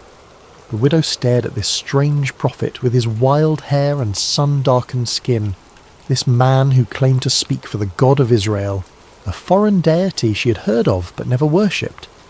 How could she possibly believe such a thing? How could a handful of flour become an endless supply? How could a few drops of oil multiply like the stars of heaven? Every practical bone in her body, every lesson learned through years of careful management and hard-won survival, told her this was impossible. Yet something in Elijah's eyes, something in the quiet confidence with which he spoke these impossible words, awakened an echo in her heart. Perhaps it was the memory of childhood stories her grandmother had told, tales of gods and miracles from the ancient days. Perhaps it was the sheer desperation of a mother who would try anything, believe anything, if it meant one more day of life for her son. Or perhaps it was something deeper, something that recognized in this weathered prophet's promise the voice of the same divine love that had sustained her through every previous trial, that had somehow always provided just enough, just when she needed it most, until now. The widow looked down at her bundle of sticks, then back at Elijah. She thought of her son waiting at home, trusting her to return with enough fuel to cook their final meal. She thought of the empty jar that had once held pounds of flour, now scraped clean except for that last precious handful. She thought of the oil jug that had once gurgled with golden liquid, now holding barely enough to moisten the flour into dough. And then she thought of something else, the strange peace that had settled over her heart as Elijah spoke his impossible promise. It was not the peace of understanding, for she understood nothing of what he proposed. It was not the peace of certainty, for everything in her circumstances screamed that his words were foolishness. It was the peace of surrender, the peace that comes when one has exhausted all human possibilities and stands at the edge of mystery, ready to step into the unknown. "I will do as you have said," she whispered, her voice carrying the weight of a decision that would echo through all eternity. The walk back to her small home felt both eternal and instantaneous to the widow. Each step carried her further from the safety of reasonable despair and closer to the dangerous territory of hope. The bundle of sticks in her arm seemed to grow heavier with each pace, not because of their weight, but because of what they represented, the fuel for a miracle she dared not quite believe in, yet could not quite dismiss. Her house stood at the end of a narrow alley, its walls built of the same white stone as most of the buildings in Zarephath, its roof flat and practical. It was small but carefully maintained, the kind of home that spoke of pride surviving in the face of poverty. A few clay pots stood near the doorway, empty now except for the dust that had settled in them during the long months of drought. As she approached her door, the widow could hear movement inside, the soft sounds of her son moving about in the dim interior. He was perhaps 10 years old, still young enough to trust completely in his mother's ability to provide, yet old enough to understand the gravity of their situation. He had not complained when the meals grew smaller and less frequent, had not questioned why she sometimes gave him her portion while claiming she wasn't hungry. Now she would have to explain to him that she was going to give away their last food to a stranger. The door opened with a soft creak of wood that had swollen and shrunk through many seasons. Inside, the house was cool and shadowy, a welcome relief from the blazing heat of the afternoon sun. Her son looked up from where he sat near the window, his young face brightening at her return. "Did you find enough wood, Mother?" he asked, his voice carrying the careful optimism of a child who'd learned not to expect too much, but could not quite stop hoping. The widow set down her bundle of sticks and looked around the familiar space of her home. Everything was clean and in its place, though there was precious little to arrange. A few cooking vessels, some worn but serviceable garments, a small table, sleeping mats that she rolled up each morning and spread each evening. The jar of flour sat in the corner where she always kept it, and beside it the small jug of oil. The son followed her gaze to the corner where their last provisions waited. He had watched those containers grow emptier day by day, had seen his mother peer into them each morning with expressions that grew more worried as the contents diminished. He knew, with the intuitive wisdom that children possess, that today would be their last day of having anything to eat. "Mother," he said again, sensing something different in her manner, something that hadn't been there when she left to gather the wood. The widow moved to the corner and lifted the flour jar, feeling the pitiful weight of what remained inside. Then she picked up the oil jug, tilting it slightly to gauge how little was left. The sound of the oil moving in the nearly empty vessel was like a whisper, like the last breath of hope dying away. But then she remembered Elijah's words, remembered the strange certainty in his voice when he spoke of jars that would not empty, and jugs that would not run dry. She remembered the peace that had settled over her heart when she agreed to his impossible request.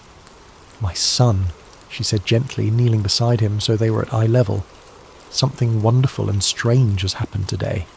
A prophet of the God of Israel has come to our town, and he has asked me to share our food with him." The boy's eyes widened. "Our food? But Mother, we only have enough for one meal, yes," she finished for him. "I know, but this prophet, his name is Elijah, has promised me something that seems impossible. He says that if I feed him first, then our jar of flour will not be used up, and our jug of oil will not run dry until the day the Lord sends rain on the land." The child stared at his mother, processing this information with the serious concentration of one who had learned that adult decisions often determined whether children lived or died. "Do you believe him, Mother?" It was such a simple question, but it cut to the heart of everything. Did she believe? Could she stake their lives on the promise of a foreign prophet? Could she risk her son's survival on words that defied every law of nature she had ever observed? The widow was quiet for a long moment, looking into her son's trusting eyes. Then she smiled, and it was the first real smile that had crossed her face in months.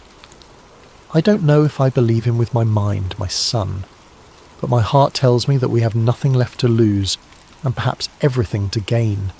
Sometimes faith means stepping forward when you cannot see the path." She stood and moved toward the corner where their supplies waited. "Help me build a fire, and we will make bread for the prophet first, as he asked. And then we will see what the God of Israel will do for a widow and her son in Zarephath." The boy nodded solemnly and began arranging the sticks his mother had gathered while she prepared to perform what might be either an act of supreme faith or supreme foolishness. The distinction, she realized, might not matter as much as she had thought. Working together, they built a small fire outside their door, the flames dancing bright against the darkening sky. The widow poured water into her mixing bowl, then opened the flour jar and looked inside. The handful that remained seemed pitifully small, barely enough for one small loaf, certainly not enough for 2 meals as Elijah had promised. But she had given her word, and more than that, she had felt something stir in her heart when the prophet spoke. Perhaps it was only desperation disguised as faith, but it was all she had to offer. Carefully, reverently, she poured half of the remaining flour into her bowl. Then she tilted the oil jug and let a few precious drops fall into the mixture. The oil gleamed golden in the firelight, and she found herself thinking of ancient stories, half-remembered tales of gods who provided for their people in miraculous ways. As she mixed the flour and oil with water, kneading the small portion of dough with practiced hands, the widow felt a strange sense of ceremony settling over the simple task. This was no ordinary bread-making. This was an act of faith performed in the face of impossible circumstances, a leap into the unknown guided only by the promise of a prophet and the whisper of hope in her own heart. The dough came together under her hands, soft and elastic despite the small amount of oil. She shaped it into a small round loaf and placed it on the flat stone they used for baking, setting it carefully over the coals. The bread began to bake, filling the evening air with the ancient comforting aroma of grain transformed by fire. As they waited for the bread to cook, the widow and her son sat quietly by the fire. The boy leaned against his mother's side and she wrapped her arm around him, holding him close. Whatever happened next, whatever the morning would bring, they had this moment of peace together. When the bread was finished, golden and warm from the stones, the widow wrapped it carefully in a clean cloth and stood. "I will take this to the prophet now," she told her son. "While I am gone, keep the fire burning. When I return, we'll make our own bread and see if the promise holds true." The walk back to the city gate seemed shorter this time, though the weight of what she carried felt immeasurable.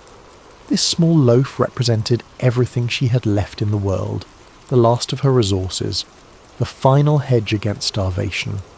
She was literally carrying her life in her hands, offering it to a stranger based on nothing more than his word.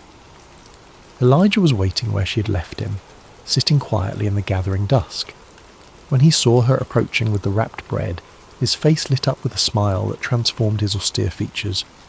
It was not the smile of one who had expected to be obeyed, but of one who was genuinely moved by the sacrifice he was witnessing. "Thank you," he said simply as she placed the bread in his hands. "What you have done requires more courage than facing down armies or calling fire from heaven. You have chosen to trust when you had every reason to doubt." The widow watched as he unwrapped the bread, still warm and fragrant from the fire. "I pray your God honours your promise, prophet. My son and I have nothing left but this hope you have given us." Elijah broke the bread and ate it slowly, savouring each bite not just for its nourishment but for what it represented. "He will honour it," the prophet said with quiet certainty. "Go home now and prepare your own meal. The jar of flour will not be empty." As the widow walked home through the darkening streets of Zarephath, she felt as though she were walking through a dream. Had she really just given away their last food to a stranger? Had she really staked everything on the promise of a foreign god? The practical part of her mind screamed that she had made the most foolish decision of her life. But another part of her, a deeper part that had been silent for so long she had almost forgotten it existed, whispered that she had just participated in something holy, something that would echo through eternity. She had chosen faith over fear, trust over self-preservation, hope over despair. Now she would discover whether faith was strong enough to fill an empty jar. The widow's hands trembled slightly as she reached for the flour jar upon returning home. Her son sat by the fire, his young face illuminated by the dancing flames, watching his mother with the intense attention of one whose very life hung in the balance of what would happen next. The jar felt the same in her hands as it had an hour before, neither heavier nor lighter. There was no external sign that anything miraculous had occurred, no glow of divine presence, no heavenly music announcing supernatural intervention, just a simple clay vessel that might contain their salvation or their final disappointment. The widow closed her eyes for a moment, offering a wordless prayer to whatever divine power might be listening. Then she lifted the jar and looked inside. The flour was there, not overflowing, not abundant, but there. The same handful that had been there before, perhaps even a little more. Enough for another small loaf of bread, enough for one more meal. The widow blinked, wondering if her desperate hope was playing tricks on her vision.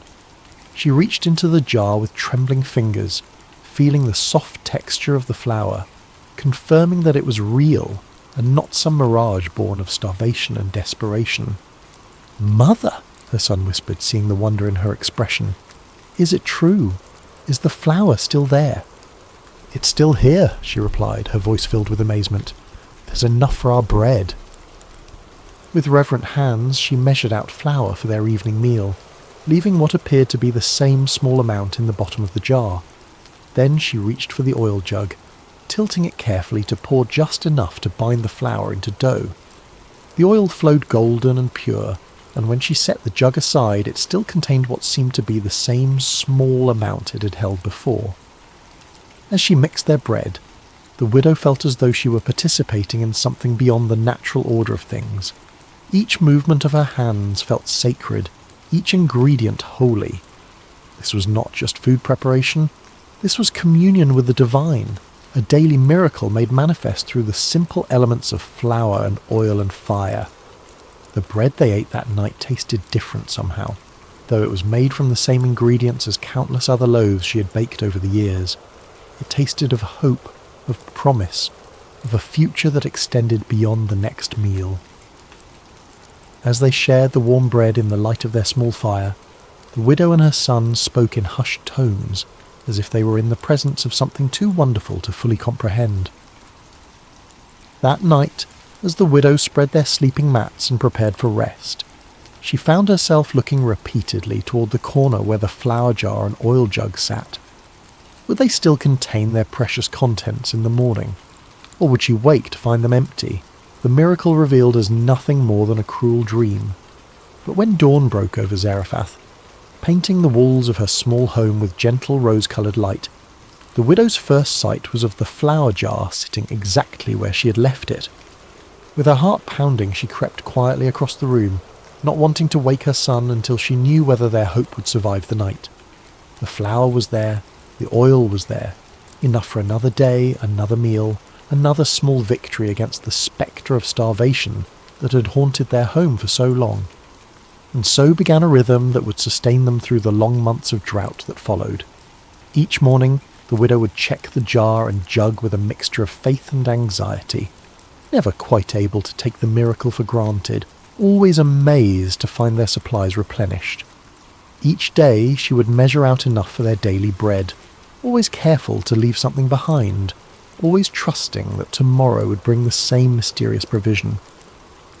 Word of the miracle did not spread through Zarephath, for the widow was a careful woman who understood that some blessings were meant to be treasured quietly, rather than proclaimed from rooftops. She continued her daily routines, drawing water when it could be found, tending to her small home, caring for her son. To her neighbours, she appeared to be surviving the drought no better or worse than anyone else. But those who knew her well began to notice subtle changes. The hollow look of desperate hunger faded from her eyes. Her son grew stronger rather than weaker as the drought continued. There was a peace about her that seemed strange in such difficult times, a quiet confidence that suggested she had found a source of strength that the drought could not touch. Elijah became a regular visitor to their home, though he was careful to come and go discreetly, not wanting to draw attention that might put the widow and her son in danger. The prophet had found lodging in a small room at the edge of town, but he took many of his meals with the family he had come to think of as his own. The widow always set a place for him at their modest table, always insisted that there was enough to share. As the weeks turned to months, the relationship between the prophet, the widow and her son deepened into something resembling family. Elijah told them stories of his travels, of the wonders he had seen, and the voice of God he had learned to recognize in wind and whisper. The widow shared the wisdom she had gleaned from years of making do with little, of finding joy in simple things, of holding on to hope when circumstances suggested it was foolish to do so. The boy, who had initially been shy around the imposing prophet, gradually warmed to Elijah's gentle nature and began to see him as something between a grandfather and a teacher. Elijah taught him to read the Hebrew alphabet, to recognize the patterns of weather and season, to understand that the God of Israel was not just a God of the Israelites, but a God who cared for all his children, regardless of their nationality or circumstances. Through it all, the miracle continued. Day after day, week after week, month after month, the jar of flour did not become empty, and the jug of oil did not run dry. Sometimes the widow would peer into the containers and see what appeared to be exactly the same amount as the day before. Other times there seemed to be a little more, as if the divine provider had sensed their need for extra sustenance, or simply wanted to remind them of his abundant love. The miracle was not one of overwhelming abundance. The widow never found her home suddenly filled with grain sacks or her courtyard overflowing with amphorae of oil. The provision was measured, daily, sufficient. It was the miracle of enough, Enough for today, enough for now, enough to take the next step in faith. As the months passed, the widow began to understand that she was living in the midst of a parable, a living illustration of how divine providence works in the world. God did not promise to fill her storehouses with abundance, but he promised that each day would bring what was needed for that day. It was a lesson in trust, in living one day at a time, in believing that the same power that provided today would provide tomorrow. The drought continued to devastate the land around them. Wells dried up completely, rivers became cracked beds of stone, crops failed utterly. Neighbouring towns reported widespread famine, and travellers brought stories of desperation and death from across the region. Yet in the small home at the end of the narrow alley in Zarephath, a widow and her son and a prophet of God continued to eat bread each day, sustained by flour that did not diminish and oil that did not fail. There were moments when the widow found herself wondering if she was dreaming, if the whole experience was some elaborate fantasy created by a mind pushed to the brink by starvation. But then she would see Elijah's weathered face across their simple table, would hear her son's laughter as he played in the courtyard, would taste the reality of the bread in her mouth, and she would know that she was living in the midst of the miraculous. The widow learned to live with wonder as her constant companion. Each morning brought the possibility of disappointment, yet each morning brought instead the confirmation of promise kept. She learned that faith was not a single dramatic leap, but a daily choice to trust, a daily decision to act on belief rather than sight. As the seasons cycled and the drought persisted, the widow's faith deepened from desperate hope to quiet confidence. She had seen the faithfulness of God demonstrated not in spectacular signs and wonders, but in the daily grace of provision, in the steady reliability of a promise kept day after day after day. Her son, too, was changed by their experience. The boy who had faced starvation learned that he served a God who provided for his children, who noticed the needs of the small and insignificant, who could be trusted to keep his word even when all evidence suggested otherwise. The lessons he learned at his mother's table, watching flour and oil multiply through divine grace, would shape his understanding of faith for the rest of his life. And Elijah found his own faith strengthened as he witnessed the widow's daily trust. This foreign woman, this Gentile who had no obligation to believe in the God of Israel, demonstrated a quality of faith that put many of his own countrymen to shame. She trusted not because she understood, but because she chose to believe. She obeyed not because the path was clear, but because she was willing to walk into mystery. The miracle of the flour and oil became more than mere physical provision. It became a daily sacrament, a reminder that the God who made the universe was intimately involved in the details of their lives. Every meal was a communion, every shared bread a celebration of divine faithfulness. Through it all, the rhythm of ordinary life continued. The widow swept her floors, mended their clothes, drew what water could be found. Her son played with other children when energy permitted, helped with household tasks, grew taller and stronger despite the famine that surrounded them. Elijah prayed, studied, taught, and waited for the word of the Lord that would eventually send him back to Israel to confront the king and end the drought. But in the quiet moments, when the work was done and the evening meal was finished and they sat together in the glow of their small fire, all three understood that they were witnessing something eternal. They were living proof that God's love extends beyond the boundaries of nation and tribe, that his provision flows to all who trust him, and that faith the size of a mustard seed can move mountains of impossibility. The widow would often reflect on that first day when Elijah had asked for her last handful of flour. She had stood at the crossroads between fear and faith, between holding tight to what little she had and releasing it into the hands of an unknown God. Her choice to trust, to give when she had nothing left to give, had opened the door to a miracle that sustained not just her body, but her soul. As the months passed, other miracles followed. The widow's health improved, her son grew strong, and their small home became a beacon of hope in a drought-stricken land. Neighbours began to notice that this family seemed to weather the crisis better than most, though they never suspected the divine intervention that made it possible. Elijah taught them that true wealth was not measured in the size of one's storehouses, but in the faithfulness of one's provider. The widow learned that obedience to God's word, even when it seemed to contradict human wisdom, always led to blessing. Her son discovered that the God of Israel was also his God, that divine love knew no boundaries of race or nationality. Years later, when the drought finally ended, and rain fell once again on the parched earth, the widow would remember these days as the most precious of her life, not because they were easy, but because they were holy. In her poverty she had discovered riches. In her weakness she had found strength. In her emptiness she had encountered the fullness of God's love. The jar of flour never ran empty until the day the rains came. The jug of oil never ran dry until the crisis passed. And the faith that began with a handful of flour and a desperate prayer grew into a testimony that would echo through generations, reminding all who heard it that God's provision is always sufficient, His timing always perfect, and His love always faithful. In the quiet of your own heart tonight, as you rest in the peace of this ancient story, remember the widow's courage. Remember that sometimes faith looks like giving when you have nothing left to give, trusting when you cannot see the way forward, believing when all evidence suggests you should despair. Remember that the same God who provided for a widow in Zarephath provides for you today. He sees your needs, knows your fears, and holds your tomorrow in His hands.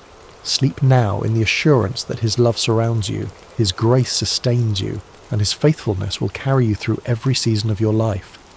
The jar of flour will not be empty, the jug of oil will not run dry, and the God who multiplied a widow's faith will multiply yours as well, one day at a time, one meal at a time, one breath at a time. Rest well, dear friend. Tomorrow brings new mercies, fresh provision, and the continued unfolding of God's perfect plan for your life. Like the widow of Zarephath, you can trust that there will always be enough. As we close this sacred story tonight, let your heart rest in the truth that the same God who provided for the widow provides for you. In your own seasons of scarcity, whether of resources or hope or strength, remember that divine provision often comes not as abundance but as enough. Enough for today, enough for now. Enough to take the next step in faith. The widow's miracle was not that her cupboards overflowed, but that they never emptied. Sometimes God's greatest gift is not more, but sufficient. Not wealth, but provision. Not ease, but sustenance for the journey. Sleep now, knowing that the Keeper of Israel neither slumbers nor sleeps, and that His eye is upon you with the same loving attention He showed to a foreign widow in an ancient town. Your jar will not be empty. Your jug will not run dry. His faithfulness endures forever. Rest well, dear soul, rest well. Hello, dear friends, and welcome to Sacred Slumber. Before we begin tonight's story, I'd love to know, how has your day been? Whether it's evening where you are, or perhaps the middle of the night, or even early morning on the other side of the world, you are so welcome here. What time is it in your corner of the world right now? And where are you listening from tonight? Whether you're in a bustling city or a quiet countryside, in the mountains or by the ocean, you belong in this peaceful space we're creating together. If this is your first time with us, welcome to our community of seekers finding rest in ancient wisdom. And if you're returning, thank you for being part of this journey. Don't forget to subscribe to Sacred Slumber so you never miss these moments of peace and reflection that we share together. Now let's settle in as we travel back to ancient Israel, to a time of prophets and miracles, to discover a story about trust, provision, and the surprising ways that hope can multiply in our darkest hours. The morning sun cast long shadows across the dusty village streets, but Miriam barely noticed its warmth. She stood in the doorway of her small stone house, watching her 2 young sons sleep on their woven mats, their faces peaceful in the golden light. For a moment she allowed herself to pretend that everything was as it had been before the illness took her husband, before the debts mounted like stones upon her chest, before the collectors began their visits with increasingly stern voices and hardening faces. But pretending was a luxury she could no longer afford. The sound of approaching footsteps made her stomach clench with familiar dread. She knew that measured pace, those heavy sandals against the packed earth. The debt collectors had returned, and this time she knew they would not leave empty-handed. Miriam's husband, Obadiah, had been a good man, a servant in the school of prophets, devoted to following Elisha and learning the ways of the Lord. But goodness she had learned did not always translate to prosperity. When the drought had stretched on for months, when the harvest had failed, Obadiah had borrowed money to keep food on their table and oil in their lamps. He had been certain that better times were coming, that the Lord would provide as he always had. Then the fever came, swift and merciless, taking Obadiah before the rains returned, before the debts could be repaid, before he could see his sons grow into men. Now 3 men stood at her threshold, their faces grim with business. The lead collector, a man named Josiah with calculating eyes and soft hands that had never known hard labour, stepped forward. "Miriam, widow of Obadiah," he announced formally, though they all knew each other's names in this small village. "The time for payment has come and gone. Your husband's debts must be settled." Miriam's throat felt as dry as sand. "Please, I have explained our situation. I am a widow with nothing. Give me more time, and I will find a way." "Time is a luxury that costs money," Josiah interrupted, his voice neither cruel nor kind, simply matter-of-fact. "We have been patient, but patience does not feed our families, or pay our own obligations. The law is clear about what must be done when debts cannot be paid." Behind him, the other 2 men shifted uncomfortably. They knew what came next, and while they might not relish it, they would not hesitate to carry out what the law demanded. "Your sons," Josiah continued, his eyes flicking toward the doorway where the boys still slept. "They will come with us. 7 years of service will settle your husband's debt. It is more merciful than we are required to be." The words hit Miriam like a physical blow. She gripped the door frame to keep from falling, her knuckles white against the worn wood. 7 years. Her sons were only 8 and 10 years old. By the time they returned, they would be grown men who barely remembered their mother's face. "No," she whispered, then louder. "No, please. They're all I have left. There must be another way." But even as she spoke, she knew the futility of her words. She had nothing of value to offer. No jewellery, no livestock, no land. The house itself belonged to her husband's brother, who had graciously allowed her to remain but could offer no financial help of his own. "I will give you until tomorrow morning to say your goodbyes," Josiah said, and there was perhaps the smallest note of sympathy in his voice. "We will return at sunrise." As the men walked away, their sandals raising small clouds of dust that caught the morning light, Miriam sank to her knees in the doorway. The weight of hopelessness pressed down upon her like a stone, threatening to crush what little breath remained in her lungs. Her sons stirred behind her, waking to another day they assumed would be like all the others. Simple, poor perhaps, but together. How could she tell them that their childhood was about to end? How could she explain that the law that was meant to protect would now tear their family apart? But as the sun climbed higher, and the reality of her situation settled like dust around her, Miriam remembered something her husband used to say when times were difficult. When we have nowhere else to turn, we can always turn upward. Obadiah had learned this truth in his years following the prophet Elisha, and even in death, his faith whispered to her across the veil of grief. Elisha. The prophet was still in the region, still teaching and performing the wonders that had made him famous throughout Israel and beyond. If anyone could help her, if anyone might know a way where there seemed to be no way, it would be the man of God who had been her husband's teacher and guide. Miriam rose to her feet, dust falling from her simple brown robe. She looked back at her sons, now awake and eating the last of their bread, with the unconscious contentment of children who trust that tomorrow will somehow provide for itself. "Aaron, Micah," she called softly, "I must go into the village. Stay close to home and watch out for each other." The boys nodded, accustomed to their mother's brief errands, unaware that she was about to embark on a journey that would either save their family or confirm their worst fears. As Miriam walked through the village streets, her heart hammered against her ribs like a caged bird. The prophet Elisha was known to be staying with a family on the far side of the village, and with each step she rehearsed what she would say. how she would explain their desperate situation without sounding like she was demanding a miracle. But by the time she reached the modest house where Elisha was lodging, all her carefully planned words had evaporated like morning dew. She stood at the gate, paralysed by the enormity of what she was about to ask and the crushing possibility that even a prophet might not be able to help her. The courtyard was quiet except for the gentle murmur of voices from within the house. Miriam could see Elisha through the open doorway, seated on a low cushion with several young men gathered around him, students perhaps, or local villagers seeking wisdom. His presence was immediately recognisable, not because of any physical grandeur, but because of a quality of stillness that seemed to radiate from him like heat from a hearth. Miriam had seen the prophet before, of course. In a village this small, everyone knew when such a significant figure was present.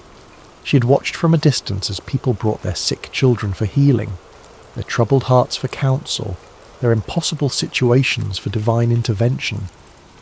But she had never imagined herself among their number, never thought her own need would drive her to such a desperate act. A woman emerged from the house, evidently the hostess, and noticed Miriam standing uncertainly at the gate. "Can I help you, sister?" the woman asked kindly, but there was a protective quality in her voice.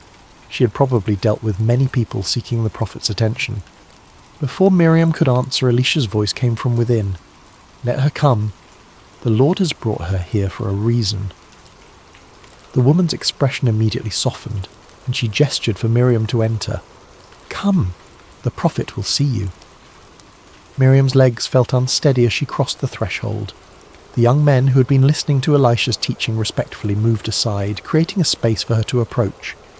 The prophet's eyes, kind but penetrating, met hers, and she felt as though he could see not just her present desperation, but the entire story of her life written in her face. "You're Obadiah's widow," Elisha said gently. It was not a question. Miriam nodded, surprised that he knew her by sight. "Yes, my lord. I am Miriam. Your husband was a faithful servant, both to the Lord and to this community. His loss has been felt by many." Elisha's words were spoken with genuine warmth. Miriam felt tears prick at her eyes, partly from grief that was still fresh, partly from gratitude that someone remembered her husband's worth. "Thank you, my lord," she managed, "but I have come because—" The words stuck in her throat like thorns. How did one ask a holy man to solve what seemed unsolvable? "Speak freely, daughter. What troubles you?" The kindness in his voice broke through her restraint like water through a cracked dam. The whole story poured out. The debts, the collectors, the threat to take her sons, the sunrise deadline that loomed like an executioner's blade. She spoke of her husband's faithful service, of their family's long devotion to the Lord, of her complete bewilderment at how faithfulness could lead to such devastating circumstances. When she finished, the courtyard was silent except for the distant sound of children playing in another street, a sound that reminded Miriam acutely of what she stood to lose. Elisha listened without interruption, his expression grave but not hopeless. When she fell silent, he sat quietly for a moment, as though listening to a voice only he could hear. Finally he spoke. "Tell me, what do you have in your house?" The question caught Miriam off guard. What did she have? The very essence of her problem was that she had nothing. No money, no valuables, no resources with which to pay her debts, or provide for her family. "Nothing, my lord," she said, her voice barely above a whisper. "I have nothing at all." But Elisha's gaze remained steady, patient. "Look again. What do you have in your house?" Miriam searched her memory, walking through their small home in her mind. A few pieces of simple furniture, some clay pots, worn clothing, sleeping mats. Nothing of any value. Certainly nothing that could solve a debt large enough to require 7 years of servitude to repay. Then she remembered. There is a small jar of olive oil," she said hesitantly. "Just a little. Barely enough for a few meals." She almost apologized for mentioning something so insignificant, but the prophet's face had changed. There was something in his expression now, not quite a smile, but a kind of quiet intensity that made the air in the courtyard feel charged with possibility. "A jar of oil," Elisha repeated thoughtfully. How much oil? Very little, my lord. Perhaps enough to fill a cup, no more. The prophet nodded slowly, as though this small detail was exactly what he had been hoping to hear. He stood up, his movements deliberate and purposeful. Here is what you must do, he said, his voice carrying the authority of someone who spoke not just his own words, but those of the Almighty. Go to all your neighbours, not just the ones nearby, but throughout the village. Ask them to lend you their empty jars and vessels. Don't ask for just a few. Collect as many as you can carry. Miriam blinked in confusion. Empty jars? What good would empty vessels do when her problem was that she had nothing to fill them with? I don't understand, my lord. If I had oil to fill jars, I would not be in this position. Understanding comes after obedience, not before, Elisha said, but his tone was gentle, not reproving. Trust in the Lord's provision, even when his ways seem strange to our human reasoning. He continued with his instructions. When you have gathered the empty vessels, go into your house with your sons. Close the door. This miracle is not for the curious eyes of the neighbours, but for the desperate faith of a mother. Then take your small jar of oil and begin to pour. Pour into what, my lord? Into the empty jars. Pour until they are full. The instructions seemed impossible, even absurd. How could she pour from a nearly empty jar into multiple vessels? The physical laws that governed their world simply didn't work that way. But as Miriam looked into the prophet's eyes, she saw something that gave her pause. Not madness, not delusion, but absolute certainty. This was a man who had seen the impossible become routine, who had learned to expect miracles the way others expected sunrise. Do you trust me? Elisha asked simply. Miriam thought of her sons, sleeping peacefully this morning while she faced the possibility of never tucking them in again. She thought of her husband's faith, unwavering even in illness, even in poverty, even at the end. She thought of the alternative, doing nothing, accepting defeat, watching her children be led away at sunrise. Yes, my lord, I trust you. Then go. The Lord will not fail you. As Miriam prepared to leave, one of the young men who had been listening spoke up. Master, shouldn't we accompany her? Help her carry the vessels. But Elisha shook his head. This work must be hers alone. Faith cannot be borrowed or carried by another. It must be exercised by the one who needs the miracle. Walking back through the village streets, Miriam felt as though she were in a dream, or perhaps more accurately, as though she had just awakened from the nightmare of the past few months into a reality where impossible things might be possible. The prophet's instructions echoed in her mind. Collect empty jars, as many as possible, then pour from her nearly empty vessel into them. It made no earthly sense. But then again, neither did most of the stories she had heard about Elisha and his master Elijah before him.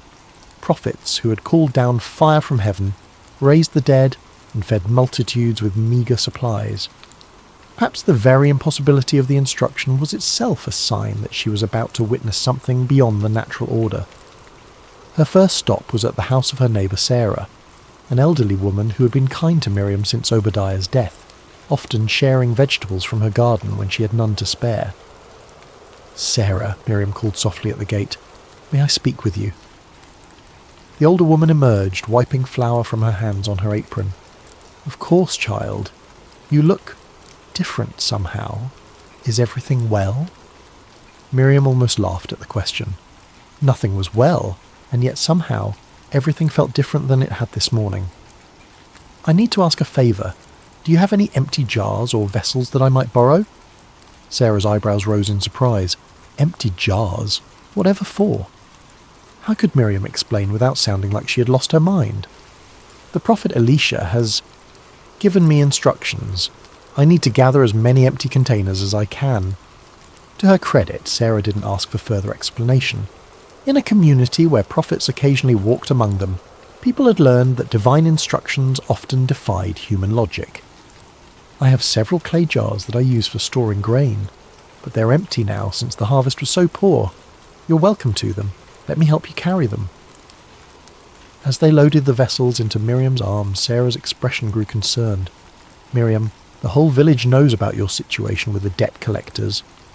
If there's anything else I can do, Pray, Miriam said simply.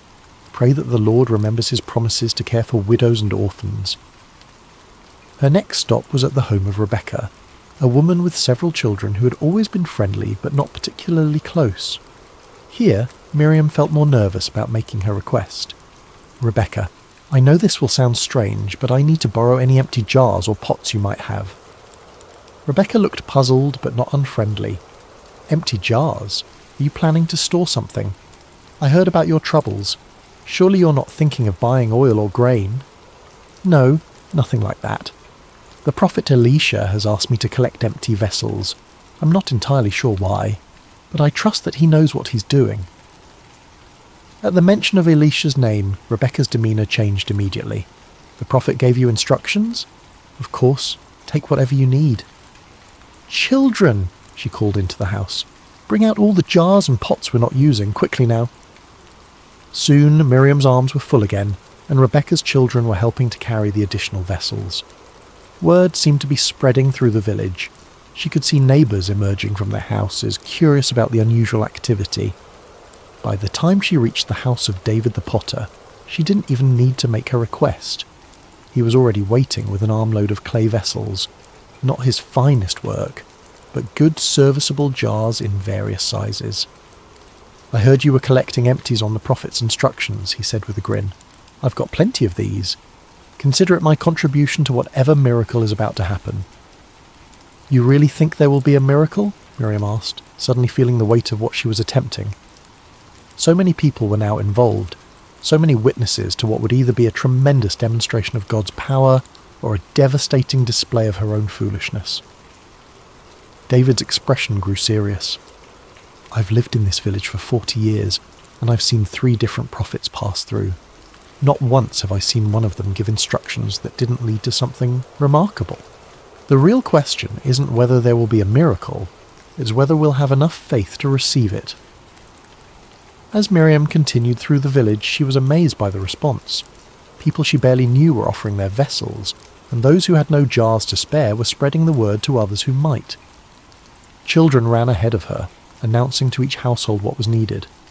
Even some of the village elders, usually stern and cautious about anything that disrupted the normal order, were nodding their approval and contributing what they could. By mid-afternoon, Miriam's small house was surrounded by more clay vessels than she had ever seen in one place. There were large storage jars that could hold enough oil for a family for months, medium-sized pitchers perfect for daily use, and small vessels suitable for lamps and cooking. Some were beautifully crafted, others rough and practical. Some were new, others showed the wear of years of faithful service. Her sons, Aaron and Micah, had awakened to find their home transformed into something resembling a pottery merchant's stall.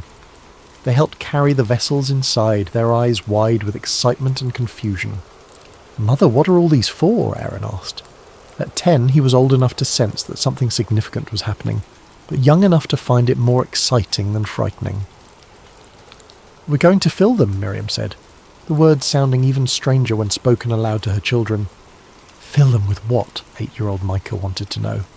Miriam looked at the small jar of oil sitting on their simple wooden table, the same jar she had mentioned to the prophet, containing perhaps a cup's worth of precious olive oil.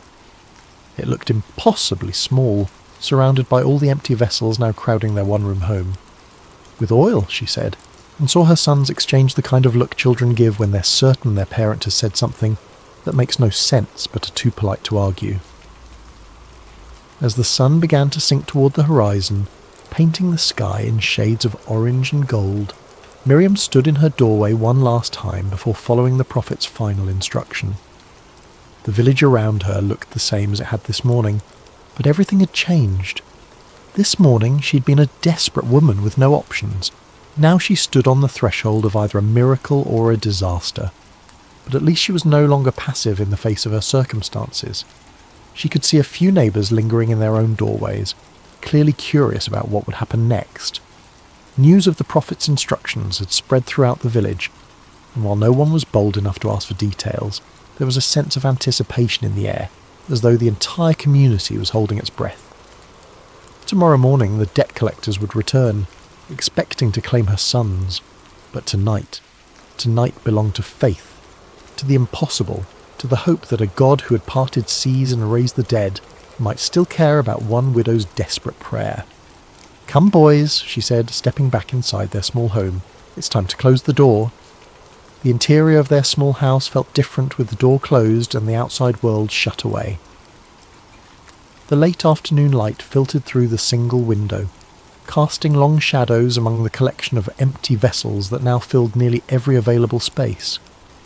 Aaron and Micah stood close to their mother, sensing that they were about to witness something extraordinary, though they couldn't possibly understand what. Miriam picked up the small jar of oil with hands that trembled slightly, not from fear now, but from anticipation. The prophet had been so certain, so confident in his instructions. But looking at the meagre amount of oil in her jar compared to the dozens of empty vessels surrounding them, she felt the weight of impossibility settling over her like a heavy cloak. "Mother," Aaron said quietly, "how can we fill all these jars with so little oil?" It was the question that had been echoing in her own mind, but hearing it from her son's lips made her realize that this moment was about more than just solving their financial crisis. Her children were watching, learning what it meant to trust when trust seemed foolish, to obey when obedience seemed pointless, to hope when hope seemed dead. "I don't know how, my son," she said honestly, "but the prophet told us to pour, so we will pour. Sometimes we must act on faith before we understand the reason." She moved to the largest jar first, a beautiful vessel that David the potter had contributed, large enough to hold oil for several months. As she lifted her small jar and positioned it over the opening, she whispered a prayer. "Lord God of Israel, you who cared for the widow of Zarephath in the days of Elijah, remember your servant and his children." The oil began to flow.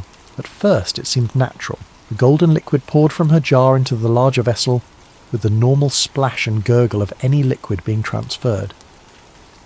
But as seconds passed, then minutes, Miriam realized that something impossible was happening. The oil continued to flow, steady and smooth, and yet when she looked at her own jar, it appeared as full as when she'd started. "Mother," Micah whispered, his young voice filled with awe, "it's still coming." The first large jar filled completely, rich golden oil reaching its brim. Miriam looked at her own vessel, still full. Her hands began to shake, not with fear now, but with the overwhelming realization that she was witnessing the divine intervention of the God of Abraham, Isaac, and Jacob.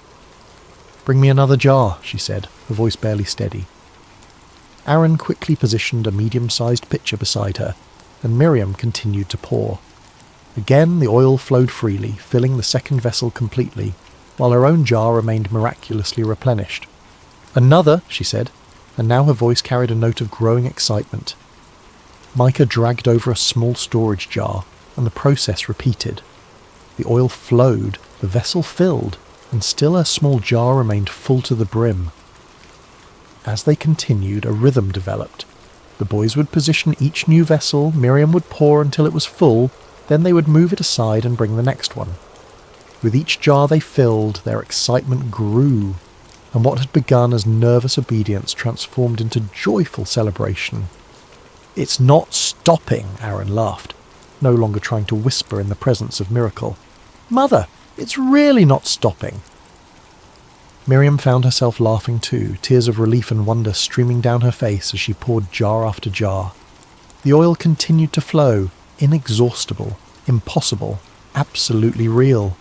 This was the God her husband had served, the God who had parted the Red Sea and provided manna in the wilderness, and he was here in their small house, multiplying oil for a desperate widow and her children. The sun set completely as they worked, and Aaron lit their oil lamp, using oil from one of the newly filled jars. The warm light danced across the growing collection of filled vessels, each one a testament to divine provision, each one a step away from the disaster that had threatened to destroy their family. They filled the large storage jars first, then the medium pitchers, then the smaller vessels for daily use. Oil for cooking, oil for lamps, oil for anointing, oil for trade. More oil than their family could use in a year, more than they could use in several years. "Mother," Micah said during a brief pause, "will we ever run out of empty jars?" Miriam looked around their home. They had filled perhaps half of the vessels they had collected, and still the oil flowed freely from her small jar. "I hope not, my son. I hope we never run out." But even as she spoke, she realized they were approaching the end of their supply of empty containers. Only a handful of vessels remained unfilled, the smallest ones suitable for perfumes and medicines. As she filled the second-to-last jar, a delicate little vessel that Rebecca had contributed, Miriam felt a change. The oil still flowed, but there was something different in its quality, as though it was beginning to recognize that its work was nearly complete.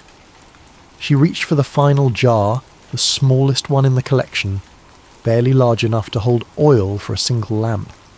As she positioned her small jar above it and began to pour, the oil flowed out in a steady stream, filling the tiny vessel to its brim. And then, as suddenly as the miracle had begun, it stopped. Miriam tilted her jar, trying to coax out even a few more drops, but it was empty. Completely, naturally, normally empty, as though the laws of physics had suddenly remembered themselves and returned to their usual operation. The silence that followed was profound. For hours their small house had been filled with the sound of flowing oil, excited whispers, and occasional exclamations of wonder. Now, surrounded by dozens of filled vessels, they stood in the golden lamplight and absorbed the magnitude of what had just occurred. Aaron was the first to speak. "Is it over?" Miriam looked at her empty jar, then at the abundance surrounding them. "Yes, my son, it's over because we have no more empty vessels to fill." "What does that mean?" Micah asked. Before Miriam could answer, she remembered something the prophet had implied in his instructions. The miracle was not limited by the amount of oil God could provide, but by the amount of faith they could exercise, represented by the number of empty vessels they had been able to gather. "It means," she said slowly, understanding dawning on her like sunrise, "that God's provision is only limited by our capacity to receive it. If we had gathered 100 jars, he would have filled 100 jars. If we had gathered 1,000... The implications took her breath away. They had gathered many vessels, yes, but now she wondered, could they have gathered more? Had their own limited vision constrained the miracle? It was a question that would follow her for the rest of her life, a reminder to always ask for more, expect more, prepare for more when seeking God's intervention. But such thoughts were for later reflection. Tonight, surrounded by the tangible evidence of divine love and provision, there was only gratitude and wonder. "Tomorrow," she told her sons as they prepared for sleep among the filled vessels, "we will go to the prophet and then to the marketplace. We will sell this oil, pay our debts, and secure our future." As her boys settled onto their sleeping mats, their faces glowing with excitement and the security of knowing they would not be taken away, Miriam sat beside the window and looked out at the village where she had lived her entire life. Tomorrow she would no longer be known as the desperate widow who had nothing. She would be the woman whom God had remembered, the mother whose children had been saved, the recipient of a miracle that would be told and retold for generations.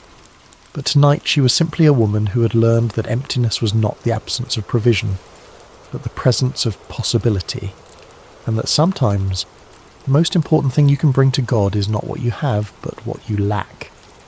The oil lamps flickered gently in the darkness, fueled by the miracle oil casting dancing shadows on the walls of their transformed home, and in the quiet of the night, Miriam whispered prayers of thanksgiving to the God who multiplies hope in the hands of those who dare to pour out their faith, one empty jar at a time. Morning came with a gentle golden light that seemed especially bright as it streamed through the window of their small house. Miriam awakened to a sight that confirmed the previous evening had not been a dream.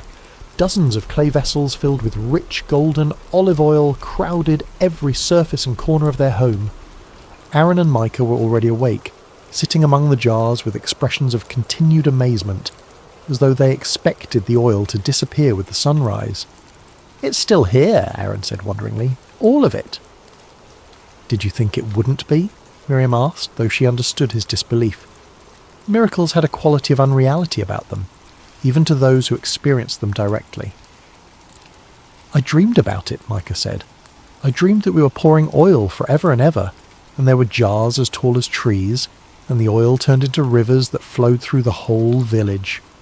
Miriam smiled at her younger son's imagination, but then paused to consider his words. In a way, wasn't that exactly what had happened? The oil had flowed beyond their immediate need, beyond their ability to contain it all, beyond what seemed possible in their small, constrained world. A knock at their door interrupted her thoughts. Through the window she could see the familiar figure of Elisha standing in their courtyard, his presence as calm and assured as it had been the day before. "The prophet," Aaron whispered excitedly. Miriam quickly adjusted her headscarf and opened the door, her heart racing with anticipation and gratitude. "My lord," she said, bowing respectfully, "please, come in and see what the Lord has done." Elisha entered their transformed home, his eyes taking in the abundance with what appeared to be satisfaction, but not surprise. This was clearly not the first time he had witnessed the Lord's provision in response to desperate faith. "It is well," he said simply, then looked directly at Miriam. "Tell me what happened." Though he had given the instructions and surely knew what to expect, Miriam realized he wanted to hear her testimony, to let her put into words the miracle she had experienced. So she told him everything: the gathering of vessels, the closing of the door, the first hesitant pour, the growing amazement as jar after jar filled with oil that seemed to come from an inexhaustible source. "We filled every vessel we had collected," she concluded. "When the last jar was full, the oil stopped flowing." Elisha nodded thoughtfully. "And what do you understand from this?" The question surprised her. She had expected congratulations, perhaps instructions for what to do next, but not an examination of her theological understanding. I understand that the Lord remembers his promises to care for widows and orphans," she said slowly, "and that his provision is beyond what we can imagine or contain." "Yes," Elisha agreed. "And what else?" Miriam thought about the experience, about the rhythm of pouring and filling, about the moment when the oil finally stopped. "The miracle was limited only by our preparation," she said with growing insight. "If we had gathered more vessels—" "The oil would have continued to flow," Elisha confirmed. "God's provision is not constrained by scarcity, but by our capacity to receive abundance. Remember this lesson and teach it to your sons." He moved toward the door, then turned back with final instructions. "Now go. Sell the oil and pay your debts. You and your sons will live on what remains." "How much should I sell?" Miriam asked, suddenly practical concerns rushing back as she realized she had no experience as a merchant. "Take the oil to the marketplace in portions. Don't flood the market all at once, or you'll drive down the price. Sell slowly, over time, and you'll receive full value. The Lord has given you not just provision for today, but wisdom for managing tomorrow." After the prophet left, Miriam stood in her doorway watching his retreating figure until he disappeared around a corner. Then she turned back to face her transformed reality. The first practical task was obvious. She needed to begin transporting oil to the market. But first there was another matter to address. The sound of approaching footsteps made her look up. 3 familiar figures were walking down her street, the debt collectors, returning as promised at sunrise to claim her sons. But this time Miriam felt no fear, no desperate helplessness. She stood calmly in her doorway, watching their approach with something approaching pity for men who lived in a world too small to contain miracles. "Miriam," Josiah called as they drew near, "are you prepared to surrender the boys?" "I am prepared to pay the debt," she replied evenly. The 3 men stopped walking, clearly taken aback by her confident tone. "Pay the debt?" Josiah repeated skeptically. "Yesterday you claimed to have nothing. What has changed overnight?" "The Lord has provided," Miriam said simply. "I now have the means to settle my husband's obligations in full." She gestured toward her house, where several of the oil jars were visible through the open doorway. Olive oil of the finest quality, more than enough to cover what is owed, with plenty remaining for my family's future needs. The debt collectors exchanged glances, clearly struggling to process this unexpected development. "Where did you get oil?" one of them asked suspiciously. "You cannot simply produce valuable goods from nothing." "With the Lord, nothing is impossible," Miriam replied. "But if you doubt the quality or value, you are welcome to examine it for yourself." Josiah stepped forward and peered into the house, his eyes widening at the sight of dozens of filled vessels. He dipped his finger into the nearest jar and tasted the oil, his expression shifting from skepticism to amazement. "This is premium oil," he admitted reluctantly, "worth far more than your husband's debt." "Then we are agreed," Miriam said. "I will deliver payment to you within 3 days once I have sold sufficient oil in the marketplace." The 3 men departed, shaking their heads in bewilderment, leaving Miriam alone with her sons and their miraculous abundance. Over the following weeks, Miriam carefully sold portions of the oil at the market, following Elisha's wise counsel. The oil was of such exceptional quality that merchants competed to purchase it, and word spread throughout the region about the widow's premium product. True to her word, she paid her husband's debts in full within the promised time, but the oil continued to provide for their family month after month, year after year.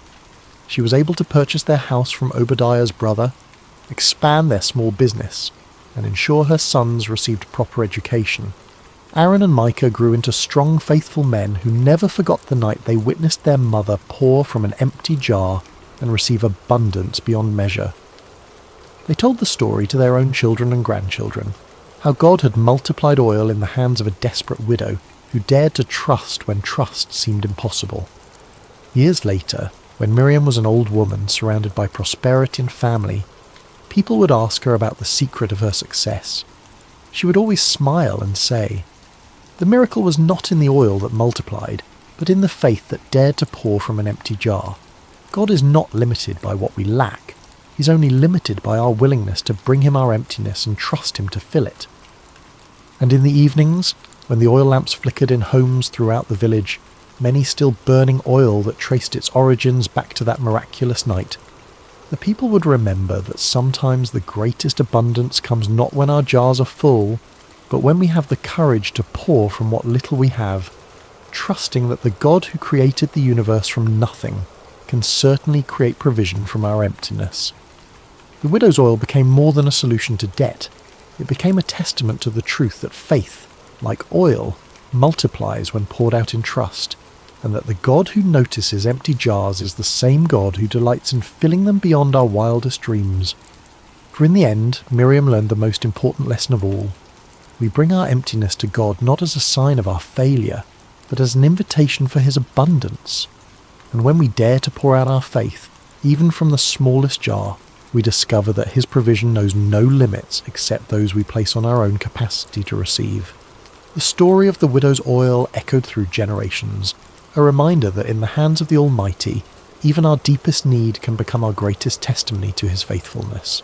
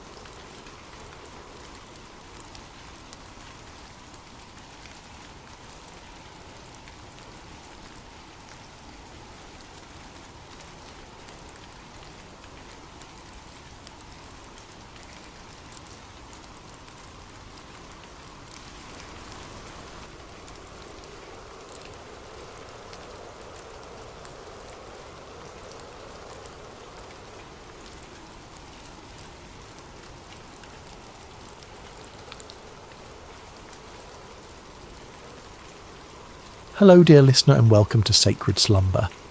Before we begin tonight's story, I'd love to know how your day has been. Whether it was filled with joy or challenges, you're exactly where you need to be right now. What time is it where you are in the world? Are you settling down for the evening, or perhaps finding a quiet moment in the middle of your day?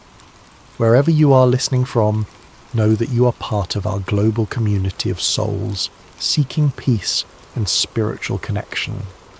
If this is your first time joining us, please consider subscribing to Sacred Slumber. We're here to bring you stories that nourish the spirit and calm the mind. Tonight, we journey to ancient Judah, to a time when God called a young man named Jeremiah to carry a message of both warning and hope. This is a story about divine calling, about being reshaped by loving hands, and about finding purpose even in the midst of struggle. So settle in, take a deep breath, and let us begin. In the 13th year of King Josiah's reign over the kingdom of Judah, when the morning mist still clung to the hills of Anathoth, a young man named Jeremiah sat beneath the shade of an ancient olive tree. The leaves whispered secrets in the gentle breeze, and somewhere in that whisper something stirred within his heart. Something he couldn't yet name, but could feel as surely as the warm earth beneath his feet. Jeremiah was not like the other young men of his village. While they spoke boldly of their plans and dreams, he preferred the quiet company of his thoughts.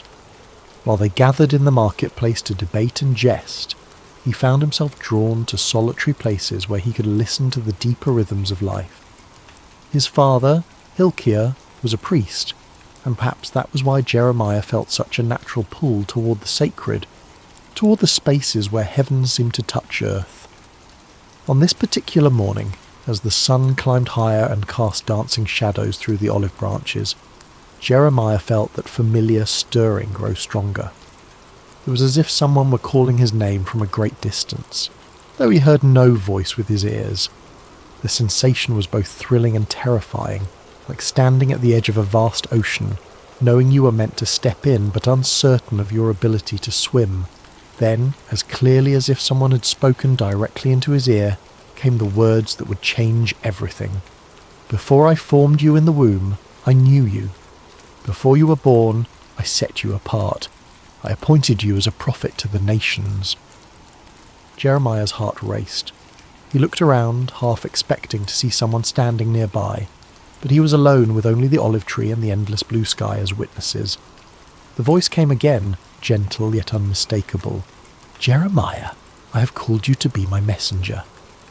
The young man's immediate response was one of panic. Sovereign Lord, he whispered, his voice barely audible even to himself. I don't know how to speak. I am too young. Who would listen to me? I am nobody special, just a priest's son from a small village.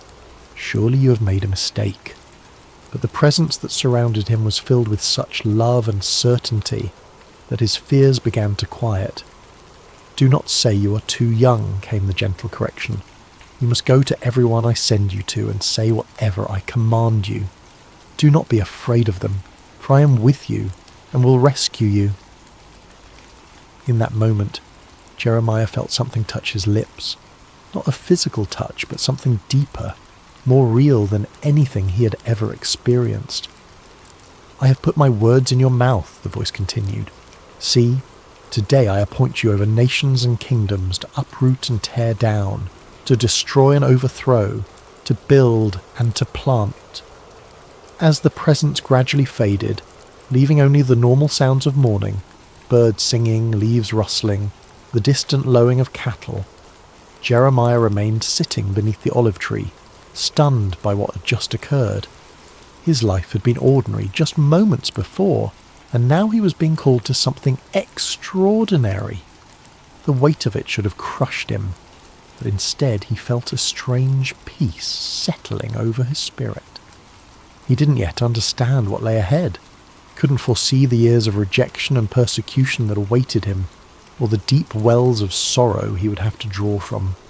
He only knew that the God of his fathers had spoken to him, had chosen him for a purpose that was both terrible and wonderful. And though he trembled at the thought of it, something deep within him whispered back, "Yes, Lord, I will go." Months passed after Jeremiah's calling, and he found himself struggling with the enormity of his task. The messages that came to him were not easy ones. Words of warning about the spiritual condition of Judah, prophecies of coming judgment if the people didn't turn back to their God. How could he, a young man with no credentials or authority, stand before the elders and priests and kings with such heavy words? One morning, as Jeremiah prayed in the quiet of his chamber, seeking guidance for this impossible mission, he heard the familiar voice of the Lord speaking to him once again. "Go down to the potter's house, and there I will give you my message." Jeremiah had passed by the potter's house countless times in his life, but had never paid it much attention. It was a humble building on the outskirts of the village, marked by the constant sound of the spinning wheel and the earthy smell of wet clay. As he approached that day, however, he felt a sense of anticipation, as if he were about to witness something profound. The potter was an elderly man named Malachi, whose hands bore the calluses and clay stains of decades spent at his craft. His hair was white as wool, and his eyes held the patient wisdom of someone who had spent his life creating beauty from formless earth. When Jeremiah arrived, Malachi looked up from his wheel and smiled, as if he'd been expecting him.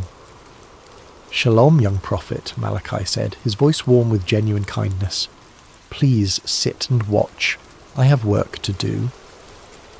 Jeremiah settled himself on a wooden stool in the corner of the workshop, fascinated despite himself. He had never really watched a potter at work before, had never paid attention to the intricate process of creation that happened in this simple space. The wheel began to turn, and Malachi placed a lump of clay in the centre, his hands moving with practiced precision. At first the clay seemed to resist, wobbling and threatening to collapse. But Malachi's hands were steady and sure, applying just the right amount of pressure, guiding the clay upward into the beginning of what would become a vessel. Jeremiah watched in wonder as the formless lump slowly took shape, a wide base, curving sides, the promise of something beautiful and functional. But then something went wrong. Perhaps there was a stone in the clay, or a dry patch that wouldn't bend. The emerging vessel began to collapse, its sides caving in despite the potter's careful ministrations.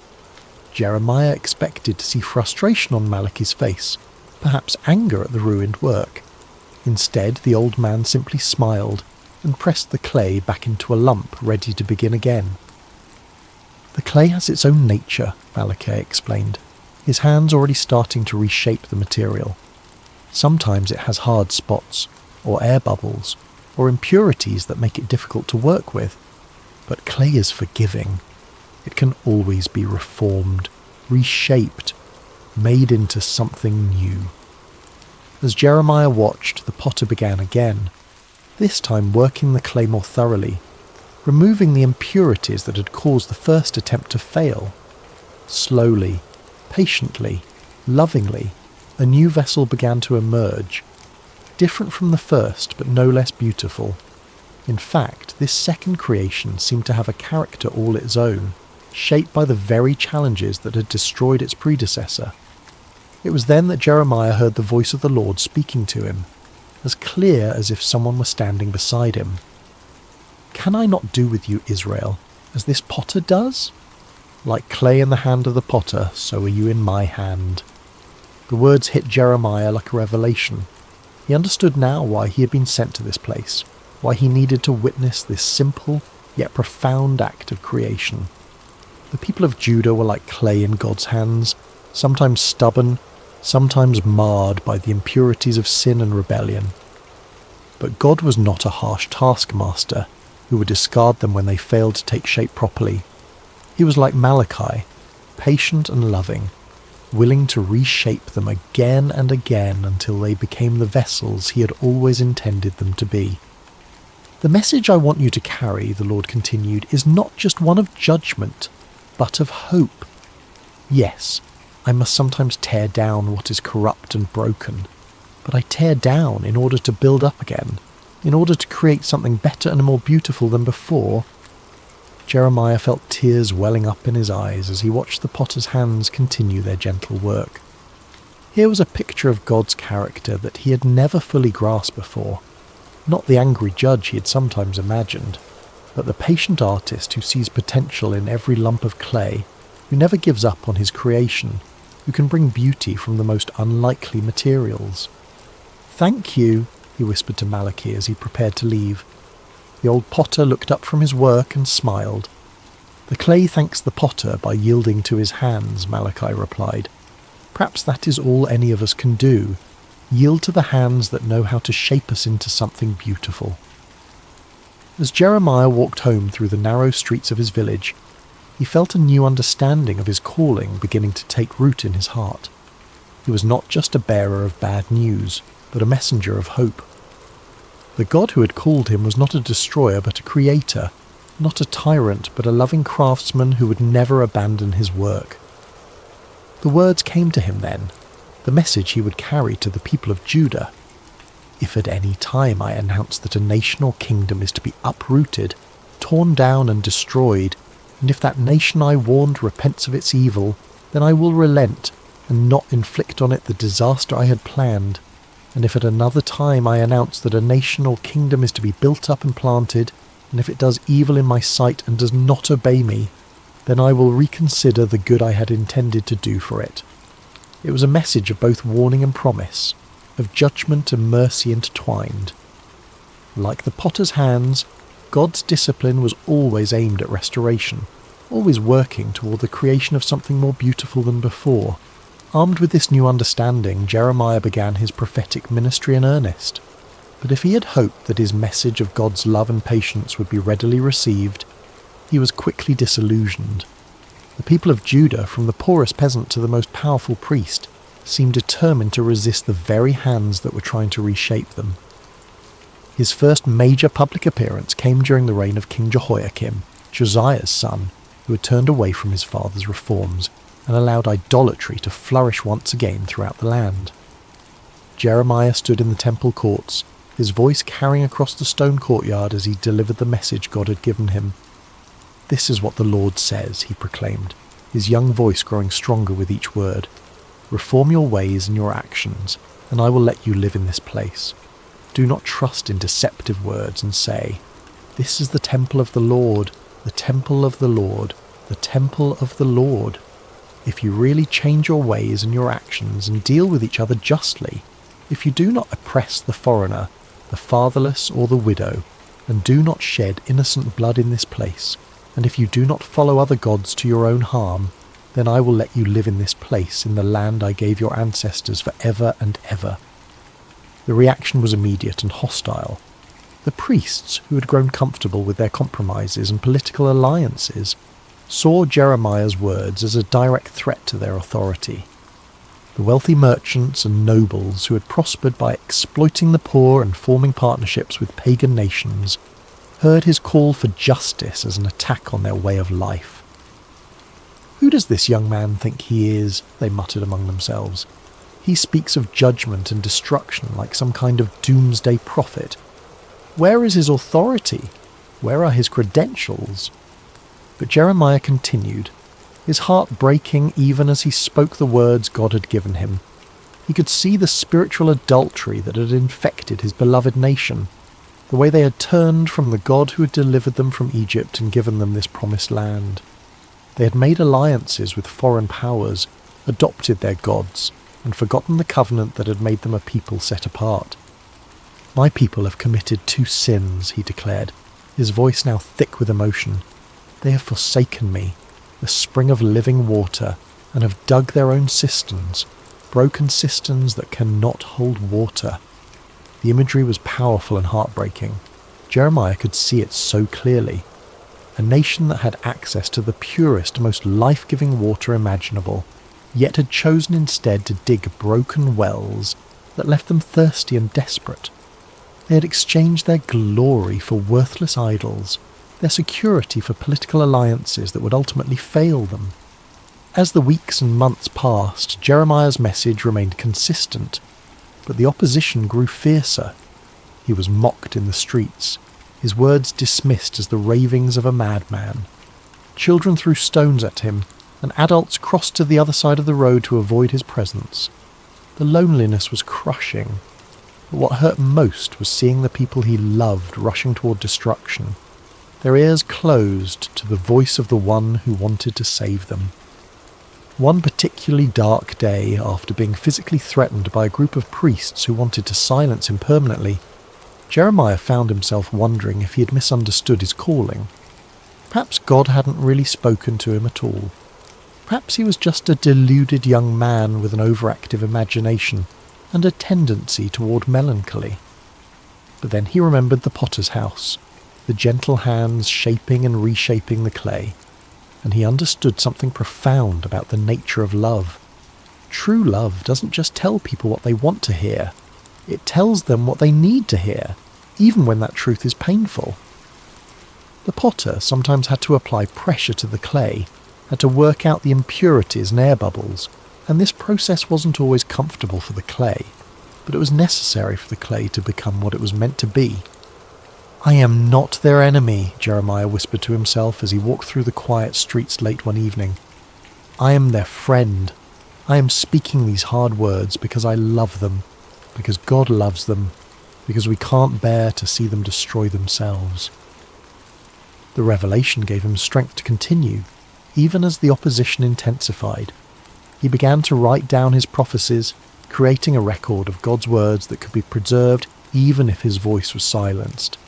He wrote of the coming judgment, but also of the hope that lay beyond it, the promise of a new covenant, a time when God would write his law on their hearts rather than on tablets of stone. "The days are coming," he wrote, his hand moving quickly across the parchment, "when I will make a new covenant with the people of Israel and with the people of Judah. It will not be like the covenant I made with their ancestors when I took them by the hand to lead them out of Egypt, because they broke my covenant, though I was a husband to them.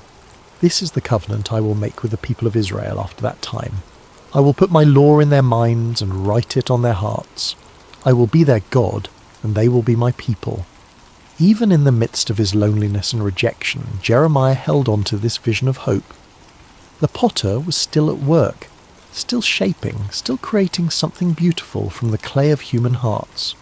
The process might be painful, but the end result would be worth it all. There came a time when the weight of his calling became almost too much for Jeremiah to bear.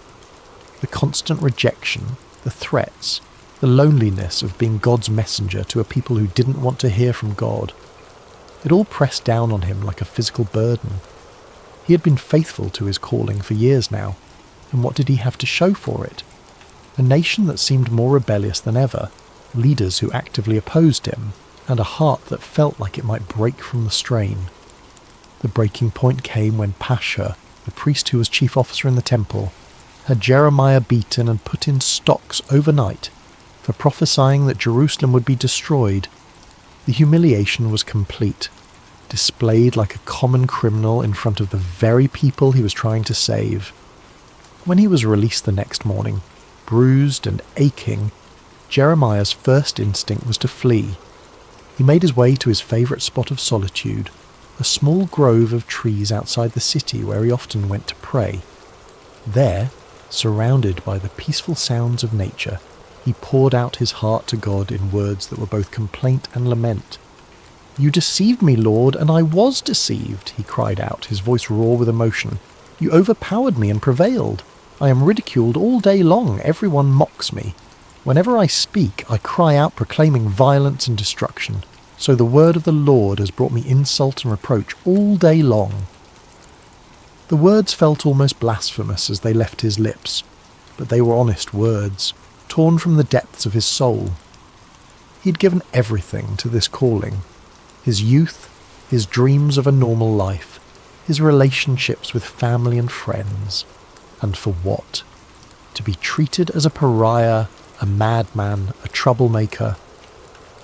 In that moment of deepest despair, Jeremiah made a decision that felt like the only sane choice left to him. He would be silent. No more prophecies, no more warnings, no more attempts to turn the hearts of a stubborn people back to their God. He would find a quiet corner of the world and live out his days in peace, letting others worry about the spiritual condition of the nation. The resolve felt good at first, like setting down a burden that had been crushing him. For several days, he said nothing about the visions that continued to come to him, ignored the urgings in his spirit to speak out against the injustices he witnessed. He tried to live like a normal person, to find satisfaction in simple pleasures and everyday concerns. But something strange began to happen. The more he tried to suppress the words God had given him, the more they seemed to burn within him. It was as if a fire had been kindled in his bones, a flame that grew hotter the more he tried to smother it. The visions wouldn't stop coming. The burden for his people wouldn't lift, and the words of God seemed to be blazing inside him like a furnace. But if I say, I will not mention his word or speak any more in his name, he found himself whispering, his word is in my heart like a fire shut up in my bones. I am weary of holding it in. Indeed, I cannot.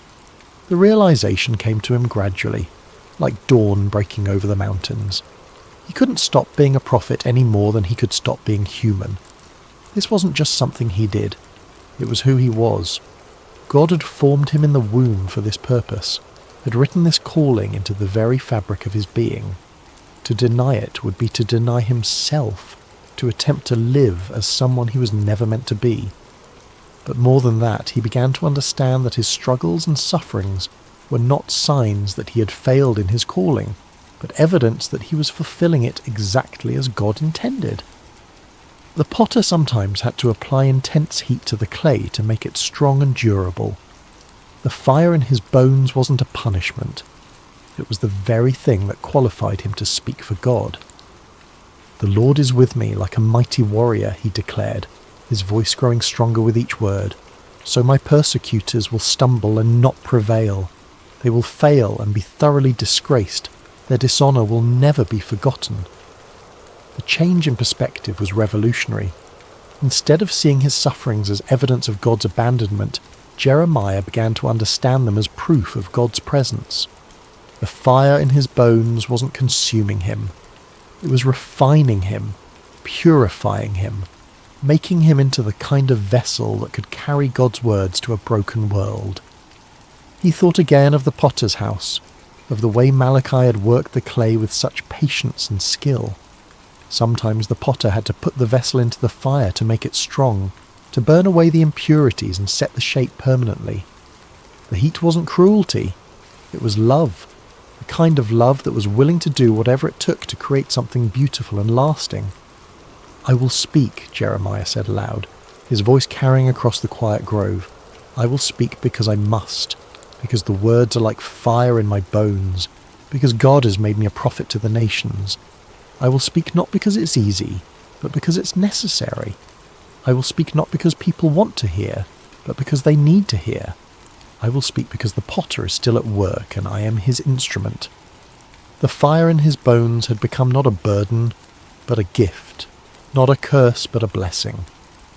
It was the very thing that enabled him to continue when everything else told him to quit. The divine energy that sustained him through rejection and persecution.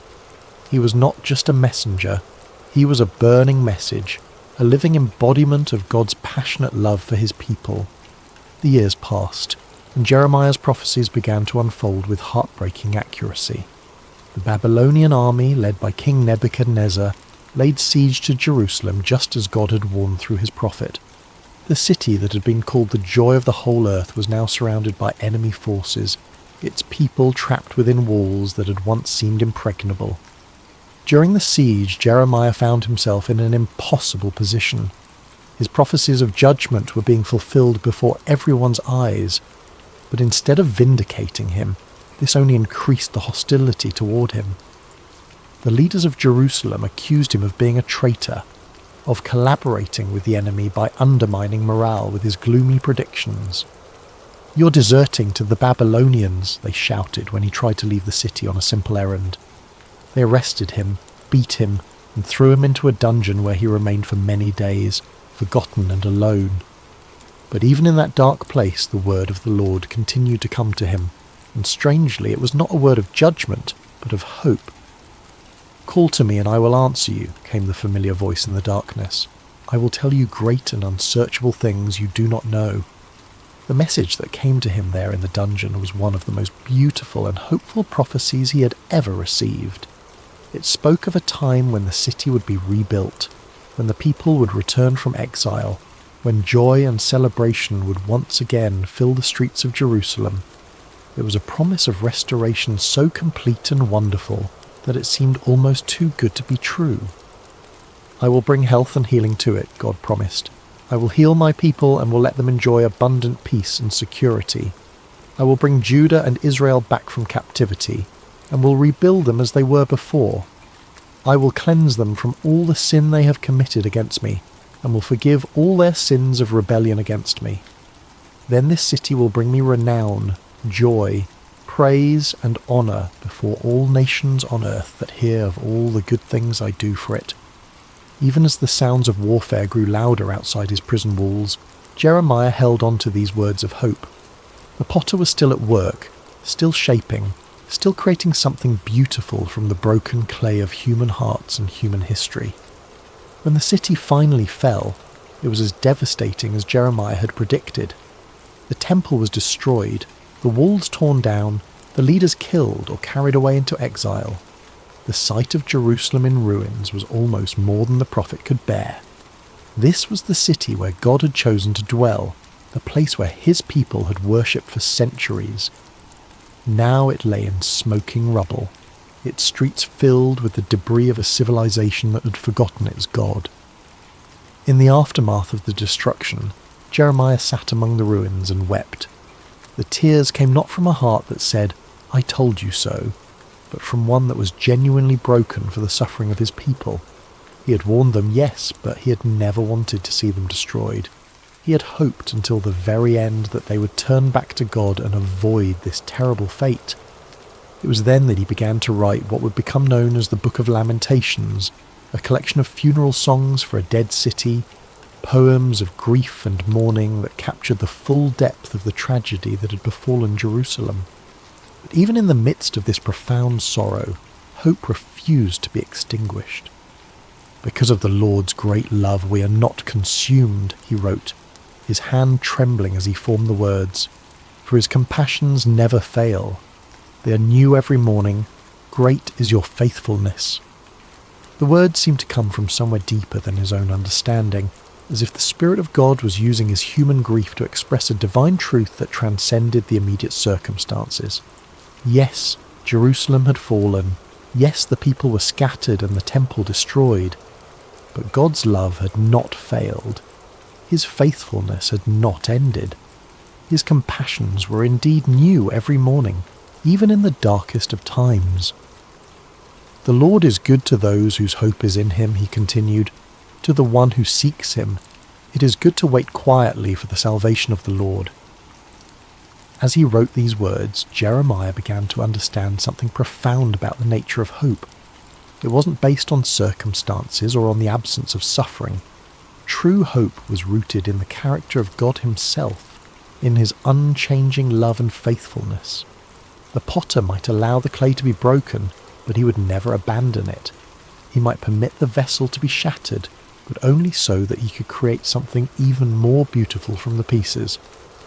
"For no one is cast off by the Lord forever," he wrote, his voice growing stronger with each word. "Though he brings grief, he will show compassion. So great is his unfailing love. For he does not willingly bring affliction or grief to anyone." The ruins of Jerusalem became, in a strange way, a place of worship for Jeremiah. There among the broken stones and scattered debris, he found a closeness to God that he had never experienced before. The external symbols of faith were gone, but faith itself remained. The building had been destroyed, but the builder continued his work. People would come to him there, survivors of the siege who were struggling to make sense of what had happened. They would ask him why God had allowed such suffering, why the innocent had to pay for the sins of the guilty, why the city of God had been given over to pagan armies. "I cannot answer all your questions," Jeremiah would tell them gently, "but I can tell you what I have learned in my years of walking with the Lord. He is like a potter who shapes clay, and sometimes the shaping process is painful. But he never works without purpose. and he never abandons what he has begun. The vessel may be broken, but the potter's hands are still at work creating something new from the pieces. In the final years of his life, Jeremiah found himself in Egypt, carried there against his will by a group of Jewish refugees who feared remaining in the land of Judah. It was not where he had expected to end his days, far from the city he had loved and served for so many years. But even in this foreign land, he continued to speak the words God gave him, continued to comfort and challenge the people who had been scattered by the winds of history. As he sat one evening by the banks of the Nile watching the sunset over the ancient land of the Pharaohs, Jeremiah reflected on the long journey that had brought him to this place. He was no longer the young man who had trembled beneath the olive tree at his first calling. His hair was now white, his hands marked by years of writing and rewriting God's words, his heart scarred by decades of rejection and persecution. But he was not bitter. Somehow, through all the pain and struggle, he had learned to see his life as part of a larger tapestry that God was weaving through history. He was just one thread in that tapestry, but he had been woven in exactly the right place, at exactly the right time, for exactly the right purpose. A young Jewish woman approached him as he sat by the water, her eyes reflecting the same uncertainty and pain he had seen in so many faces over the years. "Prophet," she said softly, "my heart is broken. I have lost everything. My home, my family, my future.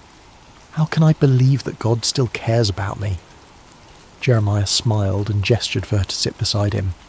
"Let me tell you a story," he said, his voice warm with the wisdom of long experience. "Once God sent me to a potter's house to watch him work. The potter was shaping a vessel on his wheel, but something went wrong. The clay became marred, misshapen, useless for its intended purpose." The young woman leaned forward, intrigued despite her sorrow. "I expected the potter to throw the clay away," Jeremiah continued. "After all, it was ruined, wasn't it? But instead, he gathered it up and began again. He worked the clay, removed the impurities, and slowly shaped it into something new. The second vessel was different from the first, but it was beautiful in its own way. Perhaps even more beautiful because it bore the marks of the potter's patient love. "But what does this mean for me?" the woman asked. "How does this help me with my broken heart?" Jeremiah reached down and picked up a small piece of clay from the riverbank. "This is what God showed me that day," he said, working the clay gently in his hands. "You are not ruined, you are not beyond hope. You are clay in the potter's hands, and he is still shaping you. The breaking you've experienced is not the end of your story. It's the beginning of a new chapter." As he spoke, the clay in his hands began to take shape, becoming a small but perfectly formed vessel. "God's love is like this potter's skill," he continued. "It can take the most broken, damaged clay and create something beautiful from it. Your pain is not wasted. Your tears are not meaningless. They are part of the process by which God is making you into the person he always intended you to be." The woman began to weep, but they were not tears of despair. They were tears of hope, of recognition, of a heart that was beginning to heal. "How do you know this?" she whispered. "How can you be so sure?" Jeremiah smiled, and in that smile was the peace of a man who had wrestled with God and found him faithful. "Because I have been clay in the potter's hands for 40 years, he said simply. "I have been broken and reshaped more times than I can count. I have questioned, doubted, even tried to run away from his calling. But through it all, I have learned one thing. The potter never gives up on his clay. He never throws it away. He keeps working, keeps shaping, keeps creating until the vessel is exactly what he envisioned it to be." As the stars began to appear in the darkening sky, Jeremiah continued to speak with the young woman and others who had gathered around them. He told them of the promises God had made, of a time when the exiles would return, when the city would be rebuilt, when God would make a new covenant with his people. He reminded them that their current suffering was not the end of the story, but part of a larger narrative of redemption and restoration. "The potter is still at work," he said as the evening drew to a close. In your lives, in the life of our nation, in the great sweep of history itself, He's shaping something beautiful from the clay of human hearts and human history. Trust His hands, yield to His touch, and know that whatever He is creating in you and through you, it will be more wonderful than you can imagine. That night, as Jeremiah lay down to sleep, he thought once more of the potter's house and the lesson that had shaped his entire ministry. He had been privileged to be God's messenger, to speak His words to a generation that desperately needed to hear them. He had endured rejection, persecution and exile, but he had also experienced the incredible intimacy of walking with God through every trial. His life had not been easy, but it had been meaningful. He had been clay in the potter's hands, shaped and reshaped according to God's perfect will. And though he would not live to see the full fulfillment of the promises he had proclaimed, he knew with absolute certainty that the potter's work would continue. The hands that had shaped him would continue to shape others, generation after generation, until the final masterpiece was complete. The last words he wrote in his journal that night were these: "The steadfast love of the Lord never ceases. His mercies never come to an end. They are new every morning. Great is your faithfulness. The Lord is my portion, says my soul, therefore I will hope in Him." And in the quiet darkness of a foreign land, far from the ruins of Jerusalem but close to the heart of God, Jeremiah slept peacefully, knowing that the potter's hands were still at work, still shaping, still creating something beautiful from the clay of human hearts. The message he had carried for 4 decades would outlive him, would speak to countless generations of broken people who needed to know that they were not beyond hope, that the potter never gives up on his clay, and that His love truly is new every morning. The story of Jeremiah reminds us that even in our darkest moments, even when our lives seem shattered beyond repair, we are never beyond the reach of the potter's hands. Like clay on the wheel, we may be broken, but we are never discarded. We are loved, shaped, and reshaped by hands that know exactly what we can become. And in the end, that is enough. That is everything.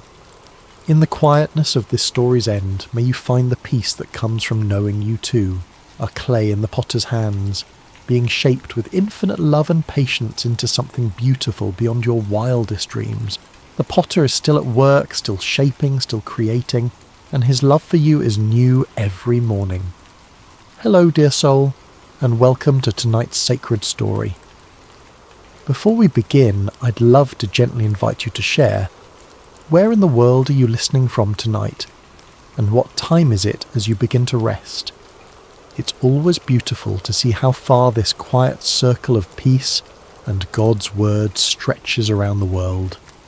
And if you find peace and comfort tonight in this gentle story, please consider subscribing to Sacred Rest, where you can drift into sleep surrounded by scripture, stillness, and the tender presence of God. Now, take a slow, calming breath and settle in. Tonight, we walk through golden fields of faith as we enter the book of Ruth. In the gentle hills of Judah, beneath a sky that once poured abundance upon the land, the town of Bethlehem, whose name itself means house of bread, had become a place of emptiness. The fields lay parched, the grain stores depleted, and hunger walked freely through the streets that once overflowed with harvest songs. In one small home, a woman named Naomi whispered prayers as she packed what little remained of her family's possessions. Her husband Elimelech stood at the threshold, his eyes fixed on the horizon, toward the land of Moab where rumours of plenty had reached their desperate ears. Their 2 sons, Mahlon and Chilion, young men with dreams still unformed, helped secure their meagre belongings for the journey ahead. "Is this truly what Yahweh wishes for us?" Naomi asked softly, her hands trembling slightly as she folded a well-worn shawl. "To leave the land of our fathers?" Elimelech's voice was gentle but firm. Sometimes faith means following the path of provision wherever it leads. We go to survive, beloved. We go to live. And so they set out, a small family among many who sought survival beyond their homeland's borders. The road stretched long before them, a winding path into uncertainty. With each step away from Bethlehem, Naomi felt the weight of leaving grow heavier, like gathering storm clouds behind them. Moab received them with fields less barren than those they had left. They built a simple life there, foreigners in a strange land that worshipped strange gods. They kept to themselves, honouring the Sabbath in quiet ways, speaking of Yahweh in evening whispers when the day's work was done. But sorrow knows no boundaries, respects no borders. It found them even there, across the Dead Sea from their homeland.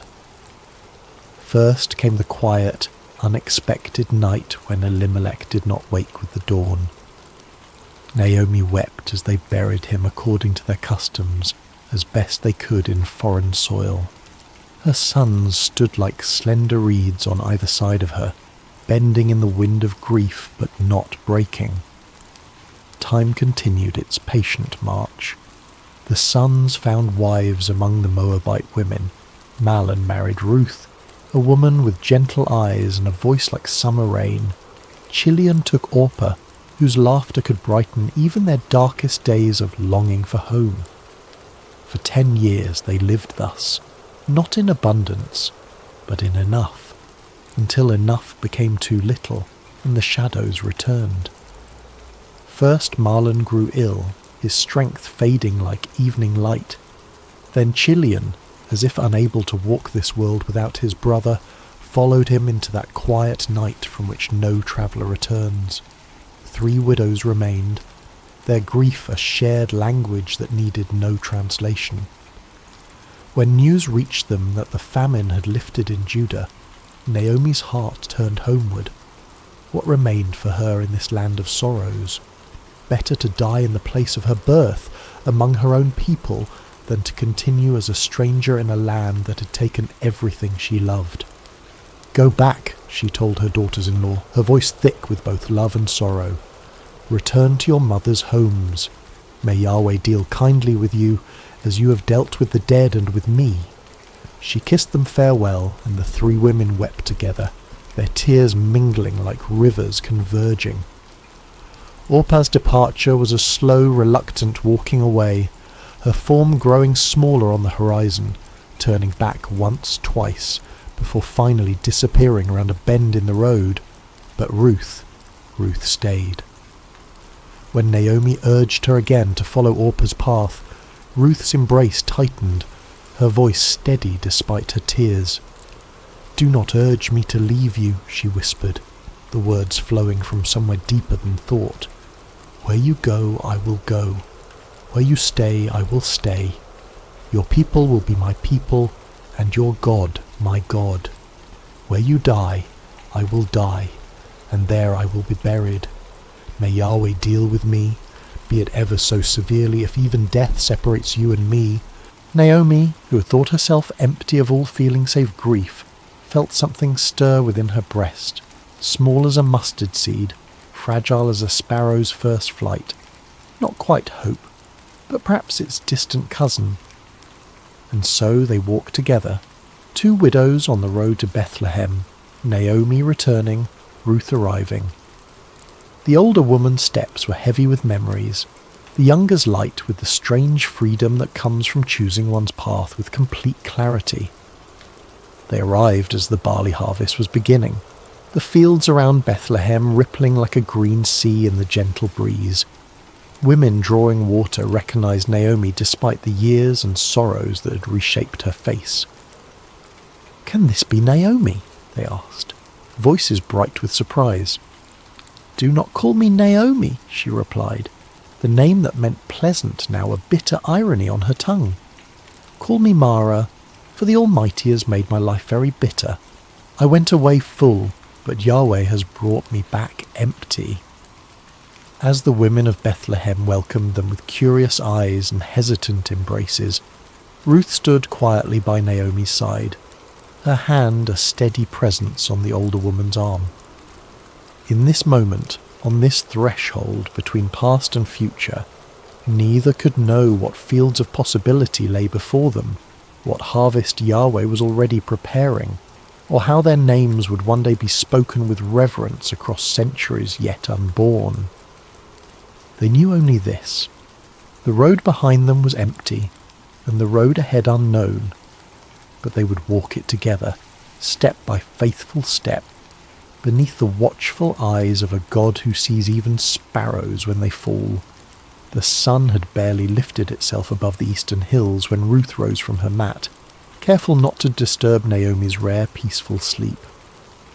The small house they had secured, more a room than a home, was cool in the early morning light, shadows still clinging to the corners like reluctant dreams.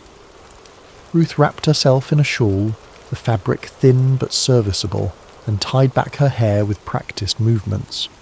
She had been a daughter of comfort in Moab. Now she was a gleaner in a foreign land. The transition might have broken someone with less resilience, but Ruth had discovered a quiet strength within herself, not the kind that roars or demands attention, but the kind that simply continues, putting one foot before the other when all other options have vanished. "I will go to the fields today," she had told Naomi the night before. "Perhaps someone will allow me to glean behind their harvesters."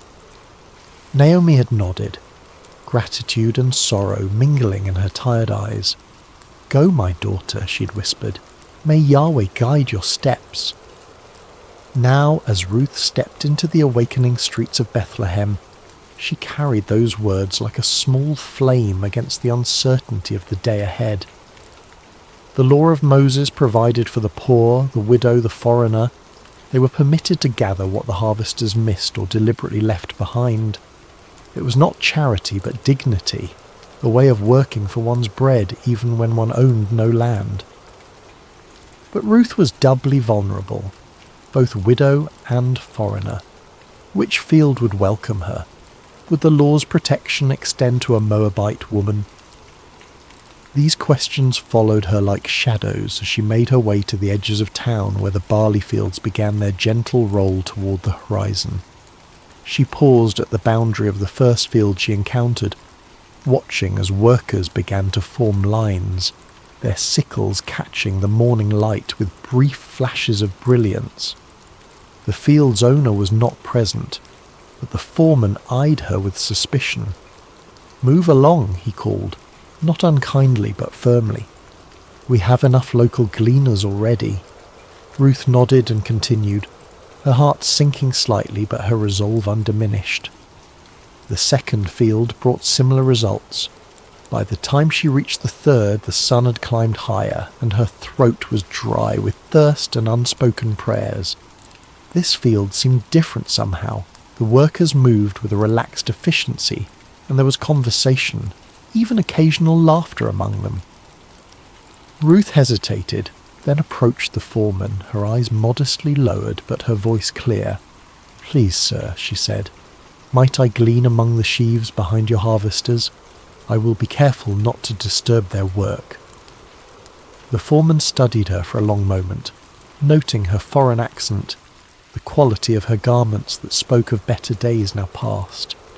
Something in her demeanour, a dignity that hardship had failed to diminish, made him nod slowly. "You may," he said. "Stay close to my servant girls, drink from our water jars when you thirst, and rest in the shade when the sun grows too fierce." Ruth's gratitude was a physical sensation, warm in her chest. "Thank you," she whispered. "You're most kind to a stranger." The work was harder than anything she'd done before, bending, searching, gathering the scattered stalks left behind. The sun climbed higher, its heat a heavy blanket across the fields. The other gleaners, mostly local widows and their children, kept their distance, though their curious glances sometimes found her. But Ruth worked steadily.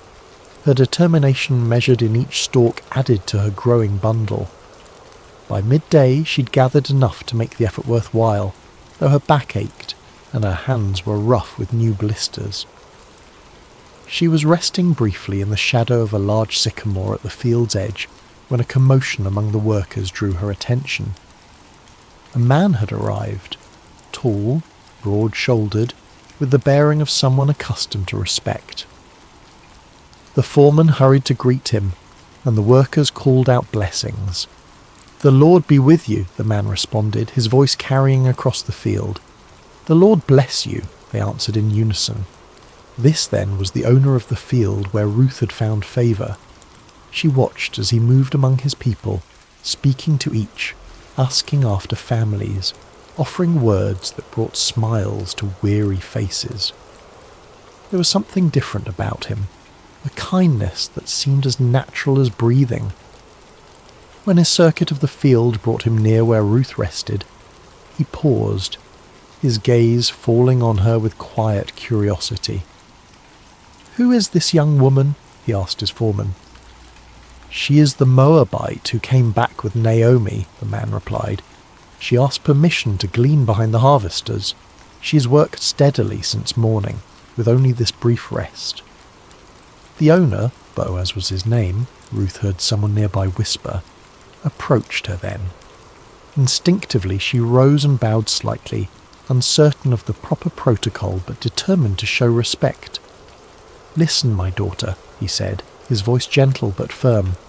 "Do not go to glean in another field. Stay here with my servant girls. Watch where they harvest and follow them. I have told the men not to touch you, and when you are thirsty, drink from the jars the men have filled." Ruth's surprise made her bold. She bowed lower, her voice barely audible even to herself. "Why have I found such favour in your eyes that you notice me, a foreigner?" Boaz's answer was unexpected in its thoughtfulness. "I have been told all that you have done for your mother-in-law since your husband's death, how you left your father and mother and your homeland to come to a people you did not know before. May Yahweh repay you for what you have done. May you be richly rewarded by the God of Israel, under whose wings you have come to take refuge." His words washed over Ruth like cool water on a parched day. For so long she'd been defined by what she had lost: husband, homeland, security. Now, for the first time, someone saw what she'd chosen, what she had given, what she had become. "You have put me at ease, my lord," she said, her voice steadier now. "You have spoken kindly to your servant, though I do not have the standing of one of your servant girls." When the meal break came, Boaz himself invited her to share bread with the harvesters. He handed her roasted grain, more than she could eat, and she saved some for Naomi. Throughout the afternoon, Ruth noticed that the harvesters seemed to be dropping more grain than seemed accidental. Once she caught the foreman's eye as he instructed a worker to deliberately leave a small bundle behind. He looked away quickly, but not before she glimpsed something like approval in his gaze. When evening came and Ruth gathered her gleaning, an effort of barley, far more than she had dared hope for, she felt something she had not expected to feel again. The quiet satisfaction of provision, of having enough for tomorrow. As she walked back toward Bethlehem, the setting sun painting the limestone buildings in shades of amber and rose, Ruth carried not just barley, but something weightier. The knowledge that in this strange new land, under the wings of a God she was still coming to know, she had been seen. Not as Naomi's burden, not as an unwelcome foreigner, but as someone worthy of kindness, and in the shadow of that kindness small seeds of possibility had begun to stir in the soil of her heart. The soft glow of oil lamps pushed back the evening darkness as Ruth entered the small dwelling she shared with Naomi. Her mother-in-law sat in the dimness, her hands, once strong and capable, now resting idle in her lap, testament to a weariness that went beyond physical exhaustion. "Is that you, my daughter?" Naomi called, her voice brightening slightly. "It is," Ruth answered, setting down her bundle with a soft thud. The sound seemed to fill the small space with promise. Naomi leaned forward, her eyes widening as Ruth opened the cloth to reveal the day's gleaning, golden barley catching the lamplight like treasure. "Where did you glean today?" she asked, running her fingers through the grain with wonder. Blessed be the one who took notice of you." Ruth began to prepare a portion of the grain for their evening meal as she recounted the day's events, the field, the unexpected kindness, the owner who had spoken to her with respect rather than suspicion. "The man's name was Boaz," she finished, watching as something flickered across Naomi's face. Recognition, then a sudden animation that had been absent for so long. "Boaz!" Naomi exclaimed, her voice stronger than Ruth had heard it in months. "That man is a relative of ours, one of our guardian redeemers." "Guardian redeemer?" Ruth echoed, unfamiliar with the term. Naomi's eyes held a spark now, like embers rekindling. "In our laws, in our customs, a guardian redeemer is a relative who has the responsibility to protect the interests of the needy members of the extended family, to redeem property that has been sold in times of hardship, to continue the family line." Her voice trailed off, her thoughts clearly racing ahead of her words. "The Lord has not stopped showing his kindness," Naomi whispered, almost to herself. "That man is one of our closest relatives." As they ate their simple meal of roasted grain and water, Ruth noticed that Naomi ate with more appetite than she had shown since their return to Bethlehem. Occasionally, the older woman would pause, her head tilted slightly as if listening to distant music only she could hear. The barley harvest continued, and Ruth returned to Boaz's fields each day. True to his word, she was protected, provided for, included in the shared meals. Some of the local women began to speak to her, their initial wariness giving way to cautious friendship. Ruth learned their names, heard stories of their children, shared in the communal rhythm of the harvest. When the barley harvest gave way to wheat, she remained in Boaz's fields, her presence now familiar, her diligence respected. Each evening she returned to Naomi with her gleanings. Each morning she rose before dawn to begin again. As the wheat harvest neared its end, Naomi called Ruth to sit beside her one evening. The older woman's face was thoughtful, her voice quiet but determined. "My daughter," she began, "should I not seek rest for you, that it may be well with you? Is not Boaz our relative, with whose young women you have been working? See, he's winnowing barley tonight at the threshing floor." Ruth listened carefully as Naomi outlined a plan. Bold, unconventional, but rooted in custom and law. She was to bathe, anoint herself with fragrant oil, put on her best garment, and go to the threshing floor where Boaz would be sleeping to guard the harvest. After he had eaten and drunk and lain down, she was to uncover his feet and lie down there, a symbolic gesture, a quiet request for protection. "All that you say I will do," Ruth promised, though her heart fluttered with uncertainty. She trusted Naomi's wisdom, trusted that this was not a plan born of desperation but of genuine care and cultural understanding. That night, the stars seemed to hang lower in the sky as Ruth made her way to the threshing floor. The celebration of harvest's end was winding down. Men who had worked hard now rested deeply, their forms dark shapes against the pale circle of the threshing floor. She moved quietly, carefully, finding Boaz where he slept at the edge of a heap of grain. With trembling hands she uncovered his feet and lay down, her heart pounding so loudly she feared it might wake him before the right moment. The night air was cool, the ground hard beneath her, but Ruth remained still, waiting. Near midnight, Boaz stirred, startled to find someone at his feet. "Who are you?" he asked, his voice thick with sleep but not angry. "I am Ruth, your servant," she answered, her voice barely above a whisper. "Spread the corner of your garment over me, for you are a guardian redeemer." There was a long silence during which Ruth could hear only her own heartbeat and the distant call of a night bird. Then Boaz spoke, his voice warm with emotion she hadn't expected. "The Lord bless you, my daughter," he said gently. "This kindness is greater than what you showed earlier. You have not run after younger men, whether rich or poor. And now don't be afraid. I will do for you all you ask. All the people of my town know that you are a woman of noble character." His words washed over her like a blessing, affirming not just her request but her person, her character, her choices, her worth. "It is true that I am a guardian redeemer," he continued, his voice thoughtful. "But there is a guardian redeemer more closely related than I. Stay here for the night, and in the morning, if he wants to redeem you, good, let him redeem you. But if he is not willing, as surely as the Lord lives, I will redeem you. Now, lie here until morning." Ruth lay at his feet until dawn began to paint the eastern sky with the first pale colours of day. Before it was light enough for people to recognize each other, Boaz gently woke her. "Let it not be known that a woman came to the threshing floor," he said, practical and protective. Then he measured out 6 measures of barley, a generous gift, a promise of more to come, and placed it in her shawl. "Don't go back to your mother-in-law empty-handed," he explained.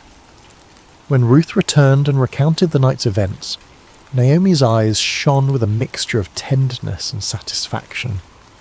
"Wait, my daughter," she counselled, "until you find out what happens, for the man will not rest until the matter is settled today." And as the morning light filled their small home, Ruth felt a strange peace settle over her. Not the peace of certainty, for much remained unresolved, but the peace that comes from having taken a step in faith, from having placed one's future in hands both human and divine.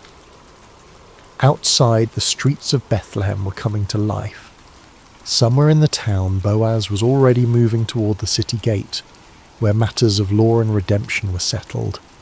Whatever the day would bring, Ruth knew that she had been seen, heard and valued, not despite her foreignness, her widowhood, her poverty, but somehow mysteriously, because of the person these circumstances had revealed her to be. And in that knowledge, she found a quiet strength to wait, to hope, to trust in the unfolding of a story that suddenly seemed larger than her own life. A story written in fields of barley and wheat, in promises spoken in the darkness, in the steadfast love of a God who sees the sparrow fall and counts the hairs on every head. The morning light spilled across Bethlehem like honey warm and golden. Boaz had risen early, his mind filled with purpose, his heart with a mixture of hope and determination. He made his way to the town gate, the place where elders gathered, where business was conducted, where justice was administered in full view of the community. He had barely settled himself when the guardian redeemer he had mentioned to Ruth approached. "Come over here, my friend," Boaz called, motioning to a seat beside him. "Sit down here." The man complied, curious about this formal invitation. Boaz then gathered 10 elders of the town, asking them to sit as witnesses. What was about to transpire was no small matter. It concerned inheritance, redemption, the continuation of a family line that had nearly been extinguished. "Naomi, who has returned from Moab," Boaz began carefully, "is selling the piece of land that belonged to our relative Elimelech. I thought I should bring the matter to your attention and suggest that you buy it in the presence of these seated here and in the presence of the elders of my people." The relative's eyes brightened with interest.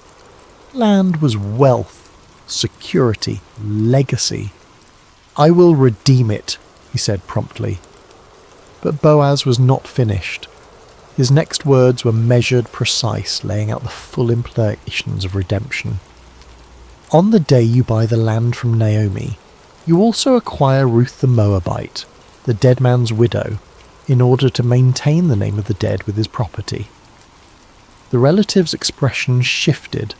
To redeem the land was one thing, a sound investment, but to marry Ruth meant dividing his own inheritance, complicating his family line. His enthusiasm visibly cooled. "Then I cannot redeem it," he said. "Because I might endanger my own estate. You redeem it yourself. I cannot do it. To formalize the transaction, the man removed his sandal, an ancient custom signifying the transfer of redemption rights. "Buy it yourself," he said, handing the sandal to Boaz. Boaz turned to the elders and all the people gathered at the gate. "Today you are witnesses," he declared, his voice carrying across the morning stillness, "that I have bought from Naomi all the property of Elimelech, Kilion, and Mahlon. I have also acquired Ruth the Moabite, Mahlon's widow, as my wife, in order to maintain the name of the dead with his property, so that his name will not disappear from among his family or from his hometown." The elders and all at the gate responded with one voice, "We are witnesses. May the Lord make the woman who is coming into your home like Rachel and Leah, who together built up the family of Israel. May you have standing in Ephrathah and be famous in Bethlehem. Through the offspring the Lord gives you by this young woman, may your family be like that of Perez, whom Tamar bore to Dia." Their blessing echoed against the stone walls of Bethlehem, a public proclamation of hope and expectation.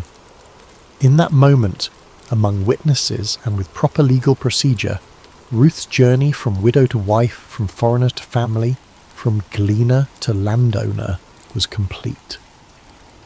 When Boaz returned to tell Ruth what had transpired, he found her helping Naomi prepare the midday meal, her movements graceful despite the humble task. At the sight of him in the doorway, both women paused, their eyes questioning. "It is done," he said simply. "All that I promised has been accomplished." Ruth's marriage to Boaz was celebrated with the quiet joy of those who have known sorrow and found unexpected sweetness on the other side. Naomi, who had returned to Bethlehem empty, now found herself part of a home filled with new beginnings. The seasons turned, bringing change to the land and to the small family. When Ruth's time came to deliver her first child, the women of Bethlehem gathered around her. The same women who had once whispered about the foreign daughter-in-law, now offering support and wisdom as she laboured. The child was a son, strong and healthy. They placed him in Naomi's arms, this woman who had lost both husband and sons, who had called herself bitter and empty. Now, as she cradled her grandson, the women of Bethlehem blessed her. "Praise be to the Lord, who this day has not left you without a guardian redeemer. May he become famous throughout Israel. He will renew your life and sustain you in your old age. For your daughter-in-law, who loves you, and who is better to you than 7 sons, has given him birth." They named the child Obed, which means serving or worshipping, a name that spoke of gratitude, of recognition that this child was not just the continuation of a family line, but a gift from a God who sees the end from the beginning. What none of them could know, as they celebrated the birth with bread and wine and laughter, was that this child, Obed, would one day be the grandfather of David, the shepherd boy who would become Israel's greatest king. And from David's line centuries later would come the Messiah, the ultimate redeemer, whose story of love and sacrifice would echo Ruth's loyalty and Boaz's redemption on a cosmic scale. As Boaz watched Ruth with their son, he marvelled at the intricate weaving of their lives, how sorrow had led to joy, how loss had opened the door to finding, how endings had become beginnings. He thought of the day he had first noticed Ruth in his fields, her quiet dignity as she gleaned among the sheaves. How could he have known then what this foreign woman would come to mean not only to him, but to the future of his people? In the soft twilight of their home, with Naomi singing gentle lullabies to Obed and Ruth's hand warm in his own, Boaz understood that some harvests are gathered not in fields of grain, but in the human heart, in acts of kindness, in choices of loyalty, in the courage to begin again when all seems lost. Outside their window, the hills of Bethlehem were turning purple with evening shadows. Somewhere in those hills, shepherds watched their flocks, stars began their nightly vigil, and the world continued its ancient rhythms of planting and harvest, of birth and death of loss and redemption. But within this one small home, within these few beating hearts, a miracle had occurred. The quiet, everyday miracle of restoration, of empty hands being filled again, of bitter lives turning sweet, of a future reclaimed from the ashes of the past. And as night fell over Bethlehem, as oil lamps were lit and evening prayers whispered, as the infant Obed drifted into sleep secure in the knowledge of being utterly loved, the story of Ruth and Boaz, of faithful love and kindness reciprocated, became another golden thread in the tapestry of faith that would one day welcome the world's Redeemer. The stars appeared one by one in the deepening blue of the evening sky, like silver seeds scattered across a celestial field. In homes throughout Bethlehem, oil lamps cast their gentle glow against limestone walls, and families gathered for evening meals, for prayers, for the sharing of the day's small victories and concerns. In one such home, the home of Boaz, Ruth, and Naomi, the day was drawing to its peaceful close. Little Obed, now a toddler with his father's strong build and his mother's gentle eyes, had been tucked into bed after a story from his grandmother Naomi. His breathing had deepened into the steady rhythm of childhood sleep, innocent and complete. Ruth sat in the courtyard, her fingers working methodically at a loom, creating fabric for their household. The rhythmic movement of the shuttle was soothing, meditative, a dance between yarn and skill that produced something both beautiful and necessary. Boaz watched her from the doorway, struck again by the quiet grace that had first drawn him to her in the fields. "Your hands create such beauty," he said softly, joining her in the cool evening air. Ruth smiled, her eyes never leaving her work. "My mother taught me to weave when I was a child," she replied. "She said that the making of cloth is like the making of a life, thread by thread, day by day, until a pattern emerges that was invisible at the beginning." Naomi appeared in the doorway, carrying a small cup of wine. "The child sleeps," she announced, her voice warm with contentment. "He asked again for the story of how his mother came from a distant land." "And did you tell him?" Boaz asked, making room for Naomi on the bench beside him. "I did," Naomi nodded, taking a small sip of wine. "I told him how Ruth chose love over safety, how she gleaned in the fields, how you noticed her and showed kindness." "He likes that part," Ruth added with a smile, "the part where his father was the hero." Boaz shook his head gently. "If there is a hero in our story, beloved, it is not I. It is you who left everything familiar to follow Naomi. It is Naomi who endured loss upon loss, yet found the strength to return home. It is the Lord who guided each step, though we could not see the path ahead." The three sat in comfortable silence for a moment, each lost in their own thoughts. The night air was cool but not cold, fragrant with the scent of ripened fruit from the small orchard that bordered their property.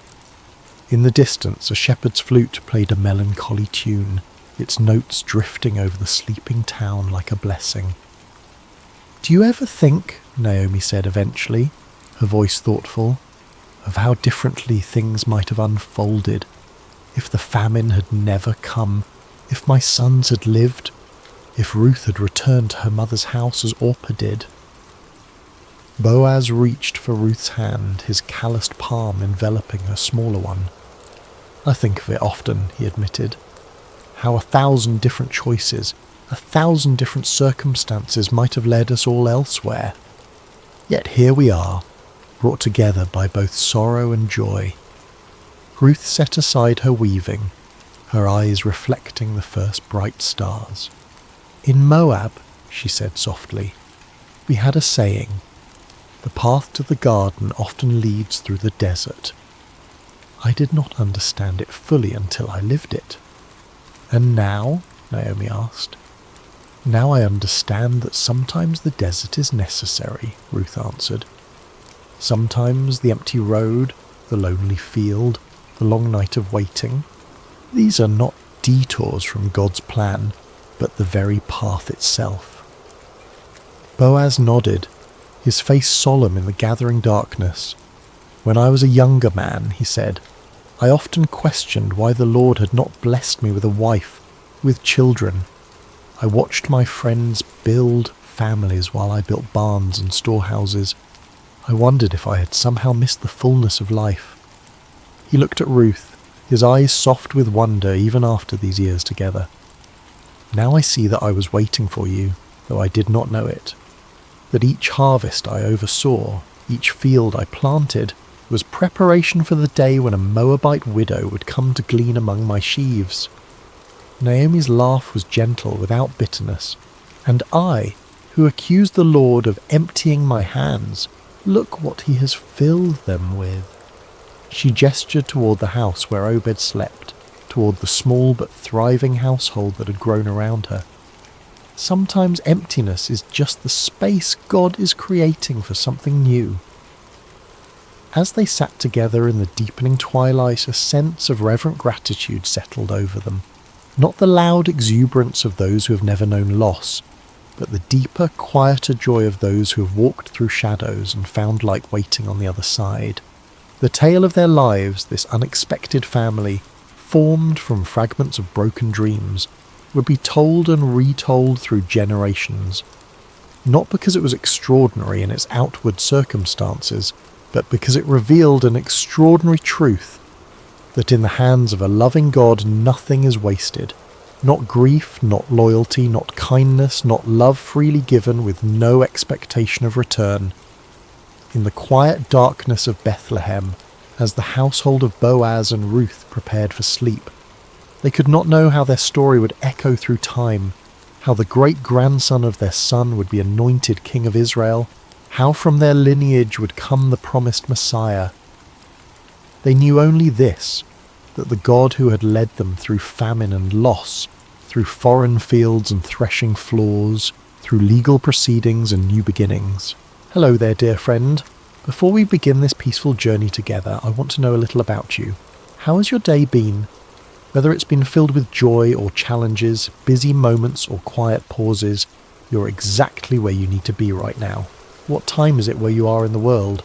Are you settling in for the night, taking a midday rest, or perhaps greeting the early morning hours? Wherever you are, from the bustling cities of New York to the quiet countryside of England, from the mountains of Colorado to the shores of Australia, you're welcome here in this sacred space. If this story brings you peace, I'd love for you to subscribe to Sacred Slumber, where we gather each week to find rest in timeless tales of faith, hope, and gentle grace. Now, let's begin. Take a deep breath with me. Let your shoulders soften, your jaw relax, and your heart settle into this moment. Whether morning light is streaming through your window, afternoon shadows are dancing on the walls, or midnight quiet surrounds you like a gentle blanket, let us walk together through a story of gentle strength and unseen grace. We're about to enter a time long ago, during the days of the judges in ancient Israel. It was a time of chaos and uncertainty, when everyone did what was right in their own eyes. But this is not a story of chaos. This is a story of peace, of quiet faithfulness, of love that chooses to remain when it would be easier to leave. This is the story of Ruth, a young woman whose loyalty would echo through generations and whose humble heart would become part of the greatest story ever told. So close your eyes if you wish, breathe slowly, and let us journey together to the ancient land of Moab, where our story begins beside still waters of the soul.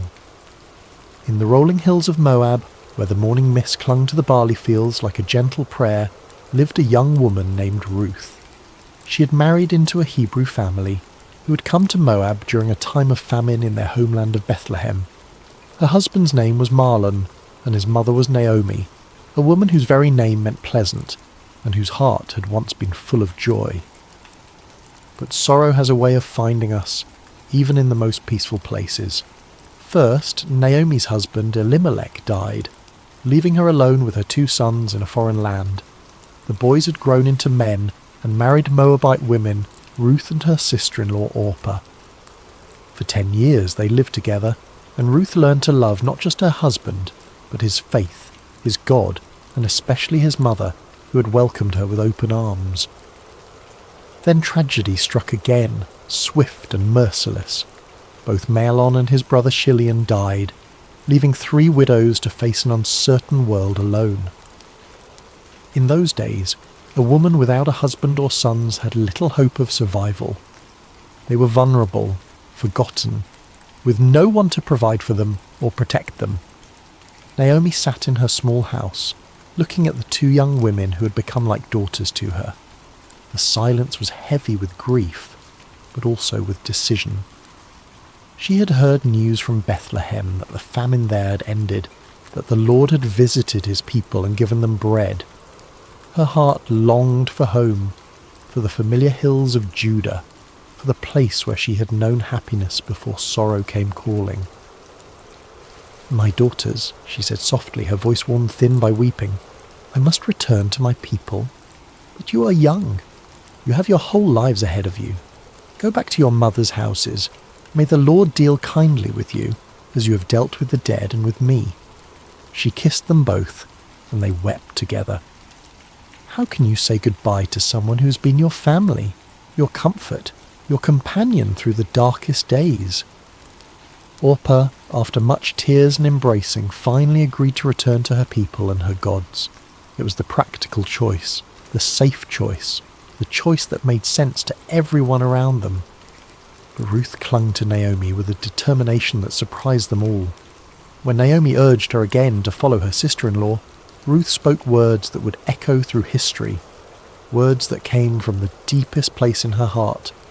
"Do not urge me to leave you or to return from following you. For where you go, I will go, and where you lodge, I will lodge. Your people shall be my people, and your God my God. Where you die, I will die, and there will I be buried. May the Lord do so to me, and more also, if anything but death parts me from you." There was something in Ruth's voice that told Naomi this was not a decision made in the heat of emotion, but a choice carved in stone, written in the very fibre of her being. This young Moabite woman was choosing love over security, faithfulness over comfort, an unknown future over a predictable past.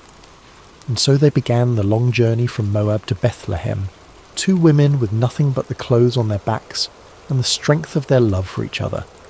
They walked through valleys where wildflowers nodded in the breeze, past streams that sang ancient songs, under skies that seemed to stretch endlessly toward hope.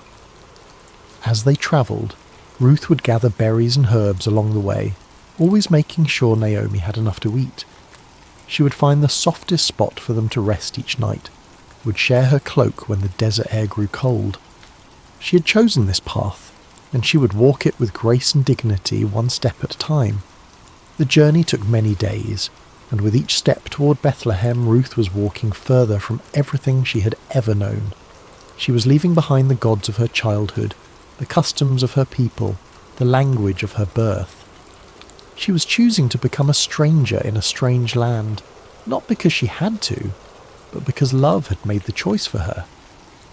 When they finally crested the hill that overlooked Bethlehem, the city spread before them like a handful of pearls scattered on brown velvet. The sun was setting, painting the stone houses in shades of gold and amber. Smoke rose from evening fires, and the sound of children playing drifted up to them on the evening breeze. "Look," Naomi whispered, her voice thick with emotion. "There it is, home." But as they descended into the city, the women who had known Naomi in her happier days barely recognized her.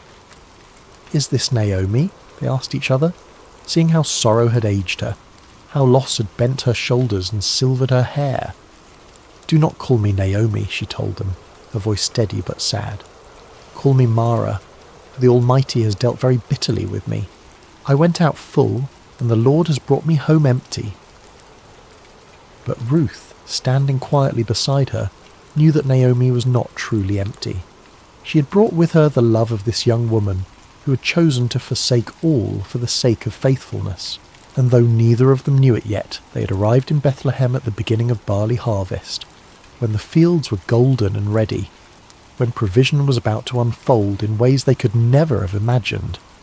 The story was just beginning, and the God who notices every sparrow that falls, who counts every tear that is shed, who remembers every act of kindness, was already preparing the next chapter of their lives. The morning air in Bethlehem was crisp and clean, carrying the scent of ripening grain and the promise of a new day. Ruth woke early, as she always did, listening to the gentle rhythm of Naomi's breathing beside her. They had found a small place to stay, but their provisions were nearly gone, and Ruth knew that something had to be done. She'd heard about the law of gleaning, a beautiful provision that the God of Israel had made for the poor and the stranger. After the reapers went through the fields harvesting the grain, the needy could follow behind and gather what was left. It was honest work, humble work, but it was work that could keep them alive. "Let me go to the fields," Ruth said gently to Naomi, "and glean among the ears of grain after him in whose sight I shall find favour." Naomi nodded, understanding the necessity but also the risk. Ruth was young and beautiful, and the fields could be dangerous places for a woman alone. But there was something in Ruth's quiet determination that spoke of inner strength, of a spirit that could not be easily broken. And so Ruth set out in the early morning light, joining the other gleaners who moved like shadows behind the harvest workers. She had wrapped her head modestly and carried a small basket, ready to spend the day bent over in the sun, gathering grain kernel by kernel. As it happened, she came to the field that belonged to Boaz, a man of great wealth and standing in Bethlehem. But more than that, though Ruth did not know it yet, Boaz was a relative of Naomi's late husband, a kinsman who had the right and responsibility to help family members in need. The phrase, "as it happened," seems simple enough, but sometimes the most profound movements of providence come disguised as coincidence.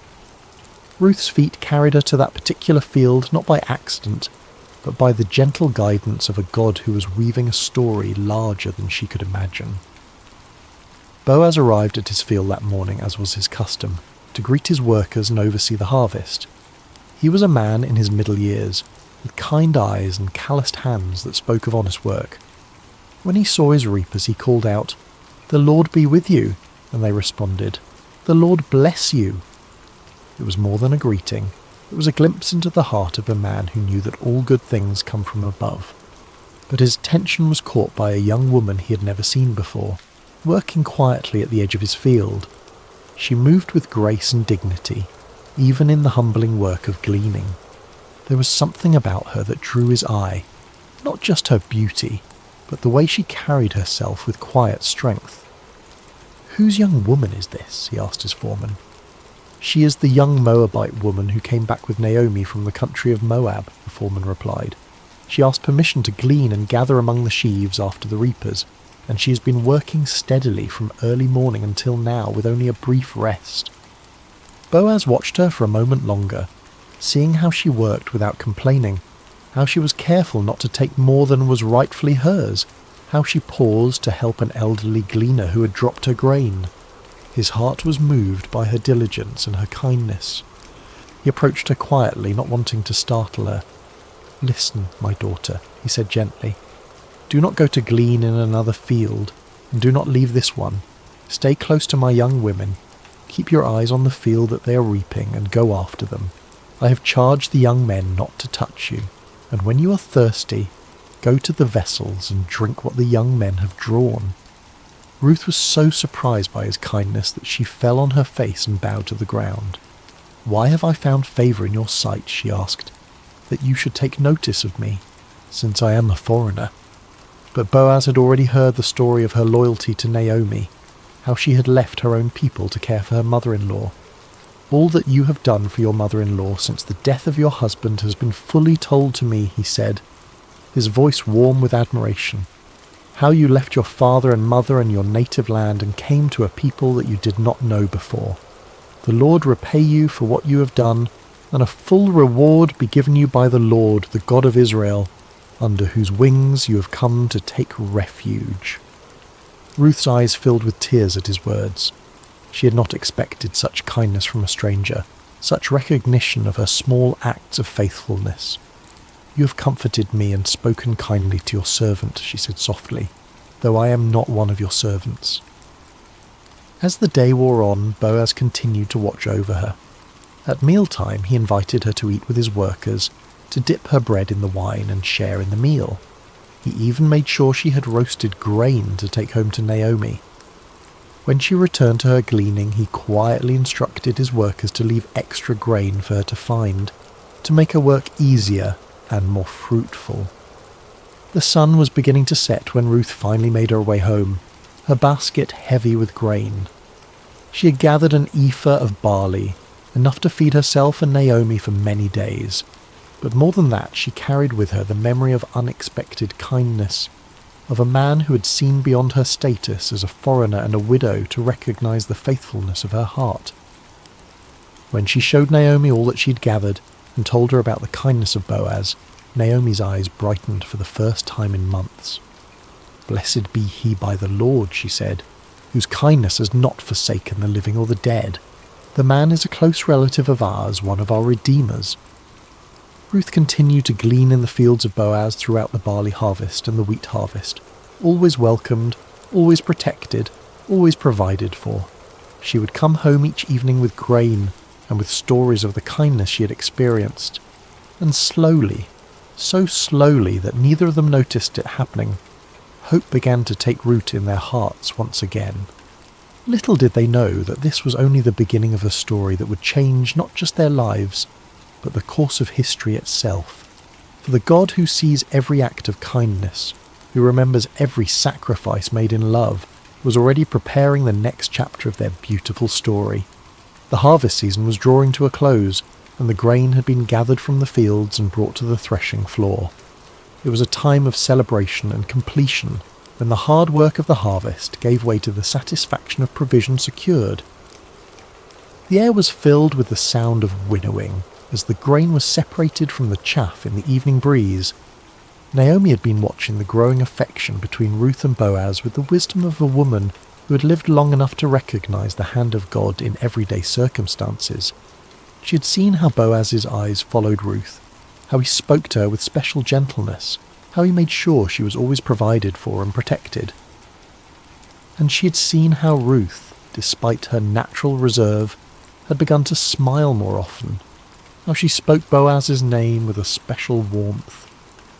One evening, as they sat together in their small dwelling, Naomi took Ruth's hands in hers. "My daughter," she said softly, "should I not seek rest for you, that it may be well with you? Is not Boaz our kinsman, with whose young women you were? See, he is winnowing barley tonight at the threshing floor." Ruth listened carefully as Naomi explained the custom of the kinsman redeemer, how a close relative had the right and responsibility to marry a widow, to preserve the family line and inheritance. It was not just about marriage, but about redemption, about restoring what had been lost, about ensuring that the names of the dead were not forgotten. "Wash therefore and anoint yourself," Naomi continued, "and put on your cloak and go down to the threshing floor. But do not make yourself known to the man until he has finished eating and drinking. But when he lies down, observe the place where he lies. Then go and uncover his feet and lie down, and he will tell you what to do." It was a bold plan, one that required great courage and faith. Ruth would be placing herself in a vulnerable position, trusting in the character of a man she had come to respect and admire. But she had learned to trust Naomi's wisdom, and more than that, she had learned to trust the God who had been guiding her steps from the very beginning. "All that you say I will do," Ruth replied simply. As the sun set and the first stars appeared in the clear night sky, Ruth prepared herself carefully. She bathed and anointed herself with fragrant oil, then put on her best garment. But this was not about seduction or manipulation. This was about approaching a good man with dignity and respect, trusting in his honour and in the customs that governed their society. The threshing floor was a place of hard work and celebration, where the grain was separated from the chaff and the harvest was completed. By the time Ruth arrived, the work was done, and the men had eaten and drunk and told stories under the stars. The atmosphere was one of contentment and satisfaction, of work well done and provision secured.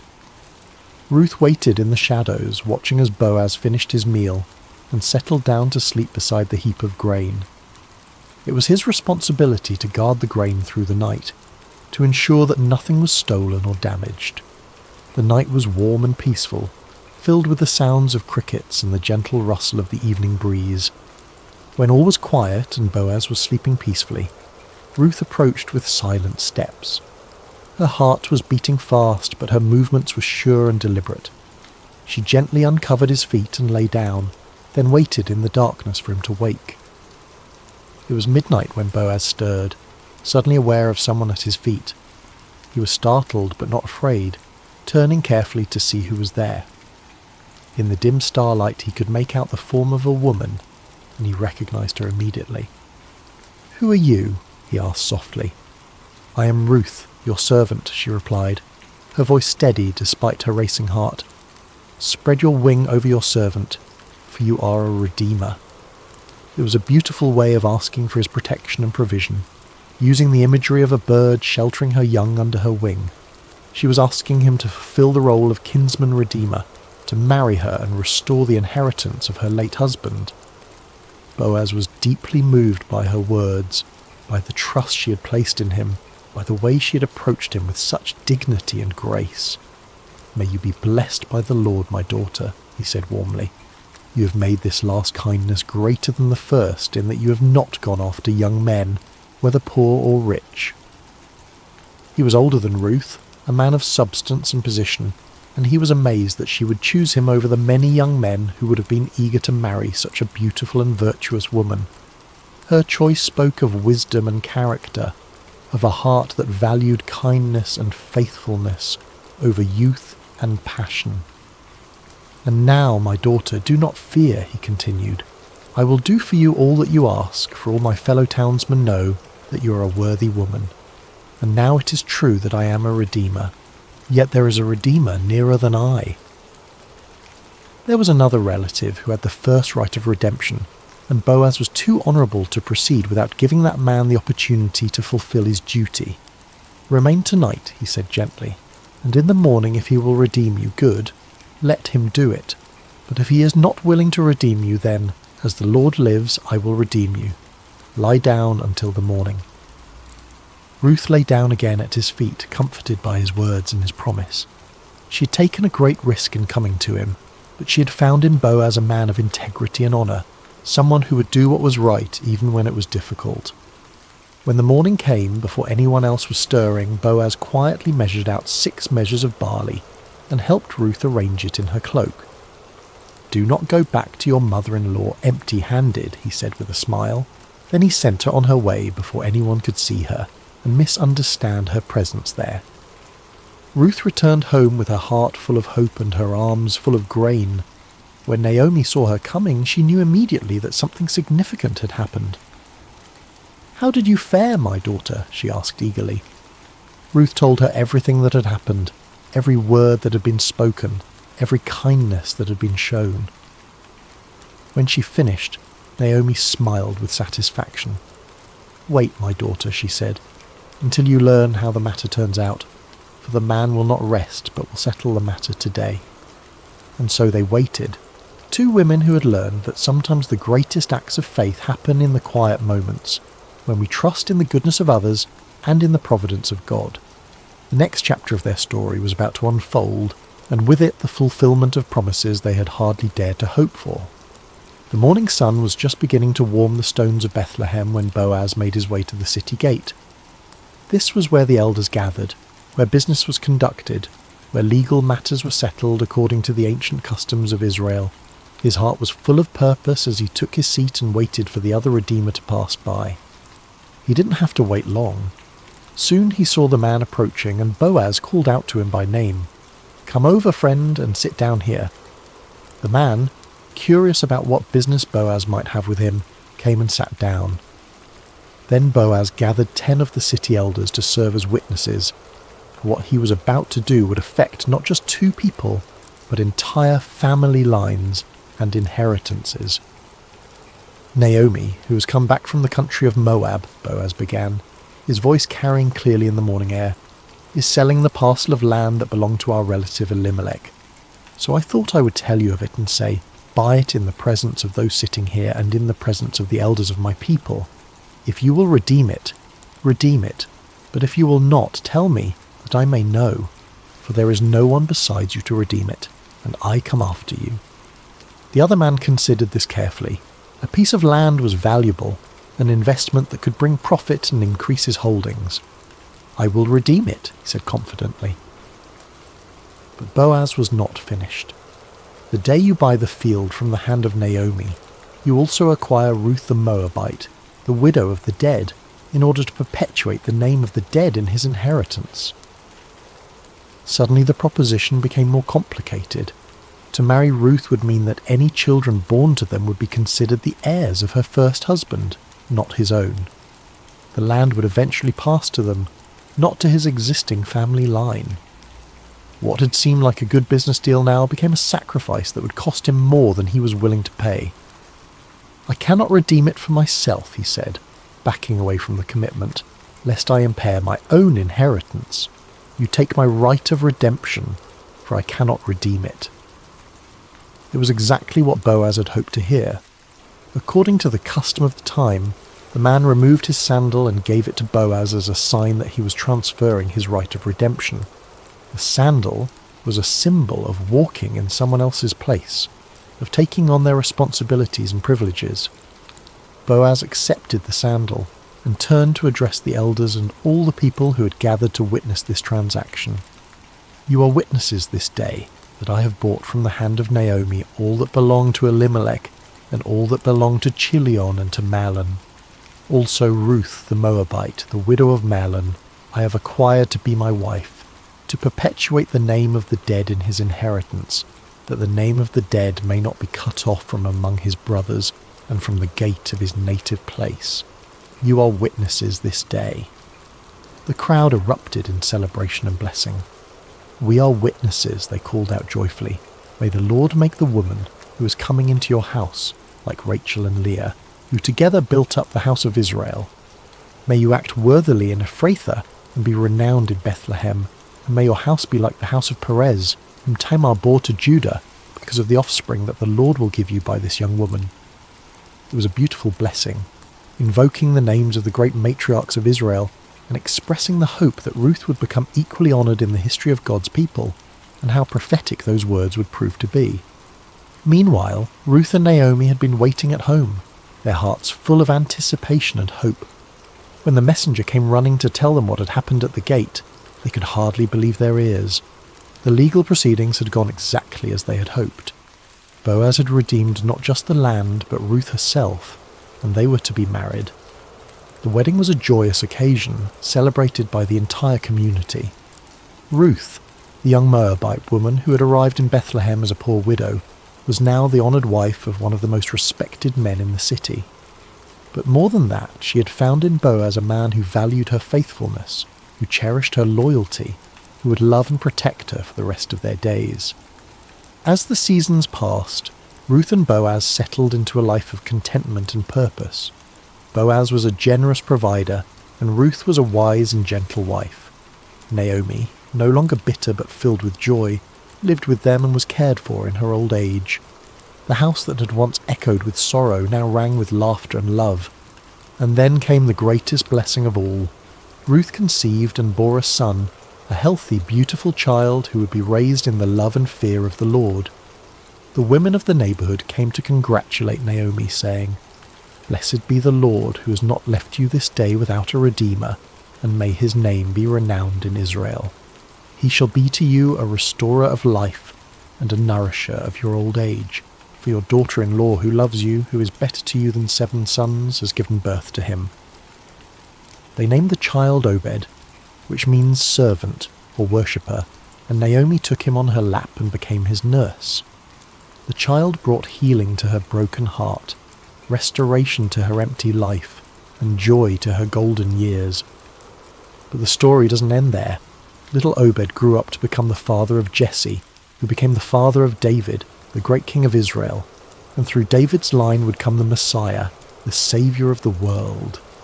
Ruth, the foreign woman who had chosen loyalty over security, faith over fear, had become part of the most important family tree in all of human history. In the genealogy of Jesus Christ, recorded in the Gospel of Matthew, we find these words: Boaz the father of Obed by Ruth, and Obed the father of Jesse, and Jesse the father of David the king. A Moabite woman's name is written forever in the lineage of the Son of God, a testament to the truth that God's grace knows no boundaries, that his love extends to all who seek refuge under his wings. Ruth's story teaches us that faithfulness in small things leads to blessing in great things, that loyalty and love are never wasted, that God can take our deepest sorrows and weave them into his greatest joys. She reminds us that sometimes the most profound acts of faith happen not in grand gestures, but in quiet decisions to remain faithful, to keep loving, to keep trusting, even when we cannot see the end of the story. As we come to the end of Ruth's story, let us pause beside these still waters and reflect on the gentle truths that flow through this ancient tale. Like a quiet stream that shapes the landscape over time, Ruth's life teaches us lessons that can transform our own journey of faith. Ruth's story shows us the profound power of remaining faithful, even in seasons of pain and uncertainty. When Naomi urged her to return to her people and her gods, Ruth could have chosen the easier path, the path that made sense to everyone around her. Instead, she chose love. She chose to remain loyal to a woman who had shown her kindness, to a faith that had captured her heart, to a God she was still learning to trust. Her famous words, "Where you go, I will go, and where you lodge, I will lodge. Your people shall be my people, and your God my God," were not spoken in a moment of emotional impulse, but from a deep well of commitment that had been growing in her heart over years of walking with Naomi. In our own lives, we face moments when loyalty is tested, when it would be easier to walk away from relationships, commitments, or callings that have become difficult. Ruth's example reminds us that some of the most beautiful chapters of our lives are written in the ink of faithful love, even when that love costs us something precious. Have you ever chosen love when it would have been easier to walk away? Perhaps you stayed with a friend through a difficult season, remained committed to a calling when it became challenging, or continued to love someone even when they couldn't love you back in the same way. These quiet acts of loyalty are never wasted. They shape us into people of depth and character, and they often open doors to blessings we never could have imagined. One of the most beautiful aspects of Ruth's story is how rarely God's name is mentioned, yet his presence is evident in every chapter. The phrase, "as it happened," appears when Ruth comes to Boaz's field, but we understand that this was no accident. It was divine providence working through ordinary circumstances to bring about extraordinary results. God's guidance in Ruth's life came not through burning bushes or angelic visitations, but through the kindness of a stranger, the wisdom of a mother-in-law, and the legal proceedings at a city gate. He worked through the natural rhythms of harvest and gleaning, through cultural customs and family relationships, through the everyday decisions of people who are simply trying to do what was right.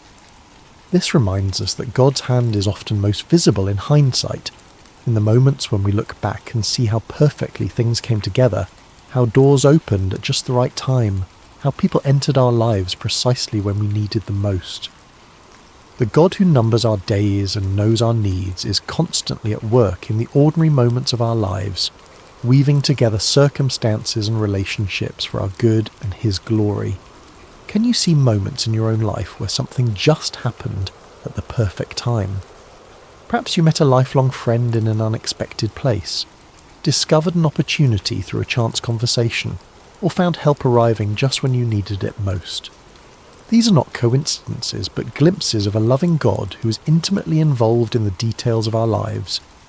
Ruth's story is ultimately about transformation, about how God can take our deepest losses and weave them into his greatest purposes. She began as a young widow in a foreign land, with no prospects and no security. She was an outsider, a foreigner, someone who by all human standards had little to offer the grand story of God's people. Yet her simple acts of faithfulness, her quiet loyalty, her willingness to work humbly in the fields, positioned her to become part of the royal lineage of David and ultimately of Jesus Christ. Her name is recorded forever in the genealogy of the Messiah, a testament to the truth that no one is too small, too foreign, or too broken to be used by God for his purposes. Ruth's transformation from widow to wife, from foreigner to family member, from poverty to provision, reminds us that our current circumstances do not define our future possibilities. The God who saw potential in a Moabite gleaner sees potential in each of us, regardless of our background, our mistakes, or our limitations. No matter where you come from, no matter what losses you have experienced, no matter how ordinary your life may seem, your story can become part of something bigger. Your faithfulness in small things, your acts of love and loyalty, your willingness to trust God even when you cannot see the whole picture. These are the threads that God uses to weave his magnificent tapestry of grace. Perhaps you are in a season of loss right now, wondering if your pain has any purpose, if your faithfulness matters, if your small acts of love make any difference. Ruth's story whispers hope into those questions. It reminds us that God wastes nothing, that he can bring beauty from ashes, that he specializes in writing stories of redemption and restoration. The title of Ruth's story, Beside Still Waters, comes from the 23rd Psalm, where David writes about the Good Shepherd, who leads his sheep beside still waters and restores their souls. Ruth's life exemplifies this truth. In the midst of chaos and uncertainty, she found peace in her commitment to love and faithfulness. In the midst of loss and grief, she discovered that God's provision was always enough for each day.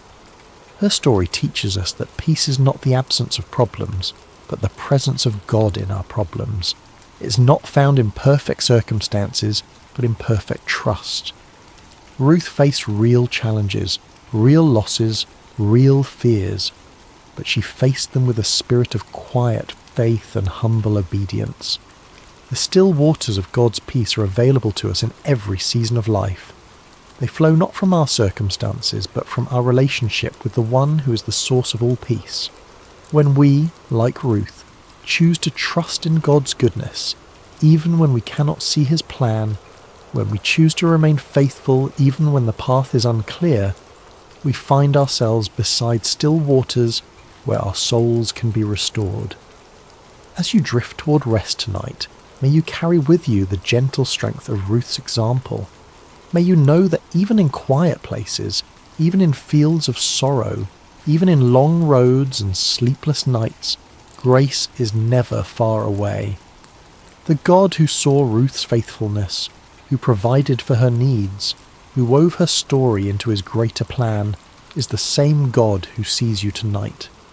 Your acts of loyalty may seem small, but they matter. Your faithfulness in ordinary moments is building something beautiful. Your willingness to trust when you cannot see the whole picture is positioning you for blessings you cannot yet imagine.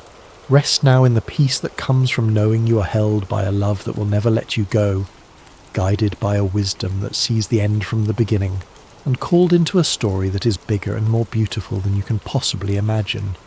May you sleep beside still waters, where your soul can be restored, your strength can be renewed, and your hope can be refreshed for whatever tomorrow may bring. The God who led Ruth from loss to legacy, from sorrow to joy, from emptiness to fullness is leading you too, and his plans for you are good. Sweet dreams, dear friend. May you wake tomorrow with the quiet confidence that comes from knowing you are deeply loved, perfectly guided, and part of a story that extends far beyond what you can see. Like Ruth, who could never have imagined that her simple decision to stay loyal to Naomi would lead to her becoming the great-grandmother of King David, you too are part of a tapestry being woven by hands far wiser than your own. Your faithfulness today, your love tomorrow, your trust in the unseen God who walks beside you, these are the threads that he is using to create something beautiful, something lasting, something that will echo through generations.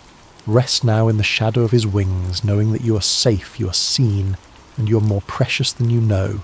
The same God who led Ruth beside still waters is leading you too, and his love will never fail.